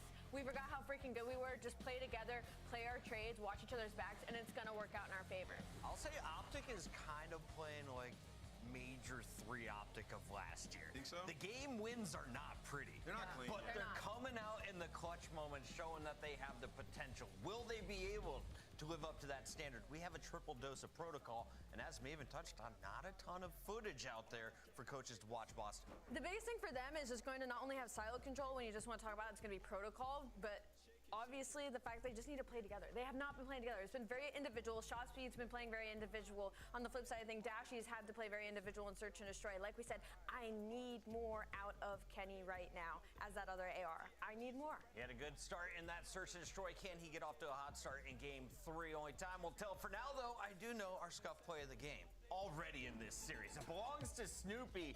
The end of game number 1. Boston trailing. Snoopy brings it back with so many triple kills. So many triple kills, and one of them being the fact that he jumps out of the map at one point and slams 3 players on the side of field. And not only was it a crazy play, but it is quite literally what kept them in contention to get those final points and push the next step. Yeah, I'm not gonna say like Optic are playing better. I think Boston's just a good team. Like I legitimately think Boston's a very solid team. Snoopy's had a lot of development. They played this map fantastic. Like even applying enough pressure on that hill just to rotate and only have 2 guys to deal with when we get over towards Rock, which is great plays and poise at the end where Awakening wasn't having a good map, honestly. Right. And in that second game, like Awakening lost some big gunnies. So he's the guy that I think needs to figure it out right now for them to close this out. I got one more clip for y'all at home, and I have a question posed by the chat. Should Optic continue to use score streaks throughout the rest of the series? Let's take a look at their Hellstorms versus Boston. We had it in the week 1, day 1. We figured it was just rust. They weren't really used to these as shots he takes out his teammates. Today's bombs were even bigger, Allie. No, they just do it to help the other team a little bit. Look at that scoreline. They had a 100+ lead. They're like, let us just help you out. Listen, I think Optic just don't want to win, man. I mean, I look at all these other teams and they truly like they want to win, right? So like they're practicing their streaks and stuff and like dialing in their practice. Like Optic just clearly don't want to win. And you should also point out the victim in both of those situations, Ken. My bad. Right? That's why it's neutral party. His stats aren't his fault, y'all. Let's find out. Can Optic keep their run alive, or is it Boston retaking the lead? Casters are ready. Let's go to map 3. Here we go. Let's keep it going. Yeah, this has been a very, very tight one. I want to keep looking at you 3. Is Sir what was it? Sir Squirts yesterday? Puckett? Sir Squirts? Yeah, it's a nickname. Yeah, I don't know why I gave it to him. It's just what I think about when I see him. Okay. Yeah. Okay. Well, let's take a look. What do we see in body language out of these guys, Joe? What do you see on either side of this? Who looks the most ready for battle, Joe? I mean, who does every time? Because it doesn't change. That's true. No, he is. I'm pretty sure he's literally in the same posture every single time we see him. Absolutely. He actually backed up, give a fist bump. Absolutely in the game, Joe. Well, fist bump's getting out from both sides. We're getting ready to go into map 3. Taking a look at Shotzzy and Snoopy, and we kind of joke that Snoopy's like like the younger brother, right? Like he kind of models his play style off of Shotzzy. He's not found the same success he has at all. A very young player, a lot of talent, but you see how it's going right now. And well, this is just a control. Yeah, just control. Control has not been great for Boston. 1-3 on the air. We're on the other side. 4-1 for Optic, but it has been a lot of vault. Has been a lot of vault for Optic. Not a lot of protocol. Same can be said for Boston Breach, so we'll see how this one goes. Well, after we had, what, like 18 straight vaults or whatever it was. So I'm exaggerating, but it was a lot. Now see protocol. And it's a nice opening break there from Boston Breach. They are able to get 3. And they'll start to work this a point. Progress getting there slowly as you just have Cammy kind of sitting on it for now. You keep winning fights over towards B, though, trying to stop them from getting underground. One will get on through, though. Shotzzy just pieced out. Just keeps on going, right up to his stairwell. Well, man said, I'm out of here. There we go. Wait till he's able to spot him. They're able to take him down. Those are big kills, though. Those are big kills. Like, yeah, no, 100%. When he sort of gets away, just not allowing him to turn it into a play. There's a reason he just keeps running there. He's like, I want them to be looking for me. Let's play hide and seek for a while. The faster you're not playing hide and seek, the better for anyone, I think. Yeah, now on the other side, it's the same thing here for Snoopy. He's sort of the one finally on the trying to make the play, and well, he's able to do it on the fight. Takes down Kennen this entire time, or at least most of it. They've been on A, pausing the clock, and on top of that, they have a 7, now 8 kill advantage. This is about as clean as it gets. I mean, you're gonna have 2+ minutes to work with, plus nearly a double-digit life advantage. You feel fantastic. There's the minute secured. Now the 2 minutes to go. Purge has been posted up. Snoopy is 6-1. You came out here with a vengeance in this round 1. Can you strike first on offense? You still have work to do, obviously, towards B. You are all over the map. They're trying to deal with one, all the way push through in number 8. That's Awakening. It's able to win the one-on-one on that side. Some gunfights go down towards mid as well. You still have Purge, who's lurking and getting getting held. Nice shots there from Shotzzy, as that was a tough one at range for both. Yeah, and I think right now, if you're Boston, really what you're just trying to play for is you do not want to go 3 or 4 dead, right? That is the one way Optic really gets right back into the game. So make sure someone's always maybe just playing a corner, finding an easy kill. So if you trade effectively, you win the round, right? Yeah, 100%. Just you have that 7 to 8 life advantage. You have a ton of time to work with, but we all know if you get put in that offensive blender on this map, it can be so difficult to deal with. And there we go. We're going to be 3 dead. And yeah, Cammy just needs to play his life. Hopefully he can find one to help his teammates. And exactly what you said couldn't happen is exactly what did happen, but Cammy did do a good job, as you were hoping, for him to play his life, but then you're right back to 3 dead after that, and the blender happens. You know, that 8 life advantage is now down to 2. It's now down to 1. And where you really had a strike, or chance to get like a foothold in this map, in this series, the round 1 offensive win may have disappeared. But thankfully, you had such an advantage, you still have an opportunity. There's still 46 seconds to go. Yeah, gonna be tough now, though. Just middle of the map, all of Optic right now, as Shotzzy's on 4 in a row. He had a slow start, was losing some gunfights, but turns it around. And now all the advantages we were talking about are just gone here for Boston Breach. And Optic know this, so what do? They just slow it down. They say you have 30 seconds left. You have to work this B point. Not the easiest thing to do, so good luck. As much as we're saying, it happens to Boston Breach, you can't let that happen. Like, props to Optic for getting it done, for getting the 3 or 4 down, because I mean, you're up 8 with 2 minutes to go. You are feeling so good about your chances. And okay, hold up a second. Might have got a little more interesting. 8.2 to go. No respawns remaining for Boston Breach. Is there a trophy? That's going to be the key here. Doesn't look like it. So Cammy and Awakening, they are scrambling. 4v4. And that's what it is. But it's the time. It's 3v3. the time right now. Cammy trying to do what he can. A great win to his teammate did to the point they do. Cammy and Snoopy are here. It's a 1 versus 3 for Hook. Hook, can he do it now in the 1 versus 3? This has been a round of playmaking. Oh, God. He sees the head on 1. The other right below him. 0.9 on it. Half of the tick to go.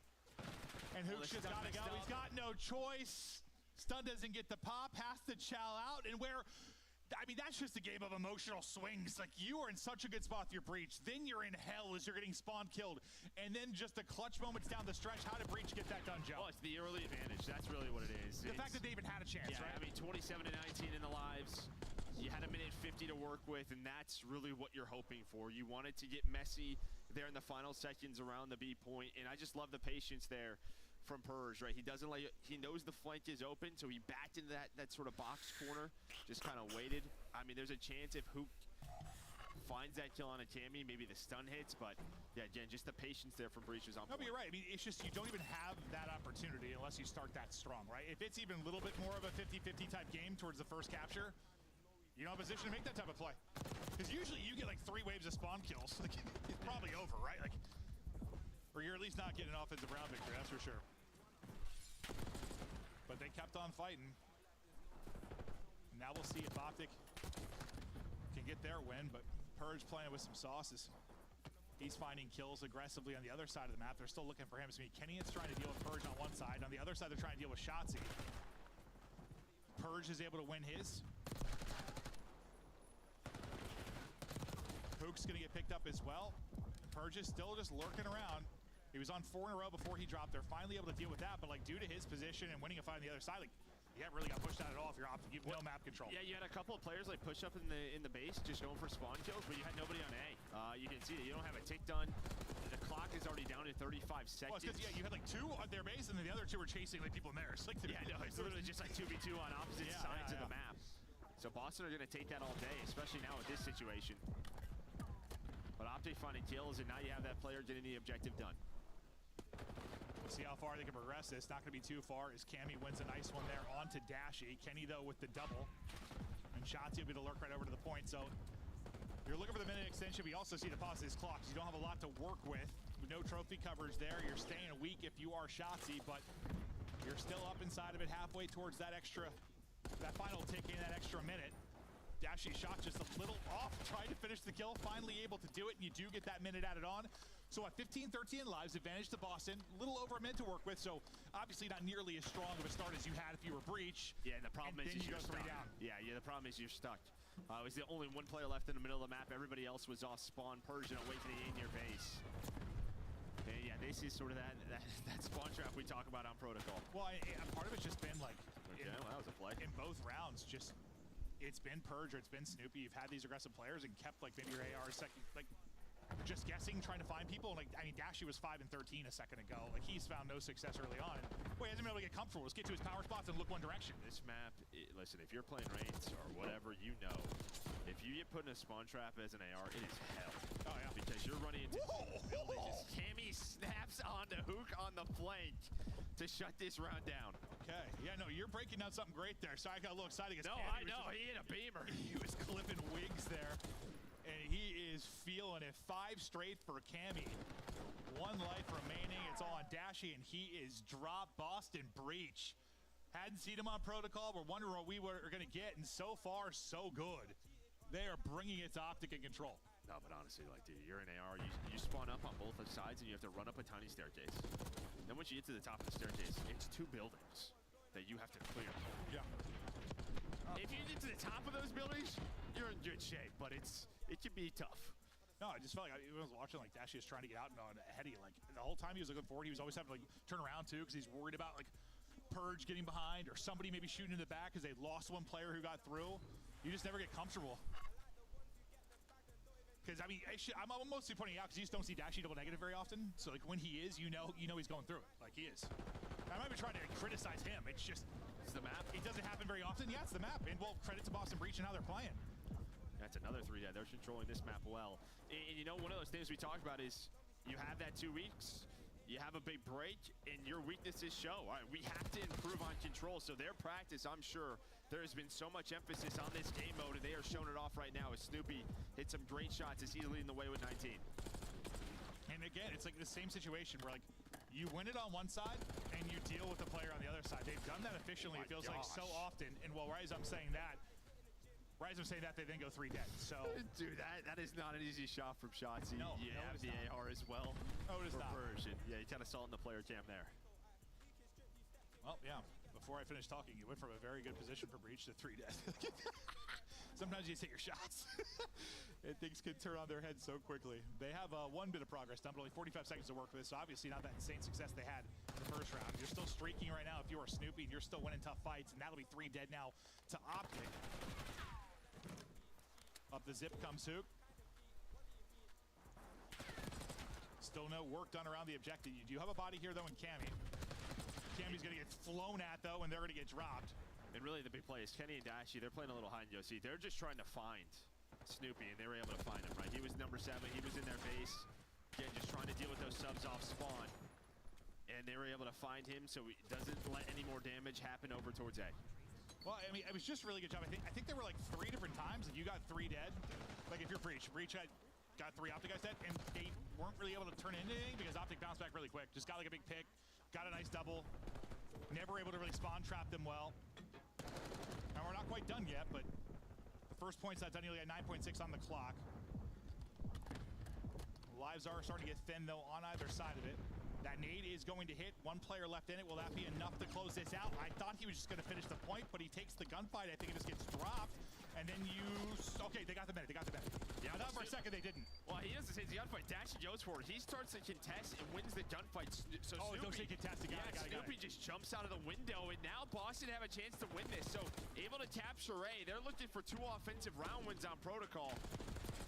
I thought he popped up like just right before the capture and got picked. I was like, oh god. Yeah, no, Optic went for it due to the time. They went for it 1 last time, but now they're down a couple of lives. There's only 3 lives remaining. Breach looking at a 3-0 here on Protocol.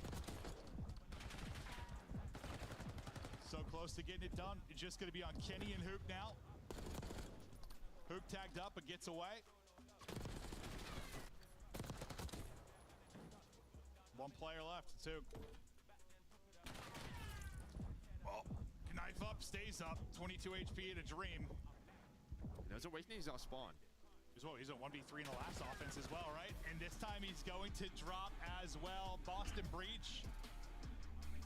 Get it done. And I'm going to tell you what, dude, my brain for a second was in the blender again with the colors. Bro, this bracket is getting to me.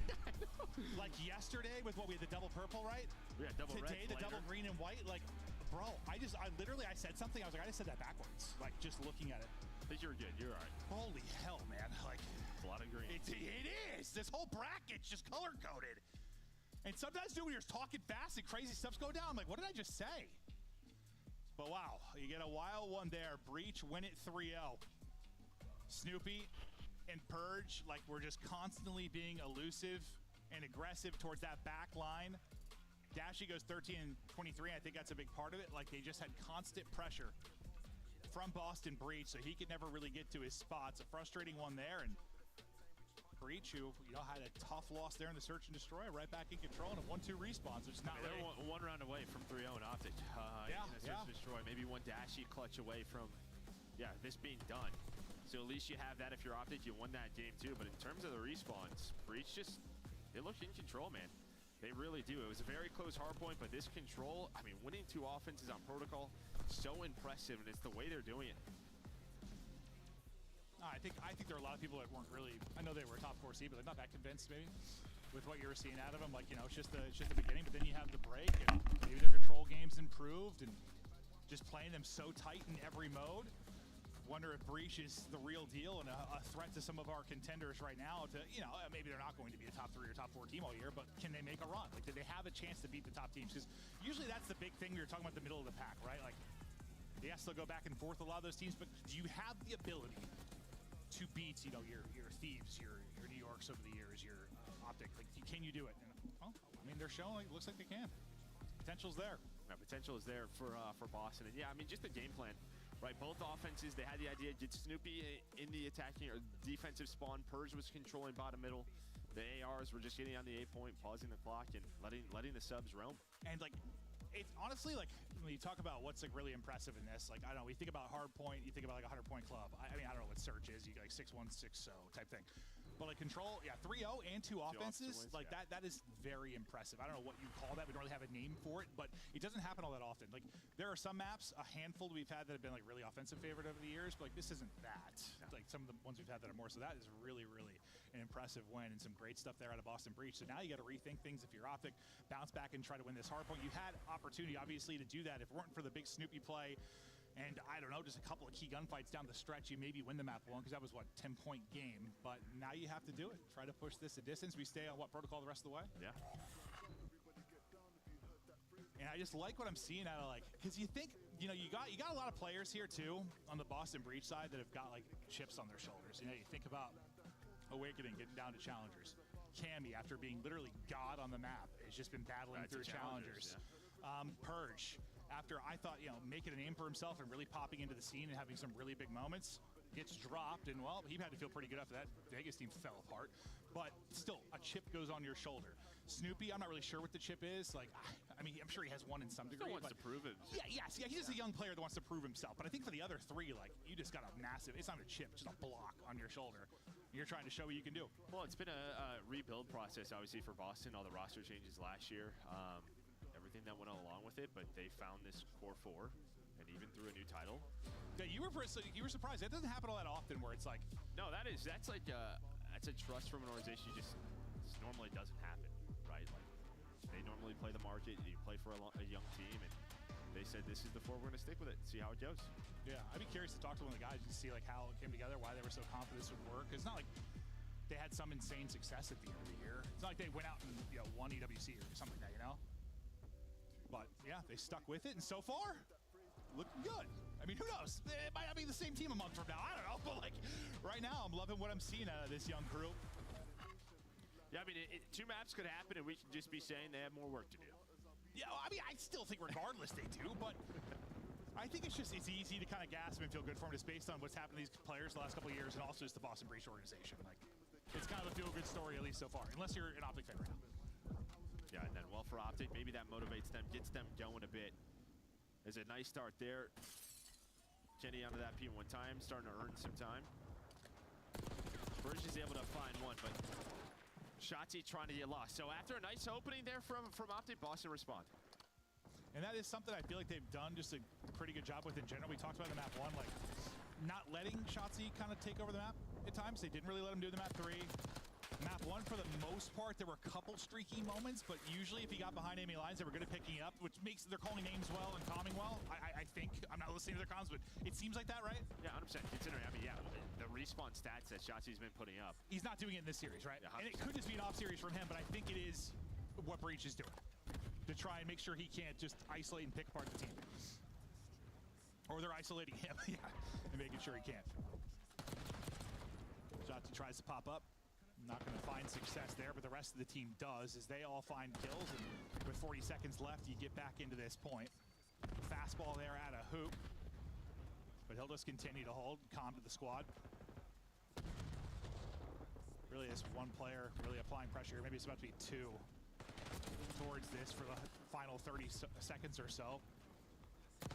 Shotzzy able to stay up, win 2 big ones, keep securing this time where I thought he was, but Snoopy's actually able to get the angle from bottom, but thankfully you've got another body here, and Dashy's able to snap onto the next. So this turns into a very successful hard point. Now, what do you see on the hard point, or what do you see on the minimap now with 10 seconds 25, left? 30 seconds on Boston, we're already thinking about flipping, right? They did just that, and they were controlling the middle of the map. That's when you saw Shotzzy get taken down, but then Dashy wins 2 big ones.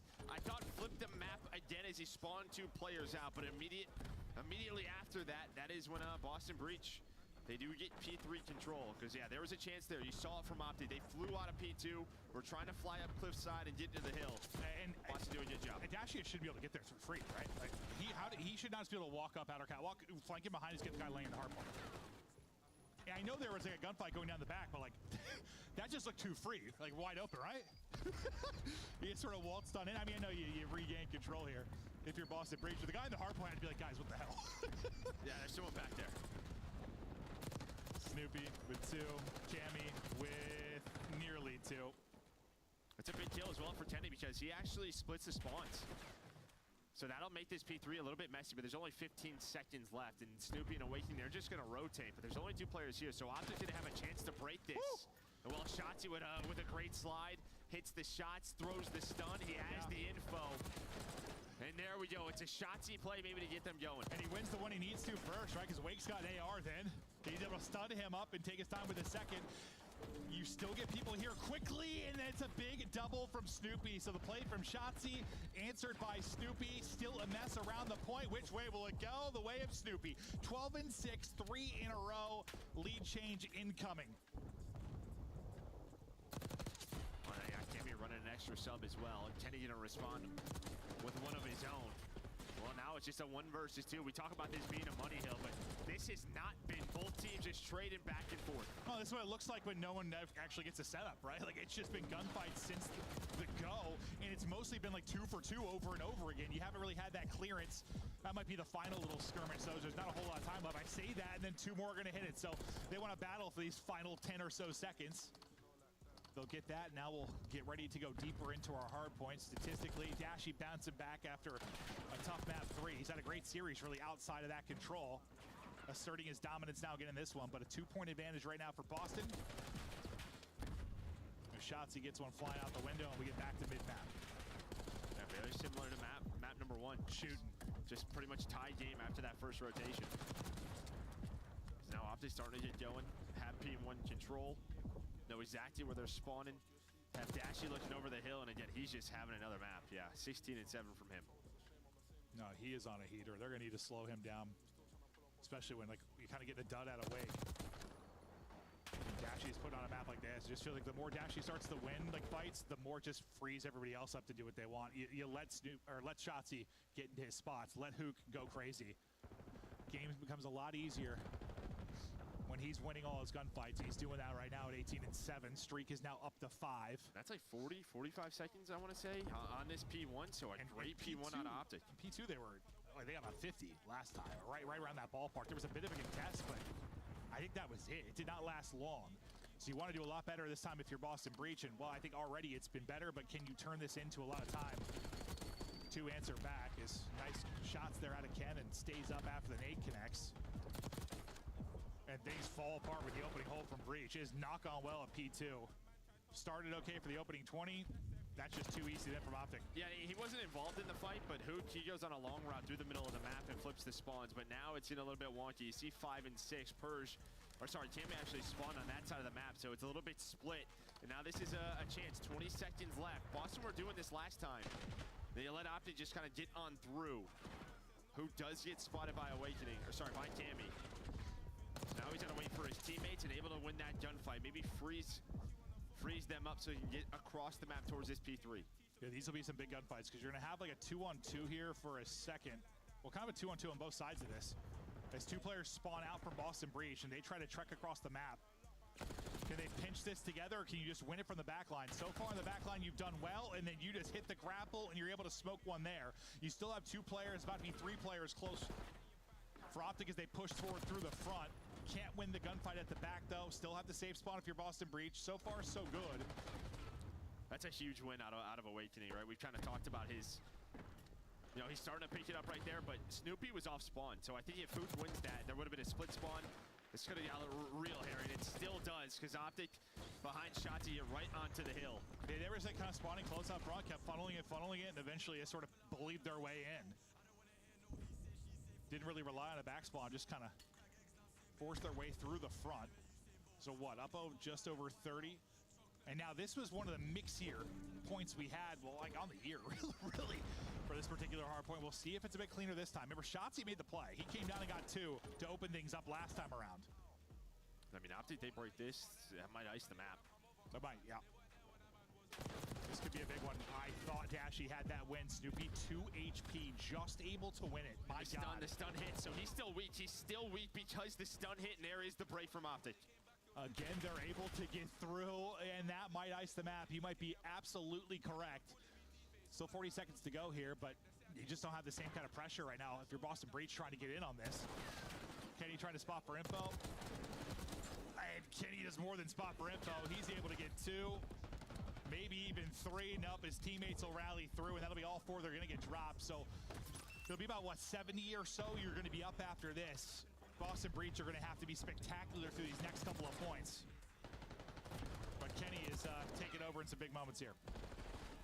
Yeah, he's another player. If there's 3 subs, he has no problem running that 3rd sub. Can do it all. Has done it all his entire career. But, I mean, it could be worse. If you're Boston only down 60, you have P1 control. They're going to have to do what Optic did last rotation. Yeah, you're saying, could ice it? I mean, it's still doable. It's still doable. Obviously, not as a good a position as you could have been, but you're winning some massive fights there, and that's a big Cammy triple again. I think it's his 3rd triple of this map 4. And that's going to turn into probably at least a good 15 clean seconds. I thought so. Until Purge gets zapped out of the point, and Dashy gets another one. He's approaching 30 again in a respawn. 26 and 18 out of him.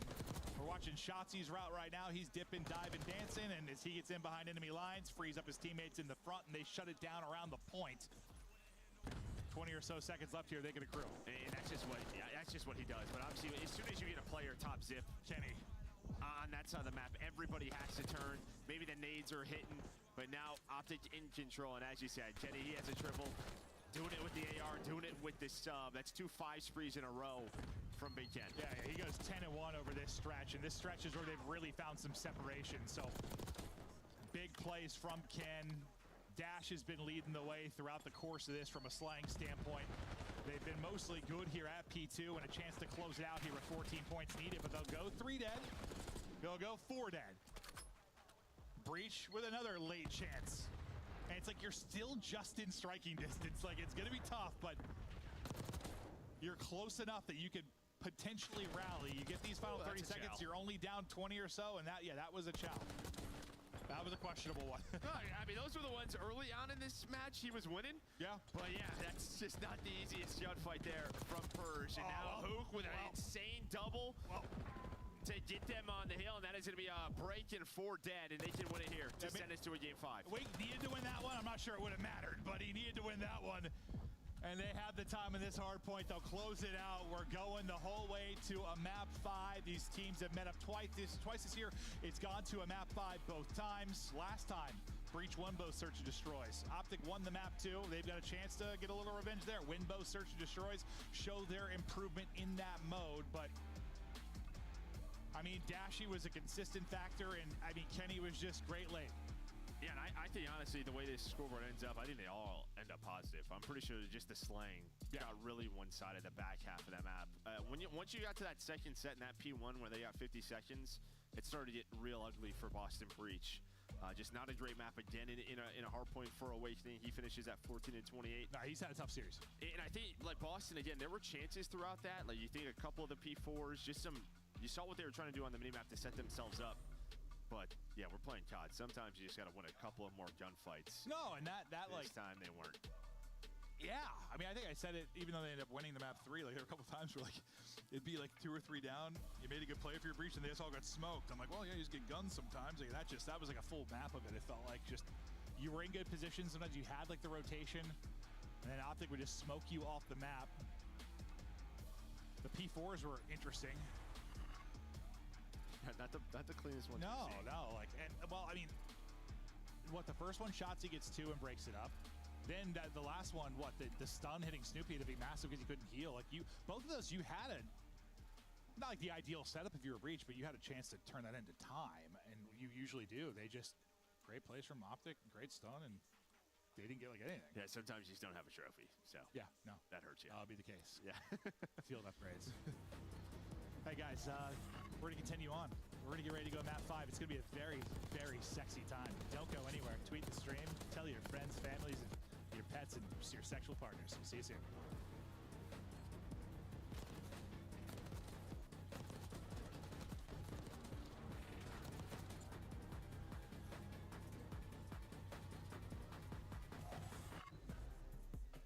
The Esports World Cup is an official partner of the Call of Duty League.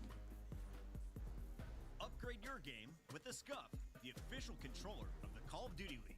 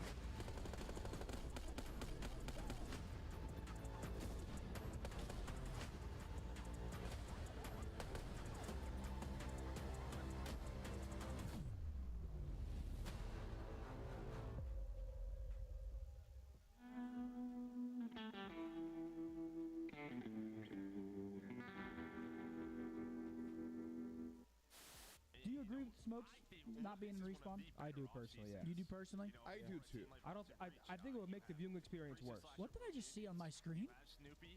Who was that guy? Did you see that? No. Who the fuck was that guy? I don't know. Welcome to Citizens over there on YouTube. There was some random guy, like, see how they have the quad box? Like, there was some random guy just like in the all 4 boxes. And he looked like he was going crazy. Yeah? Yeah. Well, Hex is claiming this is going to be the best champs ever. Well, for these two, it absolutely was. Just a moment ago in the venue, the Green Wall and the rest of the venue, of course, giving the congratulations to that lucky couple. Heck of a way to set a proposal up, I'll say. What a fantastic weekend, man. Like, it's all about the love, man. Congratulations to both of them. You know, 4v1, I think it was, the clutch, something like that.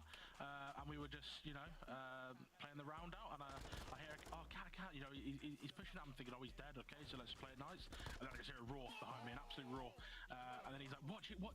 And then the kill cam wasn't running, so I was doing the roll the tape, I want to see this. And luckily, it came up, and he's blown him away, and left a bit of a little doo-doo in his pants, I think.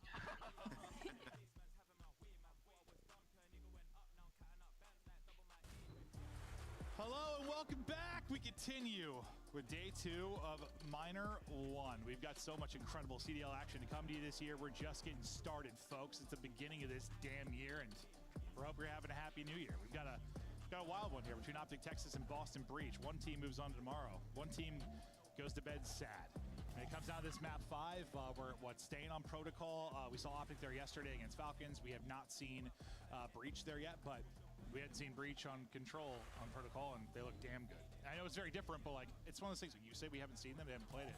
We don't know. It might be. Well, yeah, just because we just saw him yesterday, there's a little bit of VOD prep going into this for Boston Breach, True. and you try to hard counter Optic. That was a weird one though. Like, yeah, I know there was some team nades. Is that the one that had like 3 different like double team nades or yeah? Whatever? Like, one was like throwing it back. The one we don't even know what happened. Yeah, it was a weird one. It's a weird match. Yeah, it certainly was. But this will decide it. I mean, outside of the map 3, which was a really, really good victory for Boston Breach, it's been a tight series. I mean, yeah, 250 to 190. I mean, Optic were controlling most of it, but like you stayed within 50 to 60. Like it was still a battle for the most part.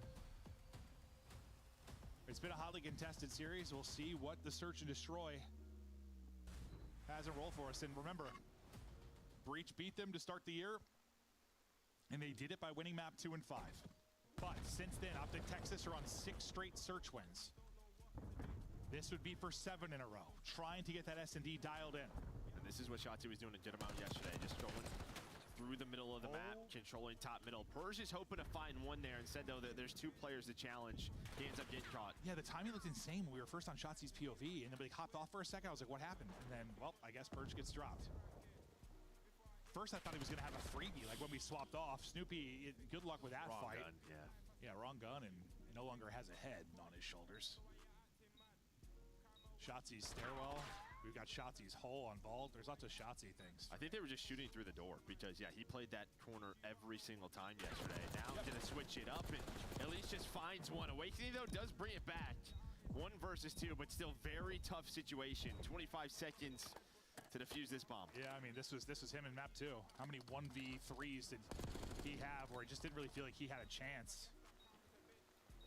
And he's just trying to go. You can see he's playing kind of frantic because he has to go. He's shooting though right now, down to a 1 versus 1, but time just the issue. Nothing he's going to be able to do. He'll get dropped. Some nice shooting there, and big 3 kills for Wake, but none of them end up mattering. Yeah, and just great repositioning there from Ken. Just wastes a lot of his time, forces him to have to take that next gunfight, and Ken just knows, yeah, 9 seconds left. Plus he's weak. Well, so you get the 1 kill on the Snoopy, the second right there, shut the round down. Elite, maybe that'll be a moment for Wake though, like in the sense, you look back to that too, yeah, he like, in those 1v3s, he wasn't able to do anything. He's like ended up getting dropped for the most part.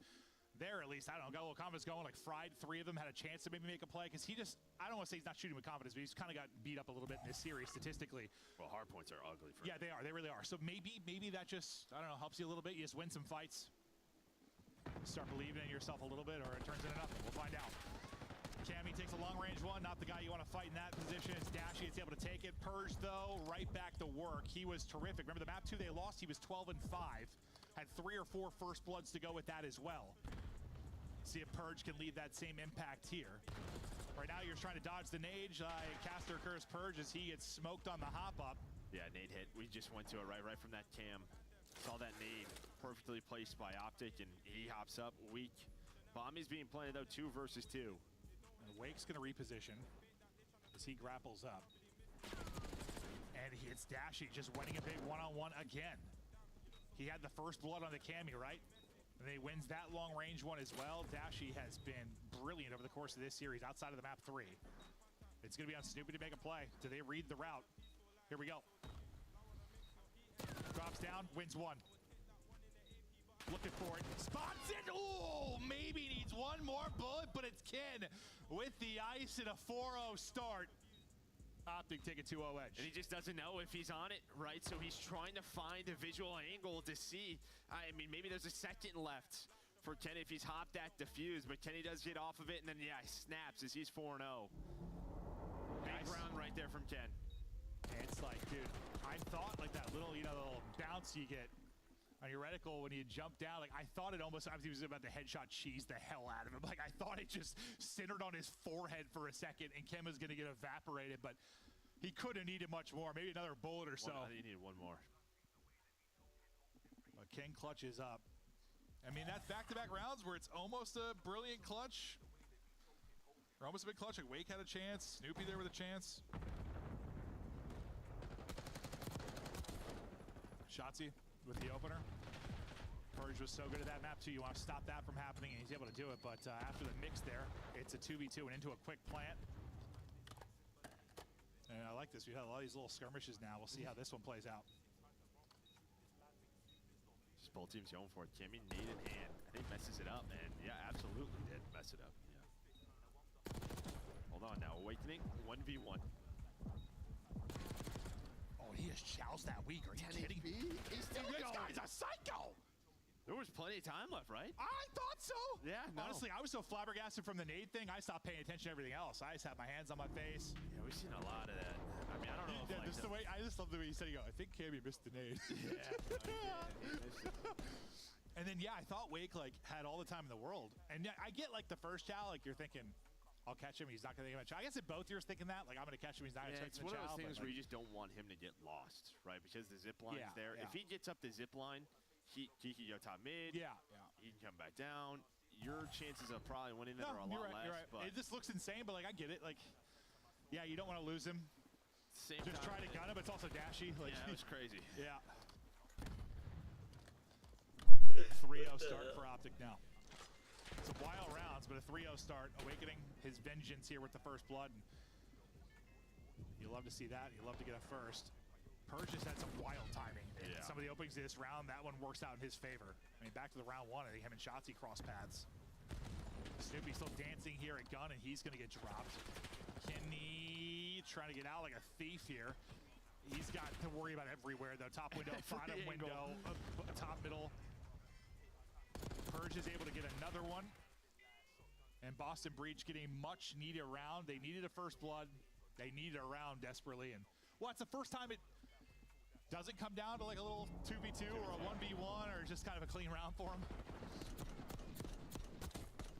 Yeah, Shotzzy just takes the risk. You just never know with the zipline timings. He's had some ridiculous clips with it, and unfortunately, Awakening just piece it. I mean, that's Call of Duty sometimes in a nutshell. You can be the best player in the world, you can know everything. It's still a game of timing sometimes. Just a half second. We've seen a couple crazy timings already in this one, and it can happen. You get through, you make the play, you kill 3. You get caught, you look like an idiot. Purge on 3 straight now. He's up to 5. We're all down here. And he's got, the entire... Snoopy might be able to watch his zip line as well if they come back up, but they don't come back up, so they're all still down there as Optic. He's thinking someone's going to come back, but they don't. They stayed.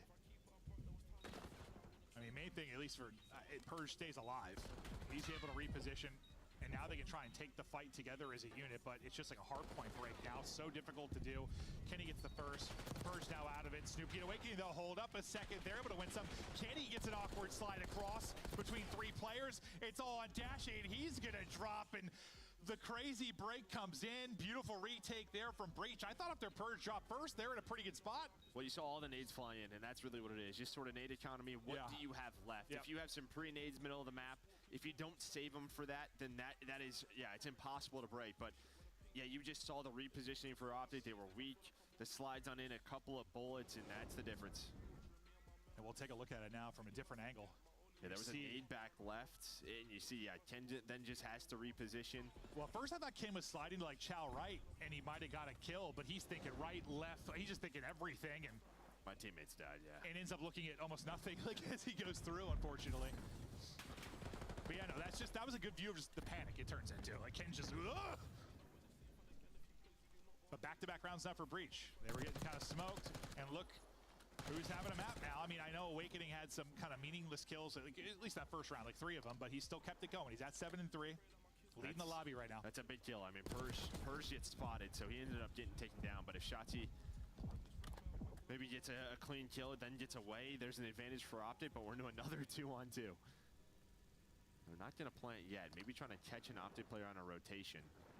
And that will be Kenny. But, they don't plant the bomb, and now Kenny's going to spot both. Nice shots from Ken. And now Awakening just because it wins the player coming from behind, buys enough time. The flank comes in. And is that one where you're just like, can you just plant the damn bomb? Or what are you thinking? Yeah. I know you've always just sort of been that guy, get the bomb down.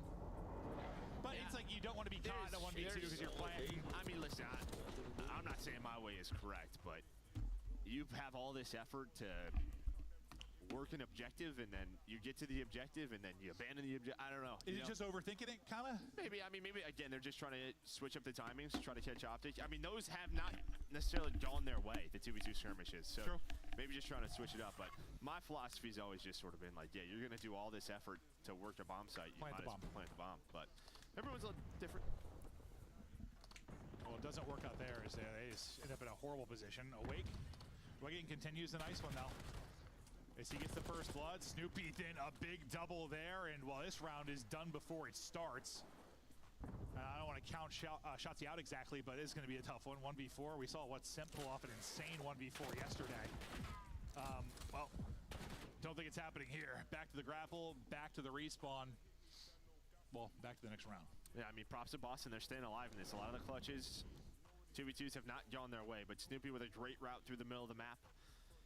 Seen this from like Shotzzy's POV, just able to find that Tommy on the flank. No, it just feels, yeah, like Optic have had a real chance to bury them here, right? Like you go up 3-0, a chance to put them away, but they just will not go away. I mean, how we've been talking about Rocker this week, like just always fighting in every game, every series. Breach trying to do it right now against this Optic Texas team, at least within this map 5. Can they tie it up at 4-4? Kenny, 8 on one side, Awakening 8 on the other. Kill leaders for now. I think Snoopy took that fight once and lost it. Not going to do it here. Purge with the first blood. Purge insta-traded again. I mean, he's been effective early, but they've usually been able to deal with him shortly after that first kill. Yeah, Awakening gets a little lucky there. Kenny misses an 8, or he would have got taken down. He was like 9 HP. But this opens up the B bomb site. So while Purge got a kill bottom middle, Awakening is over towards the A site. The other 2 players from Boston are able to find one and then plant B. Now you got chopper control. You've got mid control. You're in a great spot. I mean, someone Optics have to win an insane gunfight here. Kenny has had a couple peelers. And there you get some team shots in with Hooks. So you put it into a 2 versus 2 now. And now you don't have a great angle onto the bomb because you don't have a player at chopper. So the pressure flips a little bit here to Boston Breach. But on the other side, you don't have time. But this is why you're able to top this. No one's got the angle. They've got to make a player forward. As soon as the chopper player dies, you're in trouble. But Snoopy wins it. They're going. The defuse, though, gets through. And Optic get the 5th round in. And that's a painful one, I think, if you're Breach. Yeah, I mean, you kind of nailed it. The player helicopter died. So you had no angle on the bomb. And then they were just weak. Like, Awakening stepped up to P1. He gets shot a couple of times. And Snoopy is just hoping to find a timing through middle of the map. But he doesn't want to get caught sprinting. So, yeah, Ken's just like, I love trust that. you. Yeah, no, I mean, as soon as he died chopper, I'm like, hop the bomb. Like, they got work to do to get to you. They got to get a kill and get through. And they did it pretty quickly, but he insta-hopped, and that round might be the difference. 5-3 not Optic. One more to win this best of 5 and move on to Sunday here at our first minor. Trying to get a little extra cash on the week if they can win this whole thing. Looking to do it here on attack with the closer. Kenny's been terrific. As he's looking to get to double digits and maybe have another icy moment to his resume. Wake, he has stepped it up and he's able to get another first blood. Snoopy there as well. These Boston Breach guys just will not go away. It's actually a really good round call there by Boston. They played that the way they wanted to, right? And Optic kind of fell for it. You had all 4 players on that side of the map just kind of waiting for that push to happen. They were making sure they weren't working B. They were watching Cliffside, and yeah, they were just like, Spiral is open. They can go through the middle of the map, and yeah, Snoopy was waiting. Well, Shotzzy gets 1, so it kind of gives him at least maybe a chance here to clutch up in something. Not a lot of time. That's a crazy win, though. Purge, though, gets 1. Maybe bails Breach out. I don't know how the hell he wins that. 10 seconds now to go. They're both going to be there. Best of luck with that one. Nice round for Boston Breach. You like what they did early in that. Yeah, I mean, it's just a nice little play call there, right? Just sort of, yeah, just these in-game adjustments. What's open, what isn't open, what do we allow them to do? They were pretty much saying plan A. If you want to. We're going to play near our base, not really go for any crazy risk middle of the map, and it pays off. And Purge, again, terrific. He's at 9 and 6. He had 12 and 5 in the map 2 as well. He's been so good in these searches. Can they clutch up in this? We went, what, to round 11 in the map 2. Are we going to go the whole way here? Optic have had their chances to put them away in this map 5. Here's another opportunity to do it. Match point. Snoopy, though, a little stretch he's had. 5 straight from him at 9 and 5. First blood, though, it's Dashy. He wins that outer fight again. He did it, what, just 3 rounds ago. Purge is here, though. Purge is working through the middle of the map. He doesn't drop off, but he's able to turn this into a 3-on-3. Oh, he's spotted. Oh my God, he doesn't see him. And now it's all on Wake, his 5th 1v3 opportunity, I feel like, of this series. He nearly did it, what, round 1? Where's Bomb at? Let's say Shotzzy's right near. Now this became real doable. This became real doable. Okay, I thought Bomb was down low, but it's actually in the house, so he should potentially pick this up and maybe work B. Down to a 1 versus 2 now. Wake has had a real tough series, but you can brush a lot of that off. He clutches this up.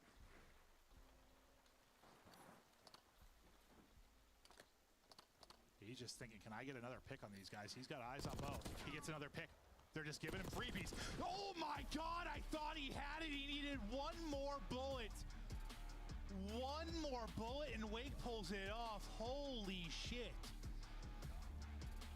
That was close. Yeah. And Ken says...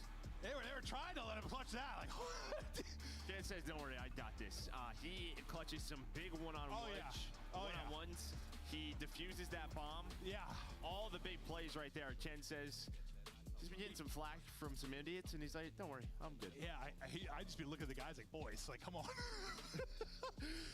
Wow, nearly. I mean, Wake almost pulled off, what, 2 1v3s in that. Some crazy rounds. A hell of a series. We've had 2 bangers to start off this Saturday. But Optic get their revenge. They lost it in 5. Week 1 here in the minor, they're able to take out Breach. They win both search and destroys. The search streak up to what, 7 now. And that's like the first game where like Dashy's looked, you know, just not had his really pop off moment. But yeah, really. Well, the search in the map 3. I mean, he was really good in the hard points in the map 2, right? But yeah, but then guess who? Ken steps up. 1,500 damage out of him. Yeah. A massive map there from Ken. And well, to be fair, like, even though Dash didn't have a great map, I think all like 2 or 3 of those were first bloods though. He got those picks on Cammy out, or he was just taking those one-on-ones. He had a couple big one-on-one wins like to get first bloods, but that was about it. And that, but yeah, no, some pedestrian numbers from like Dashy, at least in 2 of the maps. Like, I kind of got fried, but wow, I mean, honestly, it's a fun as hell series. Yeah. And like Breach looking like the real deal, like a team that's going to maybe have potential to. I'm not saying these are going to be tournament champions, but can they make it to a top 4? Can they make a run and maybe be the top team or have an upset at a tournament? Why the hell not? Fact is, they weren't doing this last year. No, they sure as hell weren't. No, they weren't winning at all, Joe. Yeah. It hasn't been good. We're going to go to the death now. We're here. Welcome in, everybody. Optic gets the dub. It takes, what was that, 21 rounds of search and destroy, but Quick what's happening here with Boston and Optic? Why is this such a close series every single time? It feels like it's just the SMGs going at it. It feels like a 2v2 throughout the entirety of this series, but then it was Kenny that was the difference maker. I literally talked about it as soon as we came back from map 2. Map 3, we're gonna pretend like didn't happen, but 4 and 5, he really showed up to the green wall. We had a big microscope on Kenny today. Yeah. He lives up to the hype in the final game. Awakening, by the way, no awakening through the first 4 games. He comes alive, leads the lobby in damage in this game 5. Yeah, you know, at the same time, not to be too hard on Awakening, but, you know, I kind of was hard focused him a little bit. Dude, he's just losing some big ones. Yeah. Search and destroy a lot of the times. Like, almost clutching these huge rounds, and even at the end there, like, he's just chowing everything. When you watch him, like, you love it because he has such an incredible shot, but, like, in that moment, he had time to run over to B. And that's not like, it was like that in every single one of his clutches, like, pulling out the pistol, just chowing. You think back to the map 2 and that 1v1 versus Kenny, the same exact story, or when Dashy kills him. So something to adjust from personal play style, but when you talk about Boston, like, they look good throughout the series. I mean, the protocol control just kind of ran through them. SMGs were going wild, and we get to this game 5 where it's like they're in a great spot, and then Purge just gets picked from up top, didn't see the player down low. So you're playing a world championship squad. It's going to be tough. I think if you're Boston, you feel pretty good about how you fared. Ali, I think I have a little PTSD from last year. I can't believe that Boston is as good as they're actually playing up to this point. A squad that has been retooled for EWC. That is the starting lineup they bring into 2025. And so far, looking strong, but not enough to get to our Final Four. But what's funny though is like even last year when they didn't have this roster, they were also a team kind of being Optic Texas boogeyman. So it's funny to follow them into this year, but I have a feeling this is going to be a battle that we're going to all enjoy watching all season long. Even though we do say goodbye to Boston Breach in this final. We got to get this guy a mental coach. Purge, you had a fantastic start. You had a fantastic finish. Unfortunately, your team is going to hold the L in both of those search and destroys. He had double digits in both searches. I know, man, and it's just one of those series like where all the clutches went to the side of Optic on both of the search and destroys. So I could see why he's super frustrated, but keep your head up high because that team's good. One man who knows that there will be waves, and right now he's riding high. We have Hook joining us live. Hook, first and foremost, tell me about the haircut. Looks good. Yeah, I chopped it. 3 years of hair gone. How's it feel now when you game? Your ears feel like light? Yeah, nah, my head is like way lighter. Nice. Congratulations on the win and the haircut. I want to kind of bring us back just to map number 2, just because S&D obviously wins championships, and you guys are kind of on the back foot the majority of them at number 2. What was the change? What kind of gave you guys the momentum and the adjustment to push you through that map number 2 Hacienda? Just the mid-game adjustments. We understood like what they were doing after a few rounds. It's a new map, so once we adjusted, it was yeah, it was good for us. It's easy once you understood what they were doing, right? Yeah, exactly. Hook, talk to me about this matchup. They've given you guys some problems, beat you guys in the first match. Obviously, you weren't a part of that, but even in this one, super close and throughout this series. And we go to round 11, then we go to a round 10. So why are they giving you guys so much trouble? Honestly, I don't know, but I mean, they played a good match. I feel like, yeah, they honestly just played a good match. I'm honestly not sure why they're playing so good, but I'll have to look back at the VOD. I'll have to go look back at the VOD and see what the fuck was going on, but yeah. I'm sure there's a ton to digest in the moment. Hook, can I ask you a little bit about you personally? I love the people on one side of the spectrum or the other. You have the super hype guys like Glazer, who's always celebrating. And then there's someone like you who can just come into every match with a stone face. How do you stay so calm? And do you ever feel that anxiety mid-game? Oh, absolutely. I don't know. I feel like I don't have a full answer for you, but I feel like that's just the way I've always been, and it's just at this point, it's who I am, I guess. I don't know. It's your identity for sure. Cool, Hook, getting it done once again for Optic. We'll see you in the Final Four. Preach. Peace. Later, buddy. Mars, bro. Right? I'll join him one day. Can't wait. In the meantime, though, we've got to update everything, and we had some fantastic Scuff play of the days earlier. So let's take a look right now at your bracket and show you that we have 2 teams, and you might not have that team at the bottom on your predicted bracket. Rocker are in, Optic are in. The question is, will any other upsets occur? Can Cloud9 beat Carolina? Will FaZe come alive and beat LA Thieves? We still have 2 more matches to go. How is it going to respond with you? Like, I don't even know if it would even be an upset at this point, because Cloud9, the roster that they have, technically should be better than they are. So I'm excited to see who ends up in our top 4. We're going to blue next. Royal Ravens versus Cloud9 New York when we come back.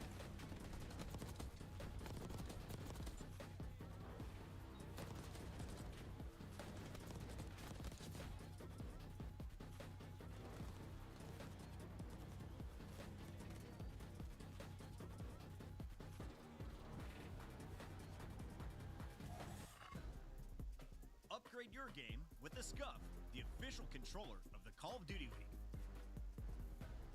The Esports World Cup is an official partner of the Call of Duty League.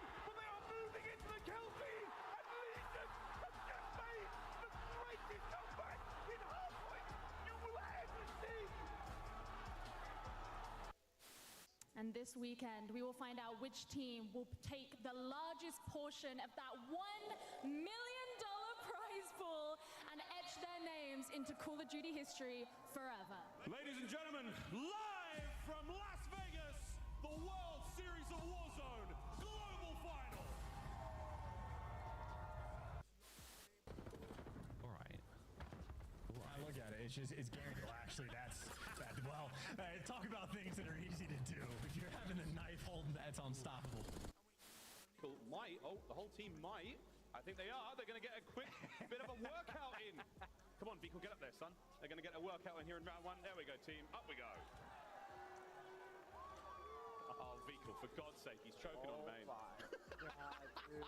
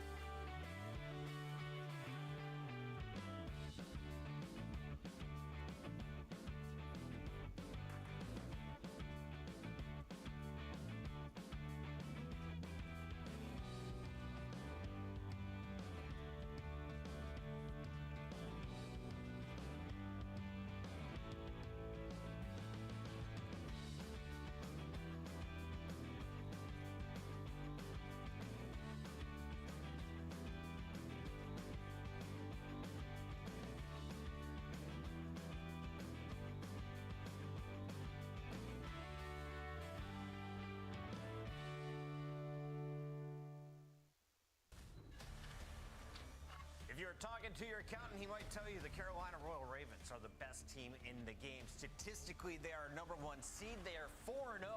Since bringing Slasher onto this squad, they're playing with a whole new level of confidence, Nameless. Yeah, they've been unbelievable. And Slasher has numbers to back it up. He's putting down the most damage on his team. And Hardpoint and Gwyn on his second year. Unbelievable so far. Hardpoint, their best game mode. And they beat these guys a couple weeks back before their break. So they're feeling comfortable.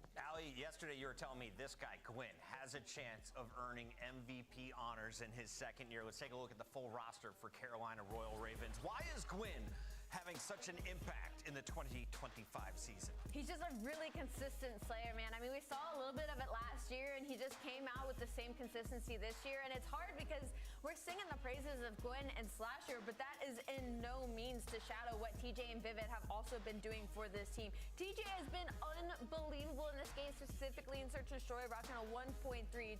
It's not their strongest game mode, but he is one of the mainstays of why they're even winning it. These guys have been locked in at their game station. You can tell just from the player cams. On the other side of this fight, though, we got to talk about the squad representing New York. They go by Cloud9 now. They have attached an old school world champion from AW.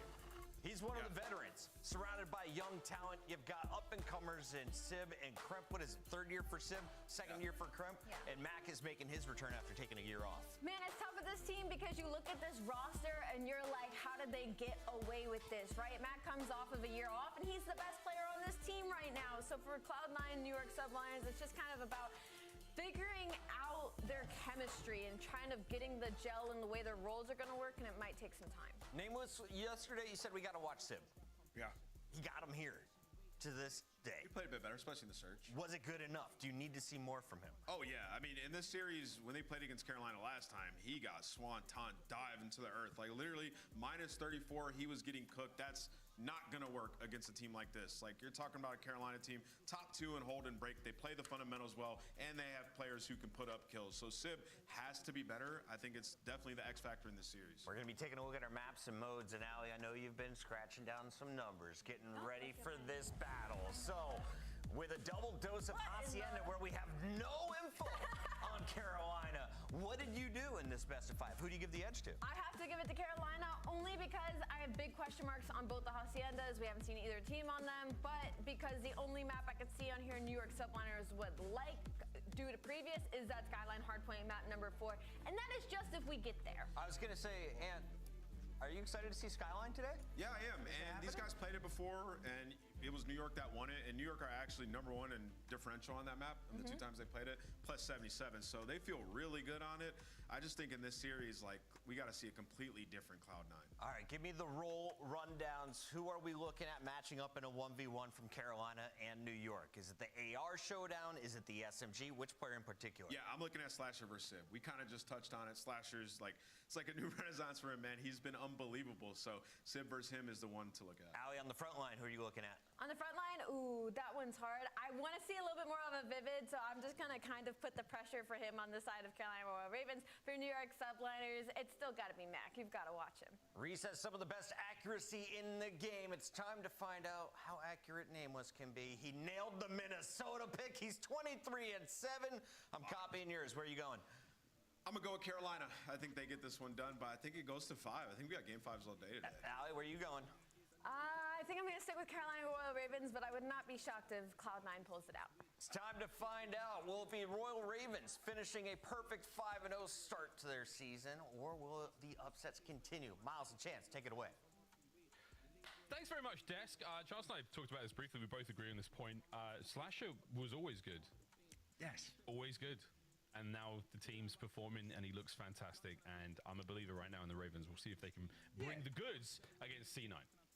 Yeah, I'm with you. I'm just like, I don't hate the narrative that he like has some rejuvenation in his career, because like it is good gas, but he's always been good. He's won tournaments like 3 years ago, won a tournament 2 seasons ago, and technically he had a bad year last year, but he was still, in my opinion, one of the best, if not the best players on the team that he got dropped from. So I'm not a, yes, correct. I'm not a massive Slasher stan. I mean, I'm just against robotics generically, but like outside of that, he's been fantastic. That's a wild card for those who know the chances against robotics in reference to Slasher. Here we go, ladies and gentlemen. The blue portion of today's matchup. And we get to watch Gwyn do his thing on Hacienda. You know, he wasn't even born when Black Ops 4 came out. Nah, I completely. And he wasn't even sleeping. There's some mattress couch reference. I didn't get it in time. Yeah, we'll get there. Yeah, that's right. Absolutely fine. Map 1 on its way, folks. Here we go. I'm only kidding with you boys and girls. That's right. The lobby drop. I wonder what's in that cup, Sib. He's absolutely turned, by the way. Sib's been drinking since the first series of the day, and he's ready to go, Chance. I'm just waiting to see him blink. I don't think Sid blinked a single time since the camera's on him. That's nuts. But here's a look at the bracket. Single elimination tournament. And as we've said, for all of the matches we have today, you win it. You get 10 CDL points, which is honestly, for a lot of the middle of the pack teams, a huge thing if you were going to be able to collect them. And then, of course, the top prize for the eventual winner of the tournament getting 20 grand. So not bad for the old bank account. And that's what they're going to be searching for. But the winner of our series gets to go toe-to-toe against Optic. A lot of storylines for either of the teams if they get in the mix, and Sib yet to blink. He's locked, man. Are you kidding me? There we go. That was on. That was still solid, man. That was still really solid. Well played. Well played. Right, well, C9, we saw them yesterday. A very, very clean performance. Exciting stuff. Mac has been in sensational form. Kremp as well, doing what he does. But it's Attach and Civ. That's the real story we're looking at here. They're going to be going up in a big way against the ARs of the Carolina Royal Ravens, and if they could even vaguely keep up or even put up the same sort of level of performance we saw yesterday of Attach and Civ, I think this series, a lot of good guesses there going to a game 5. Very, very doable. Let's see how this one goes.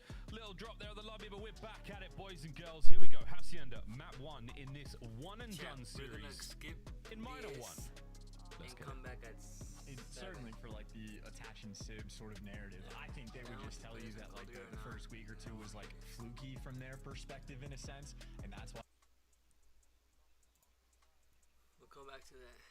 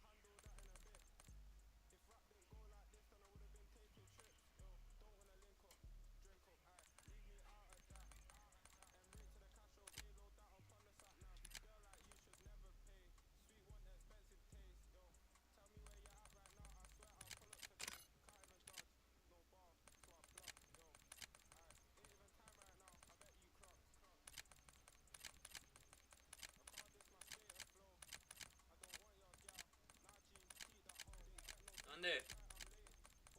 Ahorita.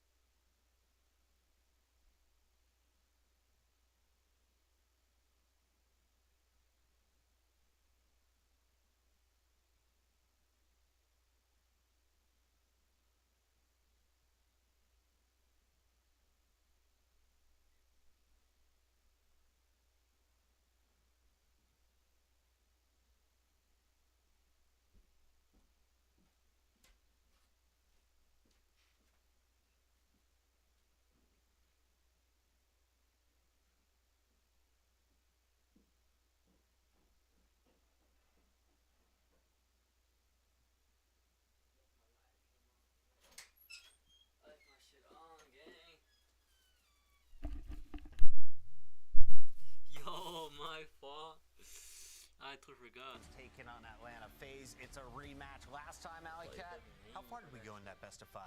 All the way. We're gonna do it again because I said all 4 game 5s. Why not? Why not? Might as well. Celium, Simp, and aBeZy. And we got to give a big shout out to Simp for his performance yesterday. His ace gave this team a spark. They were able to power through after that over Miami. Today, though, you're going up against LA Thieves. And when you look at this roster, these are 4 dangerous faces. Yeah, these guys are unbelievable. And they got one of the best duos in the entire world. When we talk about Hydra and Scrap, both of them can just take over a game at any moment. And you got 2 gap fillers who are also talented in their own right, and Envoy and Ghosty. And it's translated well. Obviously, the chemistry's there. They've been dominating all their matches. But the one versus Atlanta FaZe did get really close. We went all the way to that game 5, where Atlanta FaZe came back and won a huge rewind hardpoint. So it could get interesting. Time for our maps and modes, brought to you by Scuff and Corsair. Here we go. Protocol, Skyline, Protocol, Skyline, Protocol. Yeah, so some notes about this one. Before the break, it was a 100% ban rate for LA Thieves of Protocol Hardpoint. Banned it in every single series. And they also picked Rewind in every single series. So obviously Rewind's not available anymore, and now they're going to have to try to expand their map pool. So looking at some Protocol. FaZe have liked it so far, so we're kicking things off with a bang. Allie, are you kind of surprised to see both teams taking a turn, banning 1 Vault for Hardpoint and then 1 Hacienda? A little bit. That kind of spells some worry for me for LA Thieves, considering they want to be one of the top teams in the league, and see them already get rid of Hacienda and try to test their luck on Protocol is a little weird, but I'm excited to see both these teams, especially on Skyline. We're going to definitely be in for a bang out in that map number 4. Nameless has been the Oracle. He is perfect once again after calling Minnesota. It's a hard one. And you don't get to go first this time, though. I get to go first when I say that Hydra continues to fight against Simp and prove he should be MVP of 2025. I love that. I can't wait for both of us to be wrong again. I'm going to go with LA Thieves as well. I just love this squad. I'm going to go with Atlanta. I think Atlanta takes this one, man. I don't know why. I got a gut feeling. We got to hold Protocol that. kick things off with a W there. I think they get there, and that momentum will take them through it. Further we slide, Alley Cat. Let's send it over to Merc and Maven to find out if Nameless is right once again. We'll see. I mean, the opportunity is there. I think we're all sort of waiting for Atlanta to figure it out. What's going on? Since that trio has come together, it's not. They haven't had a start like this. They haven't. They've pretty much dominated. At least when you talk about the online league, they've dominated. They've been number 1 in the CDL in overall points every single year. I don't know if it clicks right now, but I think we're all just assuming it's going to at some point. Yeah, I mean, I think like in general they've cruised to online. Yeah, the majors like where you're just not seeing these slip ups, and you're watching this gameplay like, what's happening? Yeah. Like maybe they've struggled with some top teams in the past, but not like this. Not like this whatsoever. We're on the other side for LA Thieves. Obviously, it was a game 5. The last time these 2 teams played, but yeah, that rewind hardpoint is the rewind map that really sticks out to me. And the one player for FaZe who really stepped up in that map 4 back in that last series, it was Celium, and he's kind of the one player we're kind of looking at. Him and Draws, like it's like a Draws had a big game yesterday. He did. But like stats wise, right? He's just like 1.2, 1.3. Yes, true. I mean, he just does not have that. It's like, well, it's just like sometimes I'm watching them play. I'm watching like Simps POV. I'm like, dude, he's like, God, what's going wrong? And then it's other people are struggling. It's just been weird. It literally has been so odd, but. Thieves, they're looking good so far. An absolute powerhouse team we thought might be the best team this year the second they came together. We had really high hopes for them, and we're going to see if they bring it again. You know, you come out to start that series, the map 1, they beat them, what, like 250 to 90 or something. Just came out and slaughtered them. And I'm thinking this series is going to be over, but then, yeah, it ends up going the distance. But here we go, a big matchup. You got to think the FaZe guys going to be trying to fire on all cylinders. This is a massive matchup for them to try and get into Sunday here for this first minor. And just a test to maybe see against the top team, did some of the stuff we've been working on, has it been paying off as Draza gets off to a 2-0 start? Yeah, you would have to imagine like the FaZe guys, they kind of feel the same way, right? They're just not playing up to their potential, probably practicing very hard every single day, putting in that extra time. You'd imagine going over VODs, just trying to get on the same page. But a great start here at P1. You had 2 players at 7-0, that's Draza and Celium the ARs, 34 points. Make it 35 as aBeZy wins that one. And can't ask for much better. Yeah, no. Great start, as we'll now try to focus on our next hard point and see how the setup will look for Thieves. And they can now answer back as you've got Hydra and Envoy kind of in an early position here to make a play towards the next hard point. We'll be on Simps POV because he's trying to disrupt things, get an angle, and maybe be able to work the pinch here through mid. He gets 1, draws another, sells through, and Ghosty suddenly last alive. So you win it through the front. Celium's on 6 in a row, and you're right into another hard point. So far, so good. Yeah, this is what Nameless is talking about. Protocol, they have not played in a match yet. Obviously, there's streaming every single day, but it's been one of FaZe's go-to. And yeah, map pool-wise, losing Rewind is not good for Thieves. It's a map that they love to play. And yeah, obviously with the changes coming in, they veto Hacienda, so Protocol is available, and a great start here for FaZe. A fantastic one, but with the final 20 seconds, Abizi's kind of left on an island. He's going to do whatever work he can, but I think a stun comes through. You got a point. Yeah, you finally get on the board now if you are the Thieves side of it. Trying to push through and win the fight top middle. It's going to be Abizi. He's going to try and push through and influence spawns. One does spawn safe. We're going to see the other members pop for Thieves, and that's going to be out. So 2 will spawn out, 1 will spawn safe.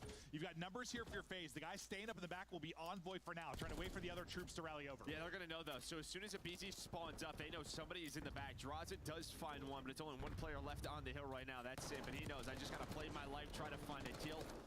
Buy some time so my teammates can get here. And we've seen this with P3 where, yeah, just it's a little bit messy. Nobody really has control. Thieves have control of the hill, but good spawns right now for FaZe. Yeah, I think you take that. I mean, if you're FaZe, you do great through first and second. You have the back if you're Thieves, and they're able to break it up enough that it's at least been a lot of contested time. Not a bunch earned for either. And then can you turn this into a P4 and really pop open a massive lead? Abizi just working to chain together some here. Sim's face, Abizi's name. We'll get to it. And well, we talked about Celium. Well, 11 and 4 start, 4 in a row. That's more like it from him. No, it certainly is. Those are the numbers you expect for so long. It's just been automatic, robotic kinda, and well, that is a fantastic push from Thieves. They take out all 4, and now this is how you quickly answer back. You're in a 70 or so point hole, you rip off 60 here, you're nearly looking at a tie game. Now you're in the Shotzzy spot. If you are Hydra, yeah, you're gonna wall bang that door. Able to find one, just backs out down, repositions, but Simp and Abizi do find 2, but it's Ghosty again running that 3rd sub. We've seen it on this map, specifically on this hill, well behind his double. They hold on to the hill, and as you said, you get a full 60 here, and it's like the rest of the game doesn't really matter. You're right back to square one. Triple for Scrap at the midpoint of this hard point, but yeah, no, it'll pretty much be a tie game, so it feels like you did a lot of hard work, a lot of great work for your FaZe early in this, and yeah, kind of just gets wiped off the board a bit. But well, it allows you to afford that big loss at 4, I guess, right? And still have an advantage. And they'll get the final 10 or so seconds as we get ready for our second set. But for Thieves, can we do a better job through first and second? Can we get a second in the first hard point? Because that was just way too easy and efficient for FaZe. Yeah, I mean, well, you get the Scrap time. You also find a couple of kills. You're right back down the hill. So FaZe do a nice job there. Scrap. He spawns behind enemy lines or takes a route behind FaZe, does find one, but the rest of his team just not in position to work the hill quite yet. Now they're here. It's going to be 2 dead right now for FaZe on the hill. Last player alive will be Abizi, and there we go, all dead for Atlanta. There you go, much better for Thieves. Still trailing a bit here, but starting to pick things up. Taking around the backside stuff will be Simp. He's trying to find an opening. And he's able to do that and try to pinch on this from the other side. So you're in a bit of trouble here now if you are Scrap and Envoy. Scrap, though, well, not in trouble. He's able to win it on one side, then go prone. Just continue to contest this time as long as he can. Gets help from Ghosty then. Great plays around the objective now from Scrap just to get a bit of this late time inside of the hard point. As P2 is ready to pop, first guy there will be Envoy again. Yeah, now you're just kind of waiting for, your individual players to really step on up, right? You've had a Scrap moment. Now you've had 5 in a row for Envoy. And the last time these 2 teams played, the player that really stood out was Envoy. He was a monster versus FaZe. Your team play's been good enough to keep this a close game. Now can your individual play get there? And maybe you win this map one. I feel like one of those series we hadn't had in a while from him where he just took over. See if he can do it again here. A big skirmish going down at the P2. FaZe able to come out on top as they've got the numbers and the trade advantage there. Draza finishes it off with 2 as well, down to 5 HP, but working to get back to full, just trying to get out of this heady. His shot's a little wide on 2 players. But still his team securing the hard point. Now we'll see what type of route Sim's gonna try to take. Do they flip him here? This might flip those spawns. Yeah, it absolutely will. Ghosty's still alive, so you might get some splits, but yeah, Simp with 20 seconds, it makes the play, the route right through the middle of the map, but Ghosty's winning the gunfights. And after that done fight and win it is going to be 3 dead for FaZe. aBeZy's just going to try to lurk, try to do what he can for this P3 setup, but doesn't happen. They do a good job, though, at P2. They have that 60-point lead still, but Thieves now in control of the hill. Oh, hell of a job there from Ghosty, winning that 1-on-1, just being kind of that first domino. And then they trade effectively after that. Now we'll see how much time this will actually turn into. Drazah's trying to take the rope up. Teammates pushing in through front. aBeZy's going to drop before he can really get anything done. Now Drazah's position is going to be given up. The rest of the troops now rallying in. They got a 4-man push here. Then they actually break into the hard point. Drazah's like, somebody give me eyes. Let me get an angle on someone.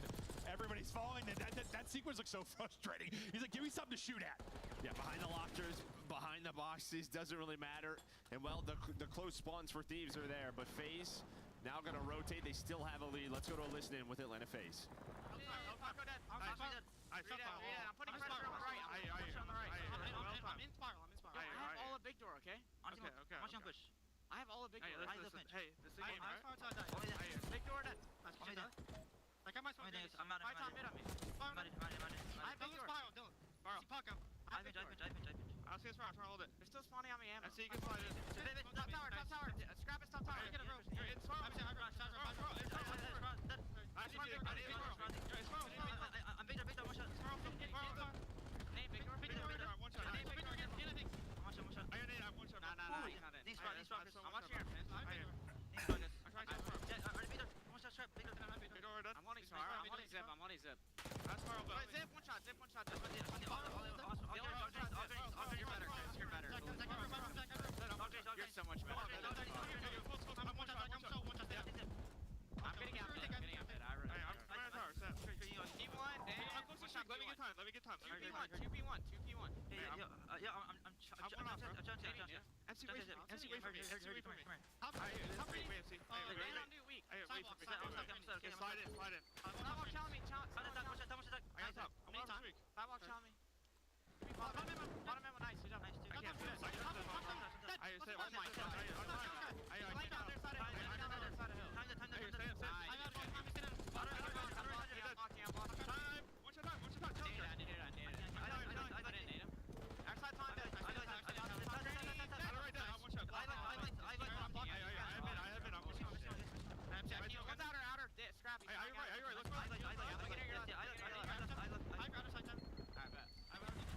FaZe in control. Drazah on 6 straight. Streaks coming in. And aBeZy, I'll tell you what, I was loving the comms. Whether it was like gassing his teammates or just the reminder, like, I've got big door. Worry about everything else. Like, I've got this. Just the reminders. And then once he died, just gassing the boys. You're better. I loved it. Because, like, you know when you've got an important hardpoint like that, like, and you know when like one person drops how mixy it can get. Like, you heard when he said he had big door, how everyone else could focus on stuff. And the second he died to scrap, you kind of heard the comms. They had to change and pick stuff up. The change-out gets more chaotic. I know he said it like 5 times, but in that type of hardpoint, I like it. Like, just a reminder, I've got all that. Do not worry about it. Yeah, and then Simp, I think, was the one tracking players, right? He was the one. We're just missing Hydra. Yep. He's going to probably be Zip. They're able to pick that up, and yeah, I mean, just a nice, clean hard point. They don't allow a 2-piece to come in from the Thieves side to lead to a break. And then after that, they dominated P1 throughout this game. I mean, as soon as we got to P1, you heard Drazah say, yo, Cell, go up for me. That was debate. You earned so much objective time from Drazah where he needed one more kill to have the Hellstorm in case they needed it, but they didn't. It was so much red in the kill feed from Atlanta FaZe. Yeah, that P1 was great from them. No, it was really, really solid. We want just at least from like early stats and stuff, like just with Cell and like kind of Drazah struggles. Like you and I were talking about, like we thought it was probably something on with the ARs, like an overall team pacing thing. It's one map, but like it seemed like they were on points. Like the comms seemed good. They were playing together as a unit. It seemed like Drazah and Cell had some good back and forth moments. It's a map, but it was solid. Yeah, and this is the one where they have looked good in the past, true, right? That's true. This is the one where, yeah, Protocol has been one of their go-to hard points for Atlanta FaZe, but yeah, I mean, very, very clean. There was a moment where Thieves brought it within 20 to 30 points, but this P3 to the second P4, that's where they just locked it down. Drazah's then able to earn that streak, and yeah, Thieves don't get close. And yeah, I mean, their success at P1, huge, just considering, you know, you kind of get mollywopped on that first P4, but you still retain like a 10 or 15 point lead just because you were so solid through the first couple of hard points. And this is where we really got to hear the listen in. It was pretty solid stuff out of the team. Some good small talk, good job calling names, some good I don't know, I like hearing the teammates gas each other. Sometimes they make a big play, let them know. Simp pops a triple there, and Drazah goes on a bit of a tear at the end. I feel like everyone kind of had their moments. Just a really good team effort out of FaZe. Well, that's it. Yeah, we've just been. Can we get a little bit more of that from the FaZe, right? That's what we normally see from these guys. Just everybody right around a 1.0 in higher. And then normally it's like they're slaying so well, but why is the game close? We don't have that now in this map where, they just dominate by 100. Well, usually I'm playing, we're playing with Crowder so much in the morning and stuff, whether it was like Warzone or whatnot, that I'm always like talking about stuff. Like if they'd be struggling, usually like, what's going on? But I just haven't really chatted with him about it. And I know he would have been like, oh, we'll figure it out, we're fine. You know how you do, we're fine. Or he'd be like, oh, we suck. He'd have some generic answer that wouldn't help me at all. That's why I haven't asked you, Chris. We're 99% win rate and like... Yeah. He's like, oh no, we haven't lost one single map in scrims, but somehow here we are. But we are all protocol in Skyline for this one. We're now going to head to Search and Destroy on Skyline, and we're going to be banging it out. We're going to be hitting stuff. We're going to be hitting it hard, Joe. Absolutely. From the front, from the back, from the side. Underground. Hitting it. So you're free to. Absolutely. And this is the one map that's a repeat from the last series. Skyline S&D, it was around 11. So yeah, this is the one repeat in that series. So yeah, should be a bang out for sure. Do you have a panic room? I don't, no. You gotta be rich to have a panic room, right? Yeah, no, that's definitely like a room that probably to sign an NDA to enter. Oh God. Shots of the boys as they get ready to keep continuing on as we take a look at some stats real quick here from Drazah and aBeZy. What they were able to do in S&D versus Miami yesterday. Series started slow after the map 1 loss, but they got back into it, Search and Destroy. And just the Atlanta FaZe pedigree and Search usually is how they keep themselves in series. Yeah, I mean, great game out of these two. Obviously leading the way, but yeah, I think the one thing that stands out was that Simp 1v4 because Miami was up 1-0, could have been a 2-0 lead right after that map 1 win, but no, that 1v4 was actually disgusting. I think I watched it back like 5 times last night. Like that was, it was like, it was almost like better than it looked. I don't know how to explain it. Like he made it look so like easy. Well, the nade helped. but even that, like it's just an absolute dot. Yeah, yeah, it helps though. Like all of it, like it's the slide back was just clean, just perfect tracking on the guy, just a dot to the van to blow him up, and then just didn't miss a bullet the guy in bomb. Like, it was just very clean, but I was impressed. I mean, anytime you pull up a 1v4 is sick, but it's just one of those. I was like, he made that look really easy, but it wasn't. Not at all. But yeah, kept them very much in the game, and then got those two going in aBeZy and Drazah. Yeah, no, and sometimes you just need that, man. When a team is struggling, one big play, one big series victory. I mean, and this is one of those series. Like if they come out and like beat the Thieves team and get to tomorrow, like it's one where you're like, okay, they're going to be all right now. Like it's going to be all right going forward. It's going to be the Atlanta FaZe we expect. We'll see. We'll see. As they're just trying to figure things out, and I mean, I think one of the reasons I haven't really been worried about them is, at least since you've had like Simp, Cell, and aBeZy on the team, they're not usually ones to make a lot of excuses. They're always like, let's get back to the lab. They love COD. They love figuring it out. So I never really like, I don't know. I assume they're going to, but we're gonna watch this one more time and. In case you missed it. Yeah, I mean this little slide back is it makes it look so easy, but that's just disgusting. Yeah, I mean it's just a perfect the slide. Real's got like and no idea. There he goes, Joe Burrow dot. And then Metals, I'm not sure what Metals is doing. So he sees him there. Him? And then, I mean, he just needs there's 10 seconds. Like, he just got to somehow not take a gunfight. But. Yeah, no, I mean, it's 7.5 to defuse. You didn't have to do much. Yeah. I mean, the last thing I think I'm trying to do at that point right there is take a gunfight. He may have blacked out. It happens. Yeah, no, maybe he said, what the hell happened to my team? I'm not sure. But the nade, I mean, it's hard to put it on the last guy because, like, he shouldn't even be in that position. Like, but I was like, why is he fighting there?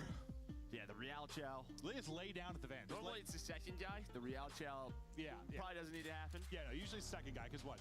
You always say that because the first guy, that gets you info, right? Now you know where he is. Yeah. Second guy, if you're not absolutely going to be traded, you threw it.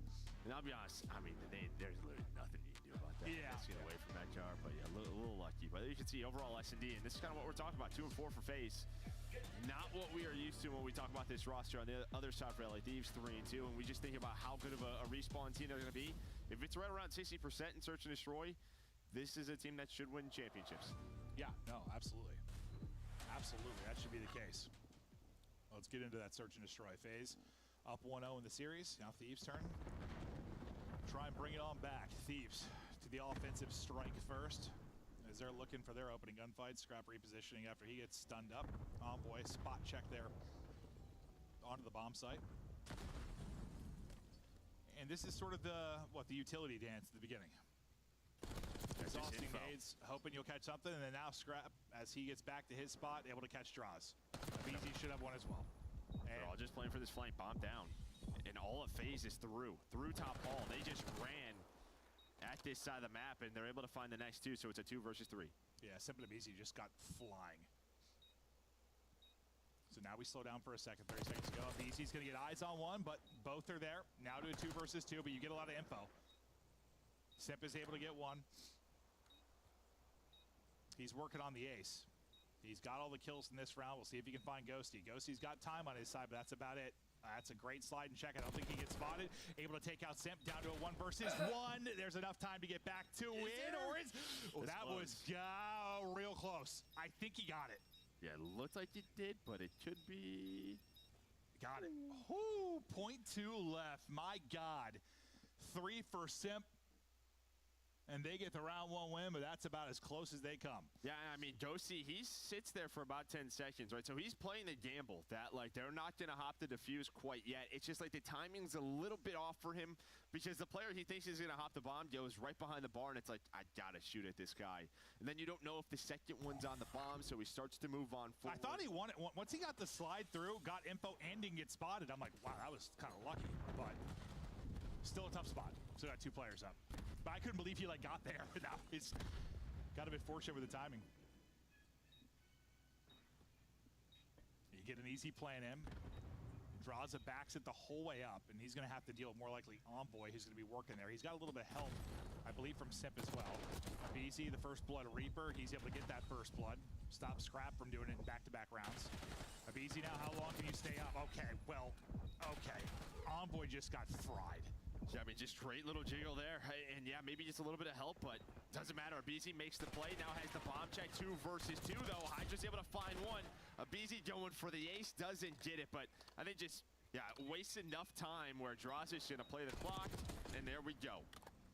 The Tiny Terror stepping it up through 2 rounds. Simp with 3 in the first, BZ with 3 in the second, and yeah, I thought Envoy caught him, but you do a little wiggle, a little Omni movement, and it sounded like straight headies. I don't know if he got help. I think he just beamed his forehead. He might have. Yeah, I don't know if like Envoy just was like waiting for a second. Well, because he only got hit to like 70. Like Abizi wasn't that weak. Yeah, great stuff right there from Abizi. And yeah, this is kind of what we sort of see it on Skyline, right? Just sort of retakes around this A bomb site. 2 real close rounds. End up going the way of FaZe. That's another first blood for Abizi and nearly into a second. How many times do you think if they went back and found, how many times you said another first blood for Abizi? Yeah, no, it's, well, it's him or Hydra. I mean, yeah, it's been a lot. I mean, there's just guys you know, or I mean, back when Zuma played, like you just know we're going to be in that first fight, win or lose. I thought Ghosty for a second, a freebie on the shoulder. That's not ended up being the case. Simp is able to cut him down. You got a 3v2 advantage for FaZe now. Scrap, thinking about it.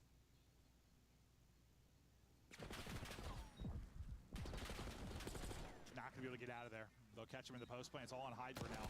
See if he can be a magician. We know he can. The reach out. Oh, Lordy. Takes his shoes and nearly takes another. And now we're shooting bodies. The MVP battle. Simp and Hydra. Simp closes it out. We almost had another moment. Remember we always talk about that second player? We just had another one. I mean, Draws, I know he's maybe a little weak.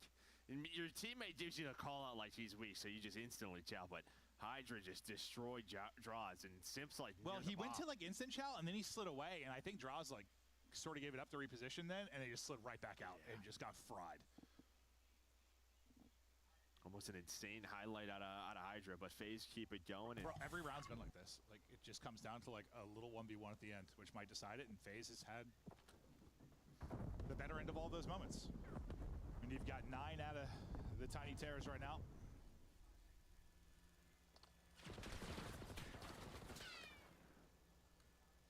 We'll see where the first blood would come from this time. 2-1 advantage for FaZe currently in that department. Yeah, and Scrap's in a great position here. A lot of info. You have the top hall cross.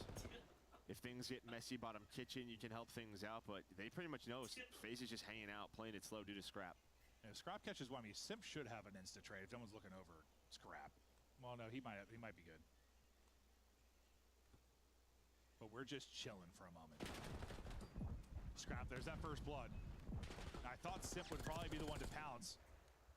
He's still waiting. He's just waiting. Yep, just waiting. Yeah, but Josie spotted him. I think number 8 put some shots in. Yeah, so somebody. That's what I was wondering. Somebody had eyes over him, and they did. This nice setup here from Thieves. No, it really is. Scrap gets 3 in the round. The only thing they have to worry about in that situation is Underground, and I think number 7 was watching it. But yeah, you have Ghosty pretty much in a trade position. Scrap has all the middle, and yeah, just a great default there from LA Thieves. Good setup, good execution. And that's the first like kind of clean round we've had, really. Can you ping off that momentum? And keep it going here now if you are Thieves.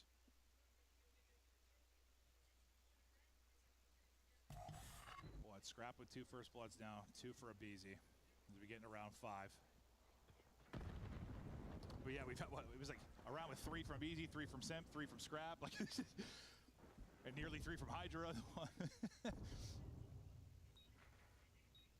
That's what happens to you players like this on both sides of it.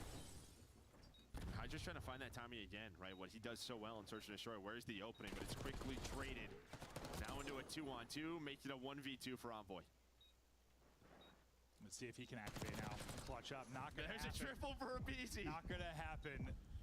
Just having these monster moments. Yeah, it's coming in 3s right now for everybody. 7 now for aBeZy. And that's just kind of the nature of this map, though, too. It's just like you just get one, you just like turn to a 45-degree angle, you're shooting at somebody else. It's just small, you're just snapping around, you get in a little groove. And I think the biggest one there for aBeZy is the second one on Hydra, right? Because they plant the bomb A, you saw from Hydra's POV, he hits the zip, he's behind enemy lines, and they're just hoping he doesn't get lost after the first one, right? Just sort of waste your time. Almost what we talk about with Shotzzy all the time, right? Just don't let him waste your time. And aBeZy able to find the second. Up 4-1. FaZe close to a 2-0 edge in this. Scrap another first blood. That's his 3rd. aBeZy is in a world of trouble. Scrap gets another one. He's probably going to get a 3rd because that's how the game's been going. And he does. This is actually crazy. We're going to pay attention to it now. I don't know what's going on. I don't know what's going on. But they'll get their second up. Scrap having a monster one. But they're still going to be in a 4-2 hole. They're just showing off the Omni movement. Just making a mess of this kitchen. Some maid's going to be pissed off. What is that? Looks like a squirrel like shit in the biscuit. I think that. I don't know why that's where my brain went. I have no idea. My brain's a weird place. Yeah, I don't know. This didn't look very edible. I don't know. It didn't look good at all. Didn't look great. Spoiled muffins is where my mind went. I just with the squirrels. I don't know. Like some games, like I remember I played like Final Fantasy 15 or something. They say like video of like actual food. Like there's been some games that've gone like really detailed with like food being cooked. Like that didn't look real. That didn't look good at all. We gotta work on that. I gotta talk to the art team. We have other problems. Not worry about the food. Oh, I'm dying, bro. Oh well, he's got to get a 3rd. Nope. Oh, not gonna happen. Ends the spree. Cell connecting, Scrap. He's on 4 straight. Trying to clutch up, not gonna happen. If he killed both, it would have been his 3 in the round, but not able to do it. That's the 5th round now up for FaZe. They sell at 1 going into that one, but yeah, you know, you've had some individual rounds from Thieves, right? Like the side of Scrap, like we just saw, but there's always been a response. So you're not allowing LA Thieves to kind of go on these runs and get themselves back into the game. No, I mean, this is back-to-back maps where FaZe have mostly just been in control. Like this is the first time where I feel like they're looking, I mean, they've had their good maps, but just kind of looking like you maybe expect them to. They've still got to close this out. I think we just saw like a 3-5 comeback in that map 5 in the last series. We'll see if Thieves can pull off the 2-5 comeback. Or FaZe will shut it down here. First blood to Draz as he's playing deep, tries to snap on Hydra. Maybe setting up Cell. He's going to get double chowed. The fact Cell gets one is brilliant there.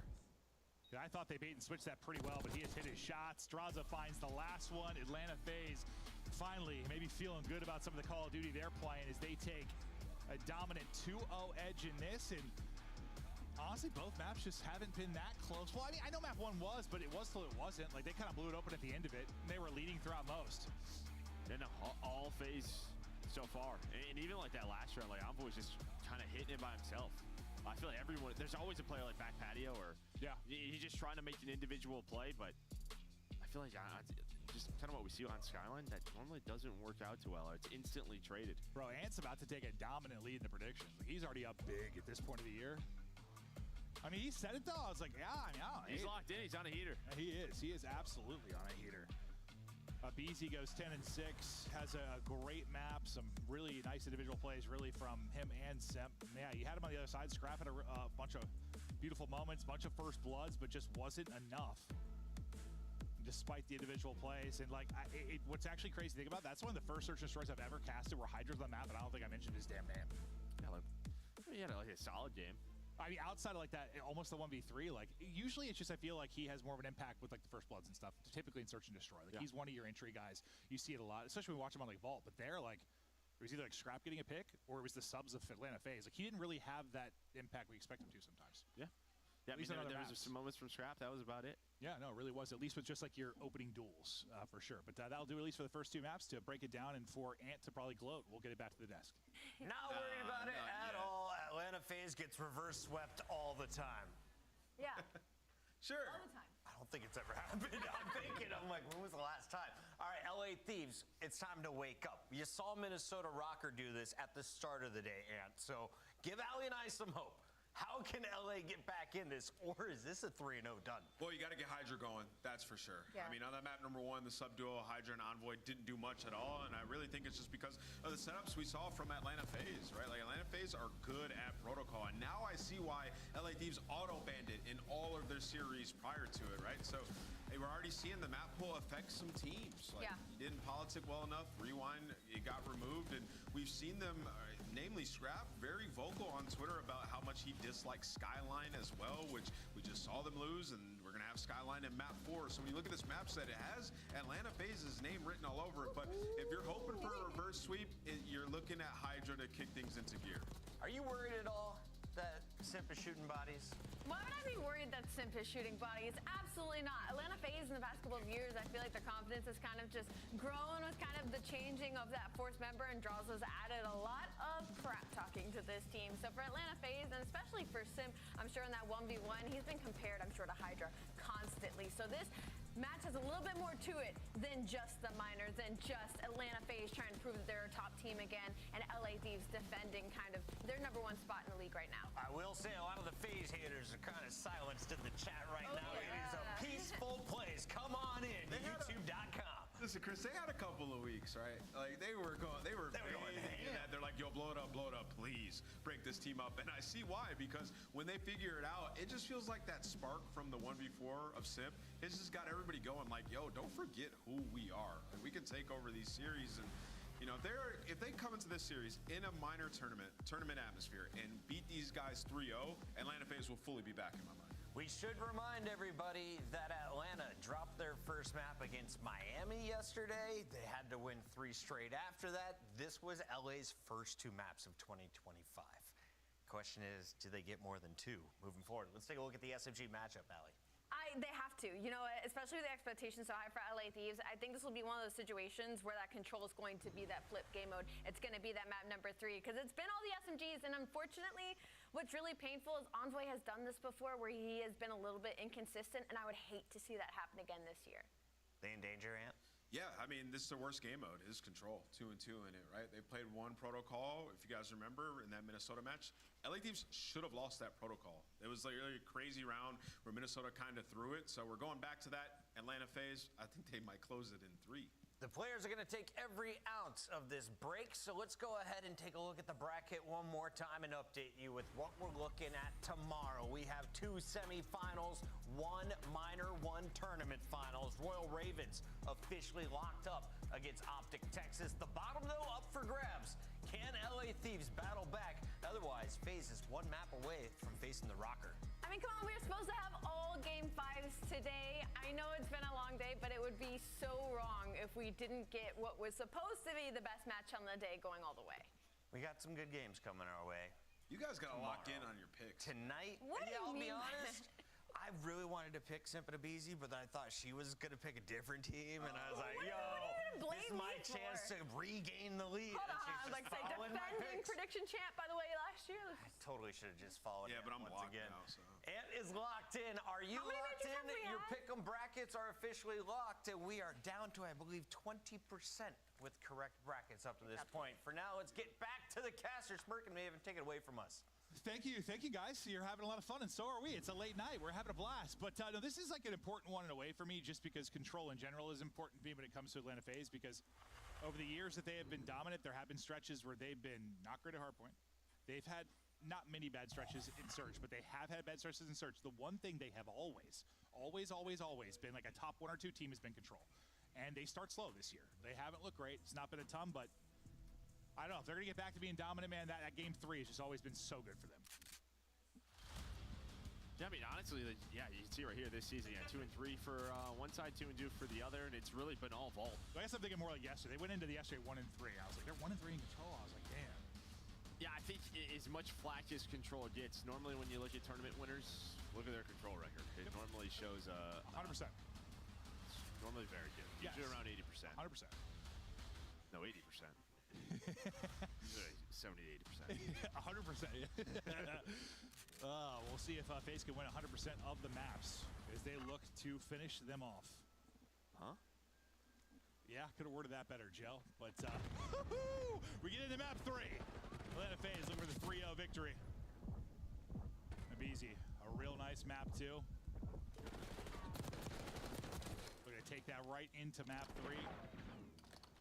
As he starts off with a pair, and so far, so good. He's trying to get into the back line. Well, again, it's Celium. He's able to find 3. Gets the multi-kill, and you set up a Beezy, right? It's just which corner is he in, and that is a great slide from Envoy. Nice trade there from Simp, but it's the start you want if you're FaZe, right? Don't give them any momentum. You're on a defensive round. Control the middle of the map and get into your spots. Draw's now trying to flank. Looks like Hydra's watching one side, Envoy the other, so they got that taken care of. Progress over at A. Inching their way close to that second tick. Not quite. Did it go through? Maybe? Yeah? Yeah. Okay, got the second tick. Hydra's playing with the doorways, then sliding on out. Simp's gonna get buried. Oh, they didn't get it. Oh, it was so close. So they'll clear that all the way back, too. They fly out just to get that done. I mean, that's a big play considering that was a centimeter from getting done. Ghosties off the map. Abizi and Simp then get 2. We got 30 seconds left to go, and that might have sealed the round. Yeah, Josie just slipped. It's raining. That's true. It is wet out. Yeah. You don't know what type of shoes they're wearing. They might have had like military shoes on with good grip, but then they put on these new skins, and they could be in some sneakers that just don't have the same level of support, Joe. That's a good point. Skins look great, though. They do, but I don't know what's on the bottom of those things. Are they treads? Is it flat rubber? I'm not sure, Joe. Not sure, but I'll tell you what. Yeah, you at least stop it for a second. You get on to B. You'd love to have another tick or 2 if you can. There is a chance, right? You have a couple players on it. They're reading the pinch. Can they make something of this round? You at least get the second one, and that's all you'll get. So it could have been a lot worse, but yeah, you'll take 2 ticks. Yeah, we get an extra tick on there, but yeah, I mean, God, I thought they had that. You put your face in the monitor basically to see if they had the second tick of that. It looked like they did. No, I thought they did, but then suddenly it's all cleared. His FaZe were quick to get on that. But really, I mean, they won that from the onset. At least they win the opening break. There's immediate pressure. You don't allow any rhythm to get going for this Thieves team. Just don't give them any momentum at all. Yeah, the one time you had 2 players on A, right? We saw Envoy and Hydra watching the pinch. I think aBeZy then took a long route. He wins the one-on-one versus Envoy, and then him and Simp sort of collapse onto the A point. That was the only sort of map control you really had. But it was aBeZy who shut it down, and in that round 1, he puts up 11 kills. Yeah, no, 11 in control round. That's fantastic stuff out of him. Envoy just inching his way on forward, not able to snap back. He will get traded out. It's another opening break that you'll give the edge over to FaZe. Hydra has come soaring out though. Won't live long. I thought it was the bullets from the 2 FaZe players around him, but it's actually a team nade. He was really getting shot at from both sides. That's the one tough part, right? You try to retake that point. You're the last player alive. Your teammates have spawner thinking, I'm going to chuck some nades onto it. Yep. Well, Josie takes him down, but they do regain map control. And now you have Scrap in a great spot. At least you would think so, but draws it with the heads-up play. The slide, the pillar gets in your way, and that is 3 dead for Thieves. Yeah, no, Scrap wants that one back, but no, the pillars, man. We've all been there. It can be frustrating. You lose a little aim assist for a second, you lose the player, and then suddenly you're put in the blender. This FaZe are really ramping it up. They're up 7 lives right now, playing as a cohesive unit. Cellium's ready to get a little stabby. It'll be what? The A point done, the extra minute in, just under 2 minutes to work with. You at least get some big kills in sequence here for your Thieves to make sure there's no kind of transition over. And that allows them to get forward as well. So that's a great stretch after the point. Like, you give them the extra minute, obviously, but since then, it's perfect. Yeah, at least, like, advantage, though, for FaZe, right? Because they only give up 2 ticks, so something to take into the next one. Josie with a great slide, and, well, before this life, he was struggling. Now on 5 in a row, up to 8 and 11. Can he find number 6? No, Cellium pulls out another sub. And look at how fast that life advantage. You had 7 life advantage. You get 1 wave down, you get 1 wave of spawn kills, and suddenly you're 14-14. So great stuff from Thieves, and now a great chance to win this round. That's the best you can hope for if you're going to give up a point, at least. Like, have it be just clean that next, like, 30 seconds of gameplay after that. Really helps set you up to secure that second point defensively. No way. Cellium is all through on the other side. Man, how this pays off. This could be really good for FaZe, and it is. It's 1 player left. It's really Envoy just running in circles. How fast can they trade him out? He's able to get 2. I mean, that's huge. That buys the boys time to get back. Make sure you don't have maybe 3 players stacking this. Well, if there's a second player there, that second tick is in, right? So you would be up to 4. Or sorry, the first tick would be in. If you had 2 on it. So yeah, that Envoy 2-piece could be very important moving forward, but they still have to win this round. They're down 2 lives, 30 seconds remaining. FaZe have to go soon. Yeah, and just, I mean, that, like the tick, but also just, you probably have bodies on the point longer, it extends the clock, it works down those 6 lives you have. Like, that 2-piece could end up being huge, and he's still finding kills. 12 seconds to go. Simp just being patient, now gonna chow out. Can they bring it to lives? 5v4, 5v3, 4v2. Get on it. Gotta get to it, just able to get on with 0.8. The help is coming in, he's by himself here for a second. Cell able to get 1 through on the cross, they get the round win. They do just enough to bleed out the lives. Well, that's it, right? We saw this earlier in the day. These attacking teams, what they want is they want to pause the clock. They want to build like a 7 to 8 life advantage. Get done with the 8 point, and it's still going to be tough to win the round, but there's enough resources to where if you get put in a spawn trap, you can get out of it. You have the life advantage. You pause enough time on the clock where you should work B. I mean, that's been FaZe's recipe for control for a long time. Like, even like too much sometimes. Like playing around the lives. Like, sometimes we're just like, can you guys just stack the goddamn point? Like, but on this map specifically, no, I know. But that's been their recipe in a lot of maps. Like over these past few years, like they want to just win the battle of attrition, win it through the lives. And they're able to do it. I mean, by the hair of their chinny chin chin. There's 0.8 seconds on the clock, just barely get it through. aBeZy goes right up the gut. This time, Hydra's going to be there to meet him. But Thieves are at risk of getting 3-0'd in the map and 3-0'd in the series. And I mean, maybe the series we thought had the most potential to go 5 today. It might be our quickest, which it's been a long day. We had like 3 2-hour series today. Sometimes that's the way it is. Yep.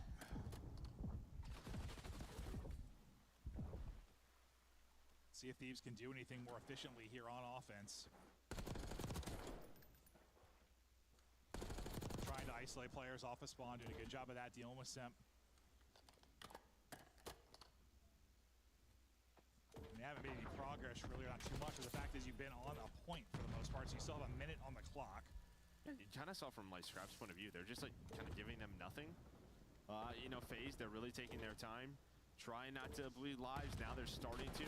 With only one player on it, that 8 point just goes so slowly, but now they very much are. They turned it on here.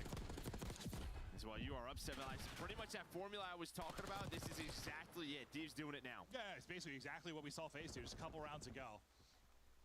Or just a couple rounds, just last round. There's the capture, and basically identical situations, pretty much. Yeah, 7 life advantage, 2 minutes. The only difference here is you still have that map control, right? There's no situation where it's seeming like they're gonna go 3 or 4 dead. That's true. I mean, they were able to do that to him, right? And they brought the lives back in what felt like 20 seconds. Not happening here. Thieves just keep ripping and roaring. FaZe have got nothing. You already have 1 tick done at B. Finally, you get something there, but you're going to have to peek Scrap sooner or later. Finally, you do. Hydra going out for the trade. He's thinking they should finish that tick, maybe, but it doesn't matter. Still 7 lives in the advantage, a minute 40. Yeah, it's like if you're FaZe, you're going to have some 4-down stretch here. Some nice sequence that really gets you back into it. Otherwise, it should be pretty similar to what we saw last round. Scrap killing Celium so hard, half his body was in the ground. Sit back, looking for angles. Scrap still there and still shooting. 7 lives left. They're doing this even better than FaZe did last round, just choking them out. Beautifully done there from Thieves, and probably the best we've seen them look over the course of this series. Yeah, now it's just, can they, is that the round to finally get them going?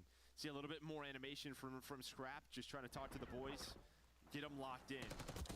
They gotta slow this man down. aBeZy up to 28 already. Well, they're gonna need a very good defense here to try to secure it for round 5. I mean, he's averaging nearly 10 a round. He's been terrific. He's on pace for a huge one if this goes all the way to round 5. I mean, look at him compared. I mean, Simps got 10, by the way. aBeZy has 28. There's no one even like in the same ballpark as him right now. This could be some kind of control record if he keeps it going, but we'll see if that'll be the case.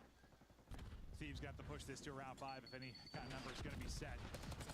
A much better opening break here from Thieves. Nearly get all 4. aBeZy, of course, the one that's going to get away, at least for now. Then obviously he's going to get a kill as well. On 30, on a 3, on an absolute heater. Will he be enough to just have FaZe close this out here? But nobody else is really finding kills. It's just kind of been aBeZy. Yeah, and the problem is you've had like nobody really on A, so already 30 seconds burned. Like the lives aren't too bad yet. Ghosty's all the way pushed up in your base. Yeah, weird timing there. Scrap's already down the zip line. Drazah looking for some spawn kills. Like, this is great and all, but again, game clock already at 45. While Drazah's here, the rest of your teammates are in your base. Yeah, he's just looking for somebody, and they spawn out the other side. Oh, he does get eyes on him at least, but Hydra's going to get away. Wow, one more bullet, I think, yeah. He's frustrated with that one, I'm sure, because he doesn't get the kill, and his team is just getting farmed, so he's going to have to wrap back and try to get on the point because time is dwindling. 30 seconds left to go. He's in trouble. Teammates still in trouble as well. Hydra and Scrap still eating inside of their house, stealing all their food. Drazah, that stretch from Drazah was not fun. That was just frustrating. He effectively did nothing. This is what he needed, right? I mean, it had to be almost flawless. They had a 2-tick advantage. So Thieves just really putting on the pressure, trying to get that round 5 defense. They turned it up massively here. Can they just close it out? You do get 3 dead. Probably the best stretch you had from FaZe throughout the course of this one, but then Envoy answers back with a double. You still have 1 on the point. Ghosty's trying to clean it up. Sip with some nice shots to back up Ghosty. Scrap, though, able to peek it as well. Then you get somebody on over towards A. They're going to have to now push across and try to clean them up off of this. We'll see if they can somehow get the minute extension or get any kind of ticks. You have the 1 tick on A.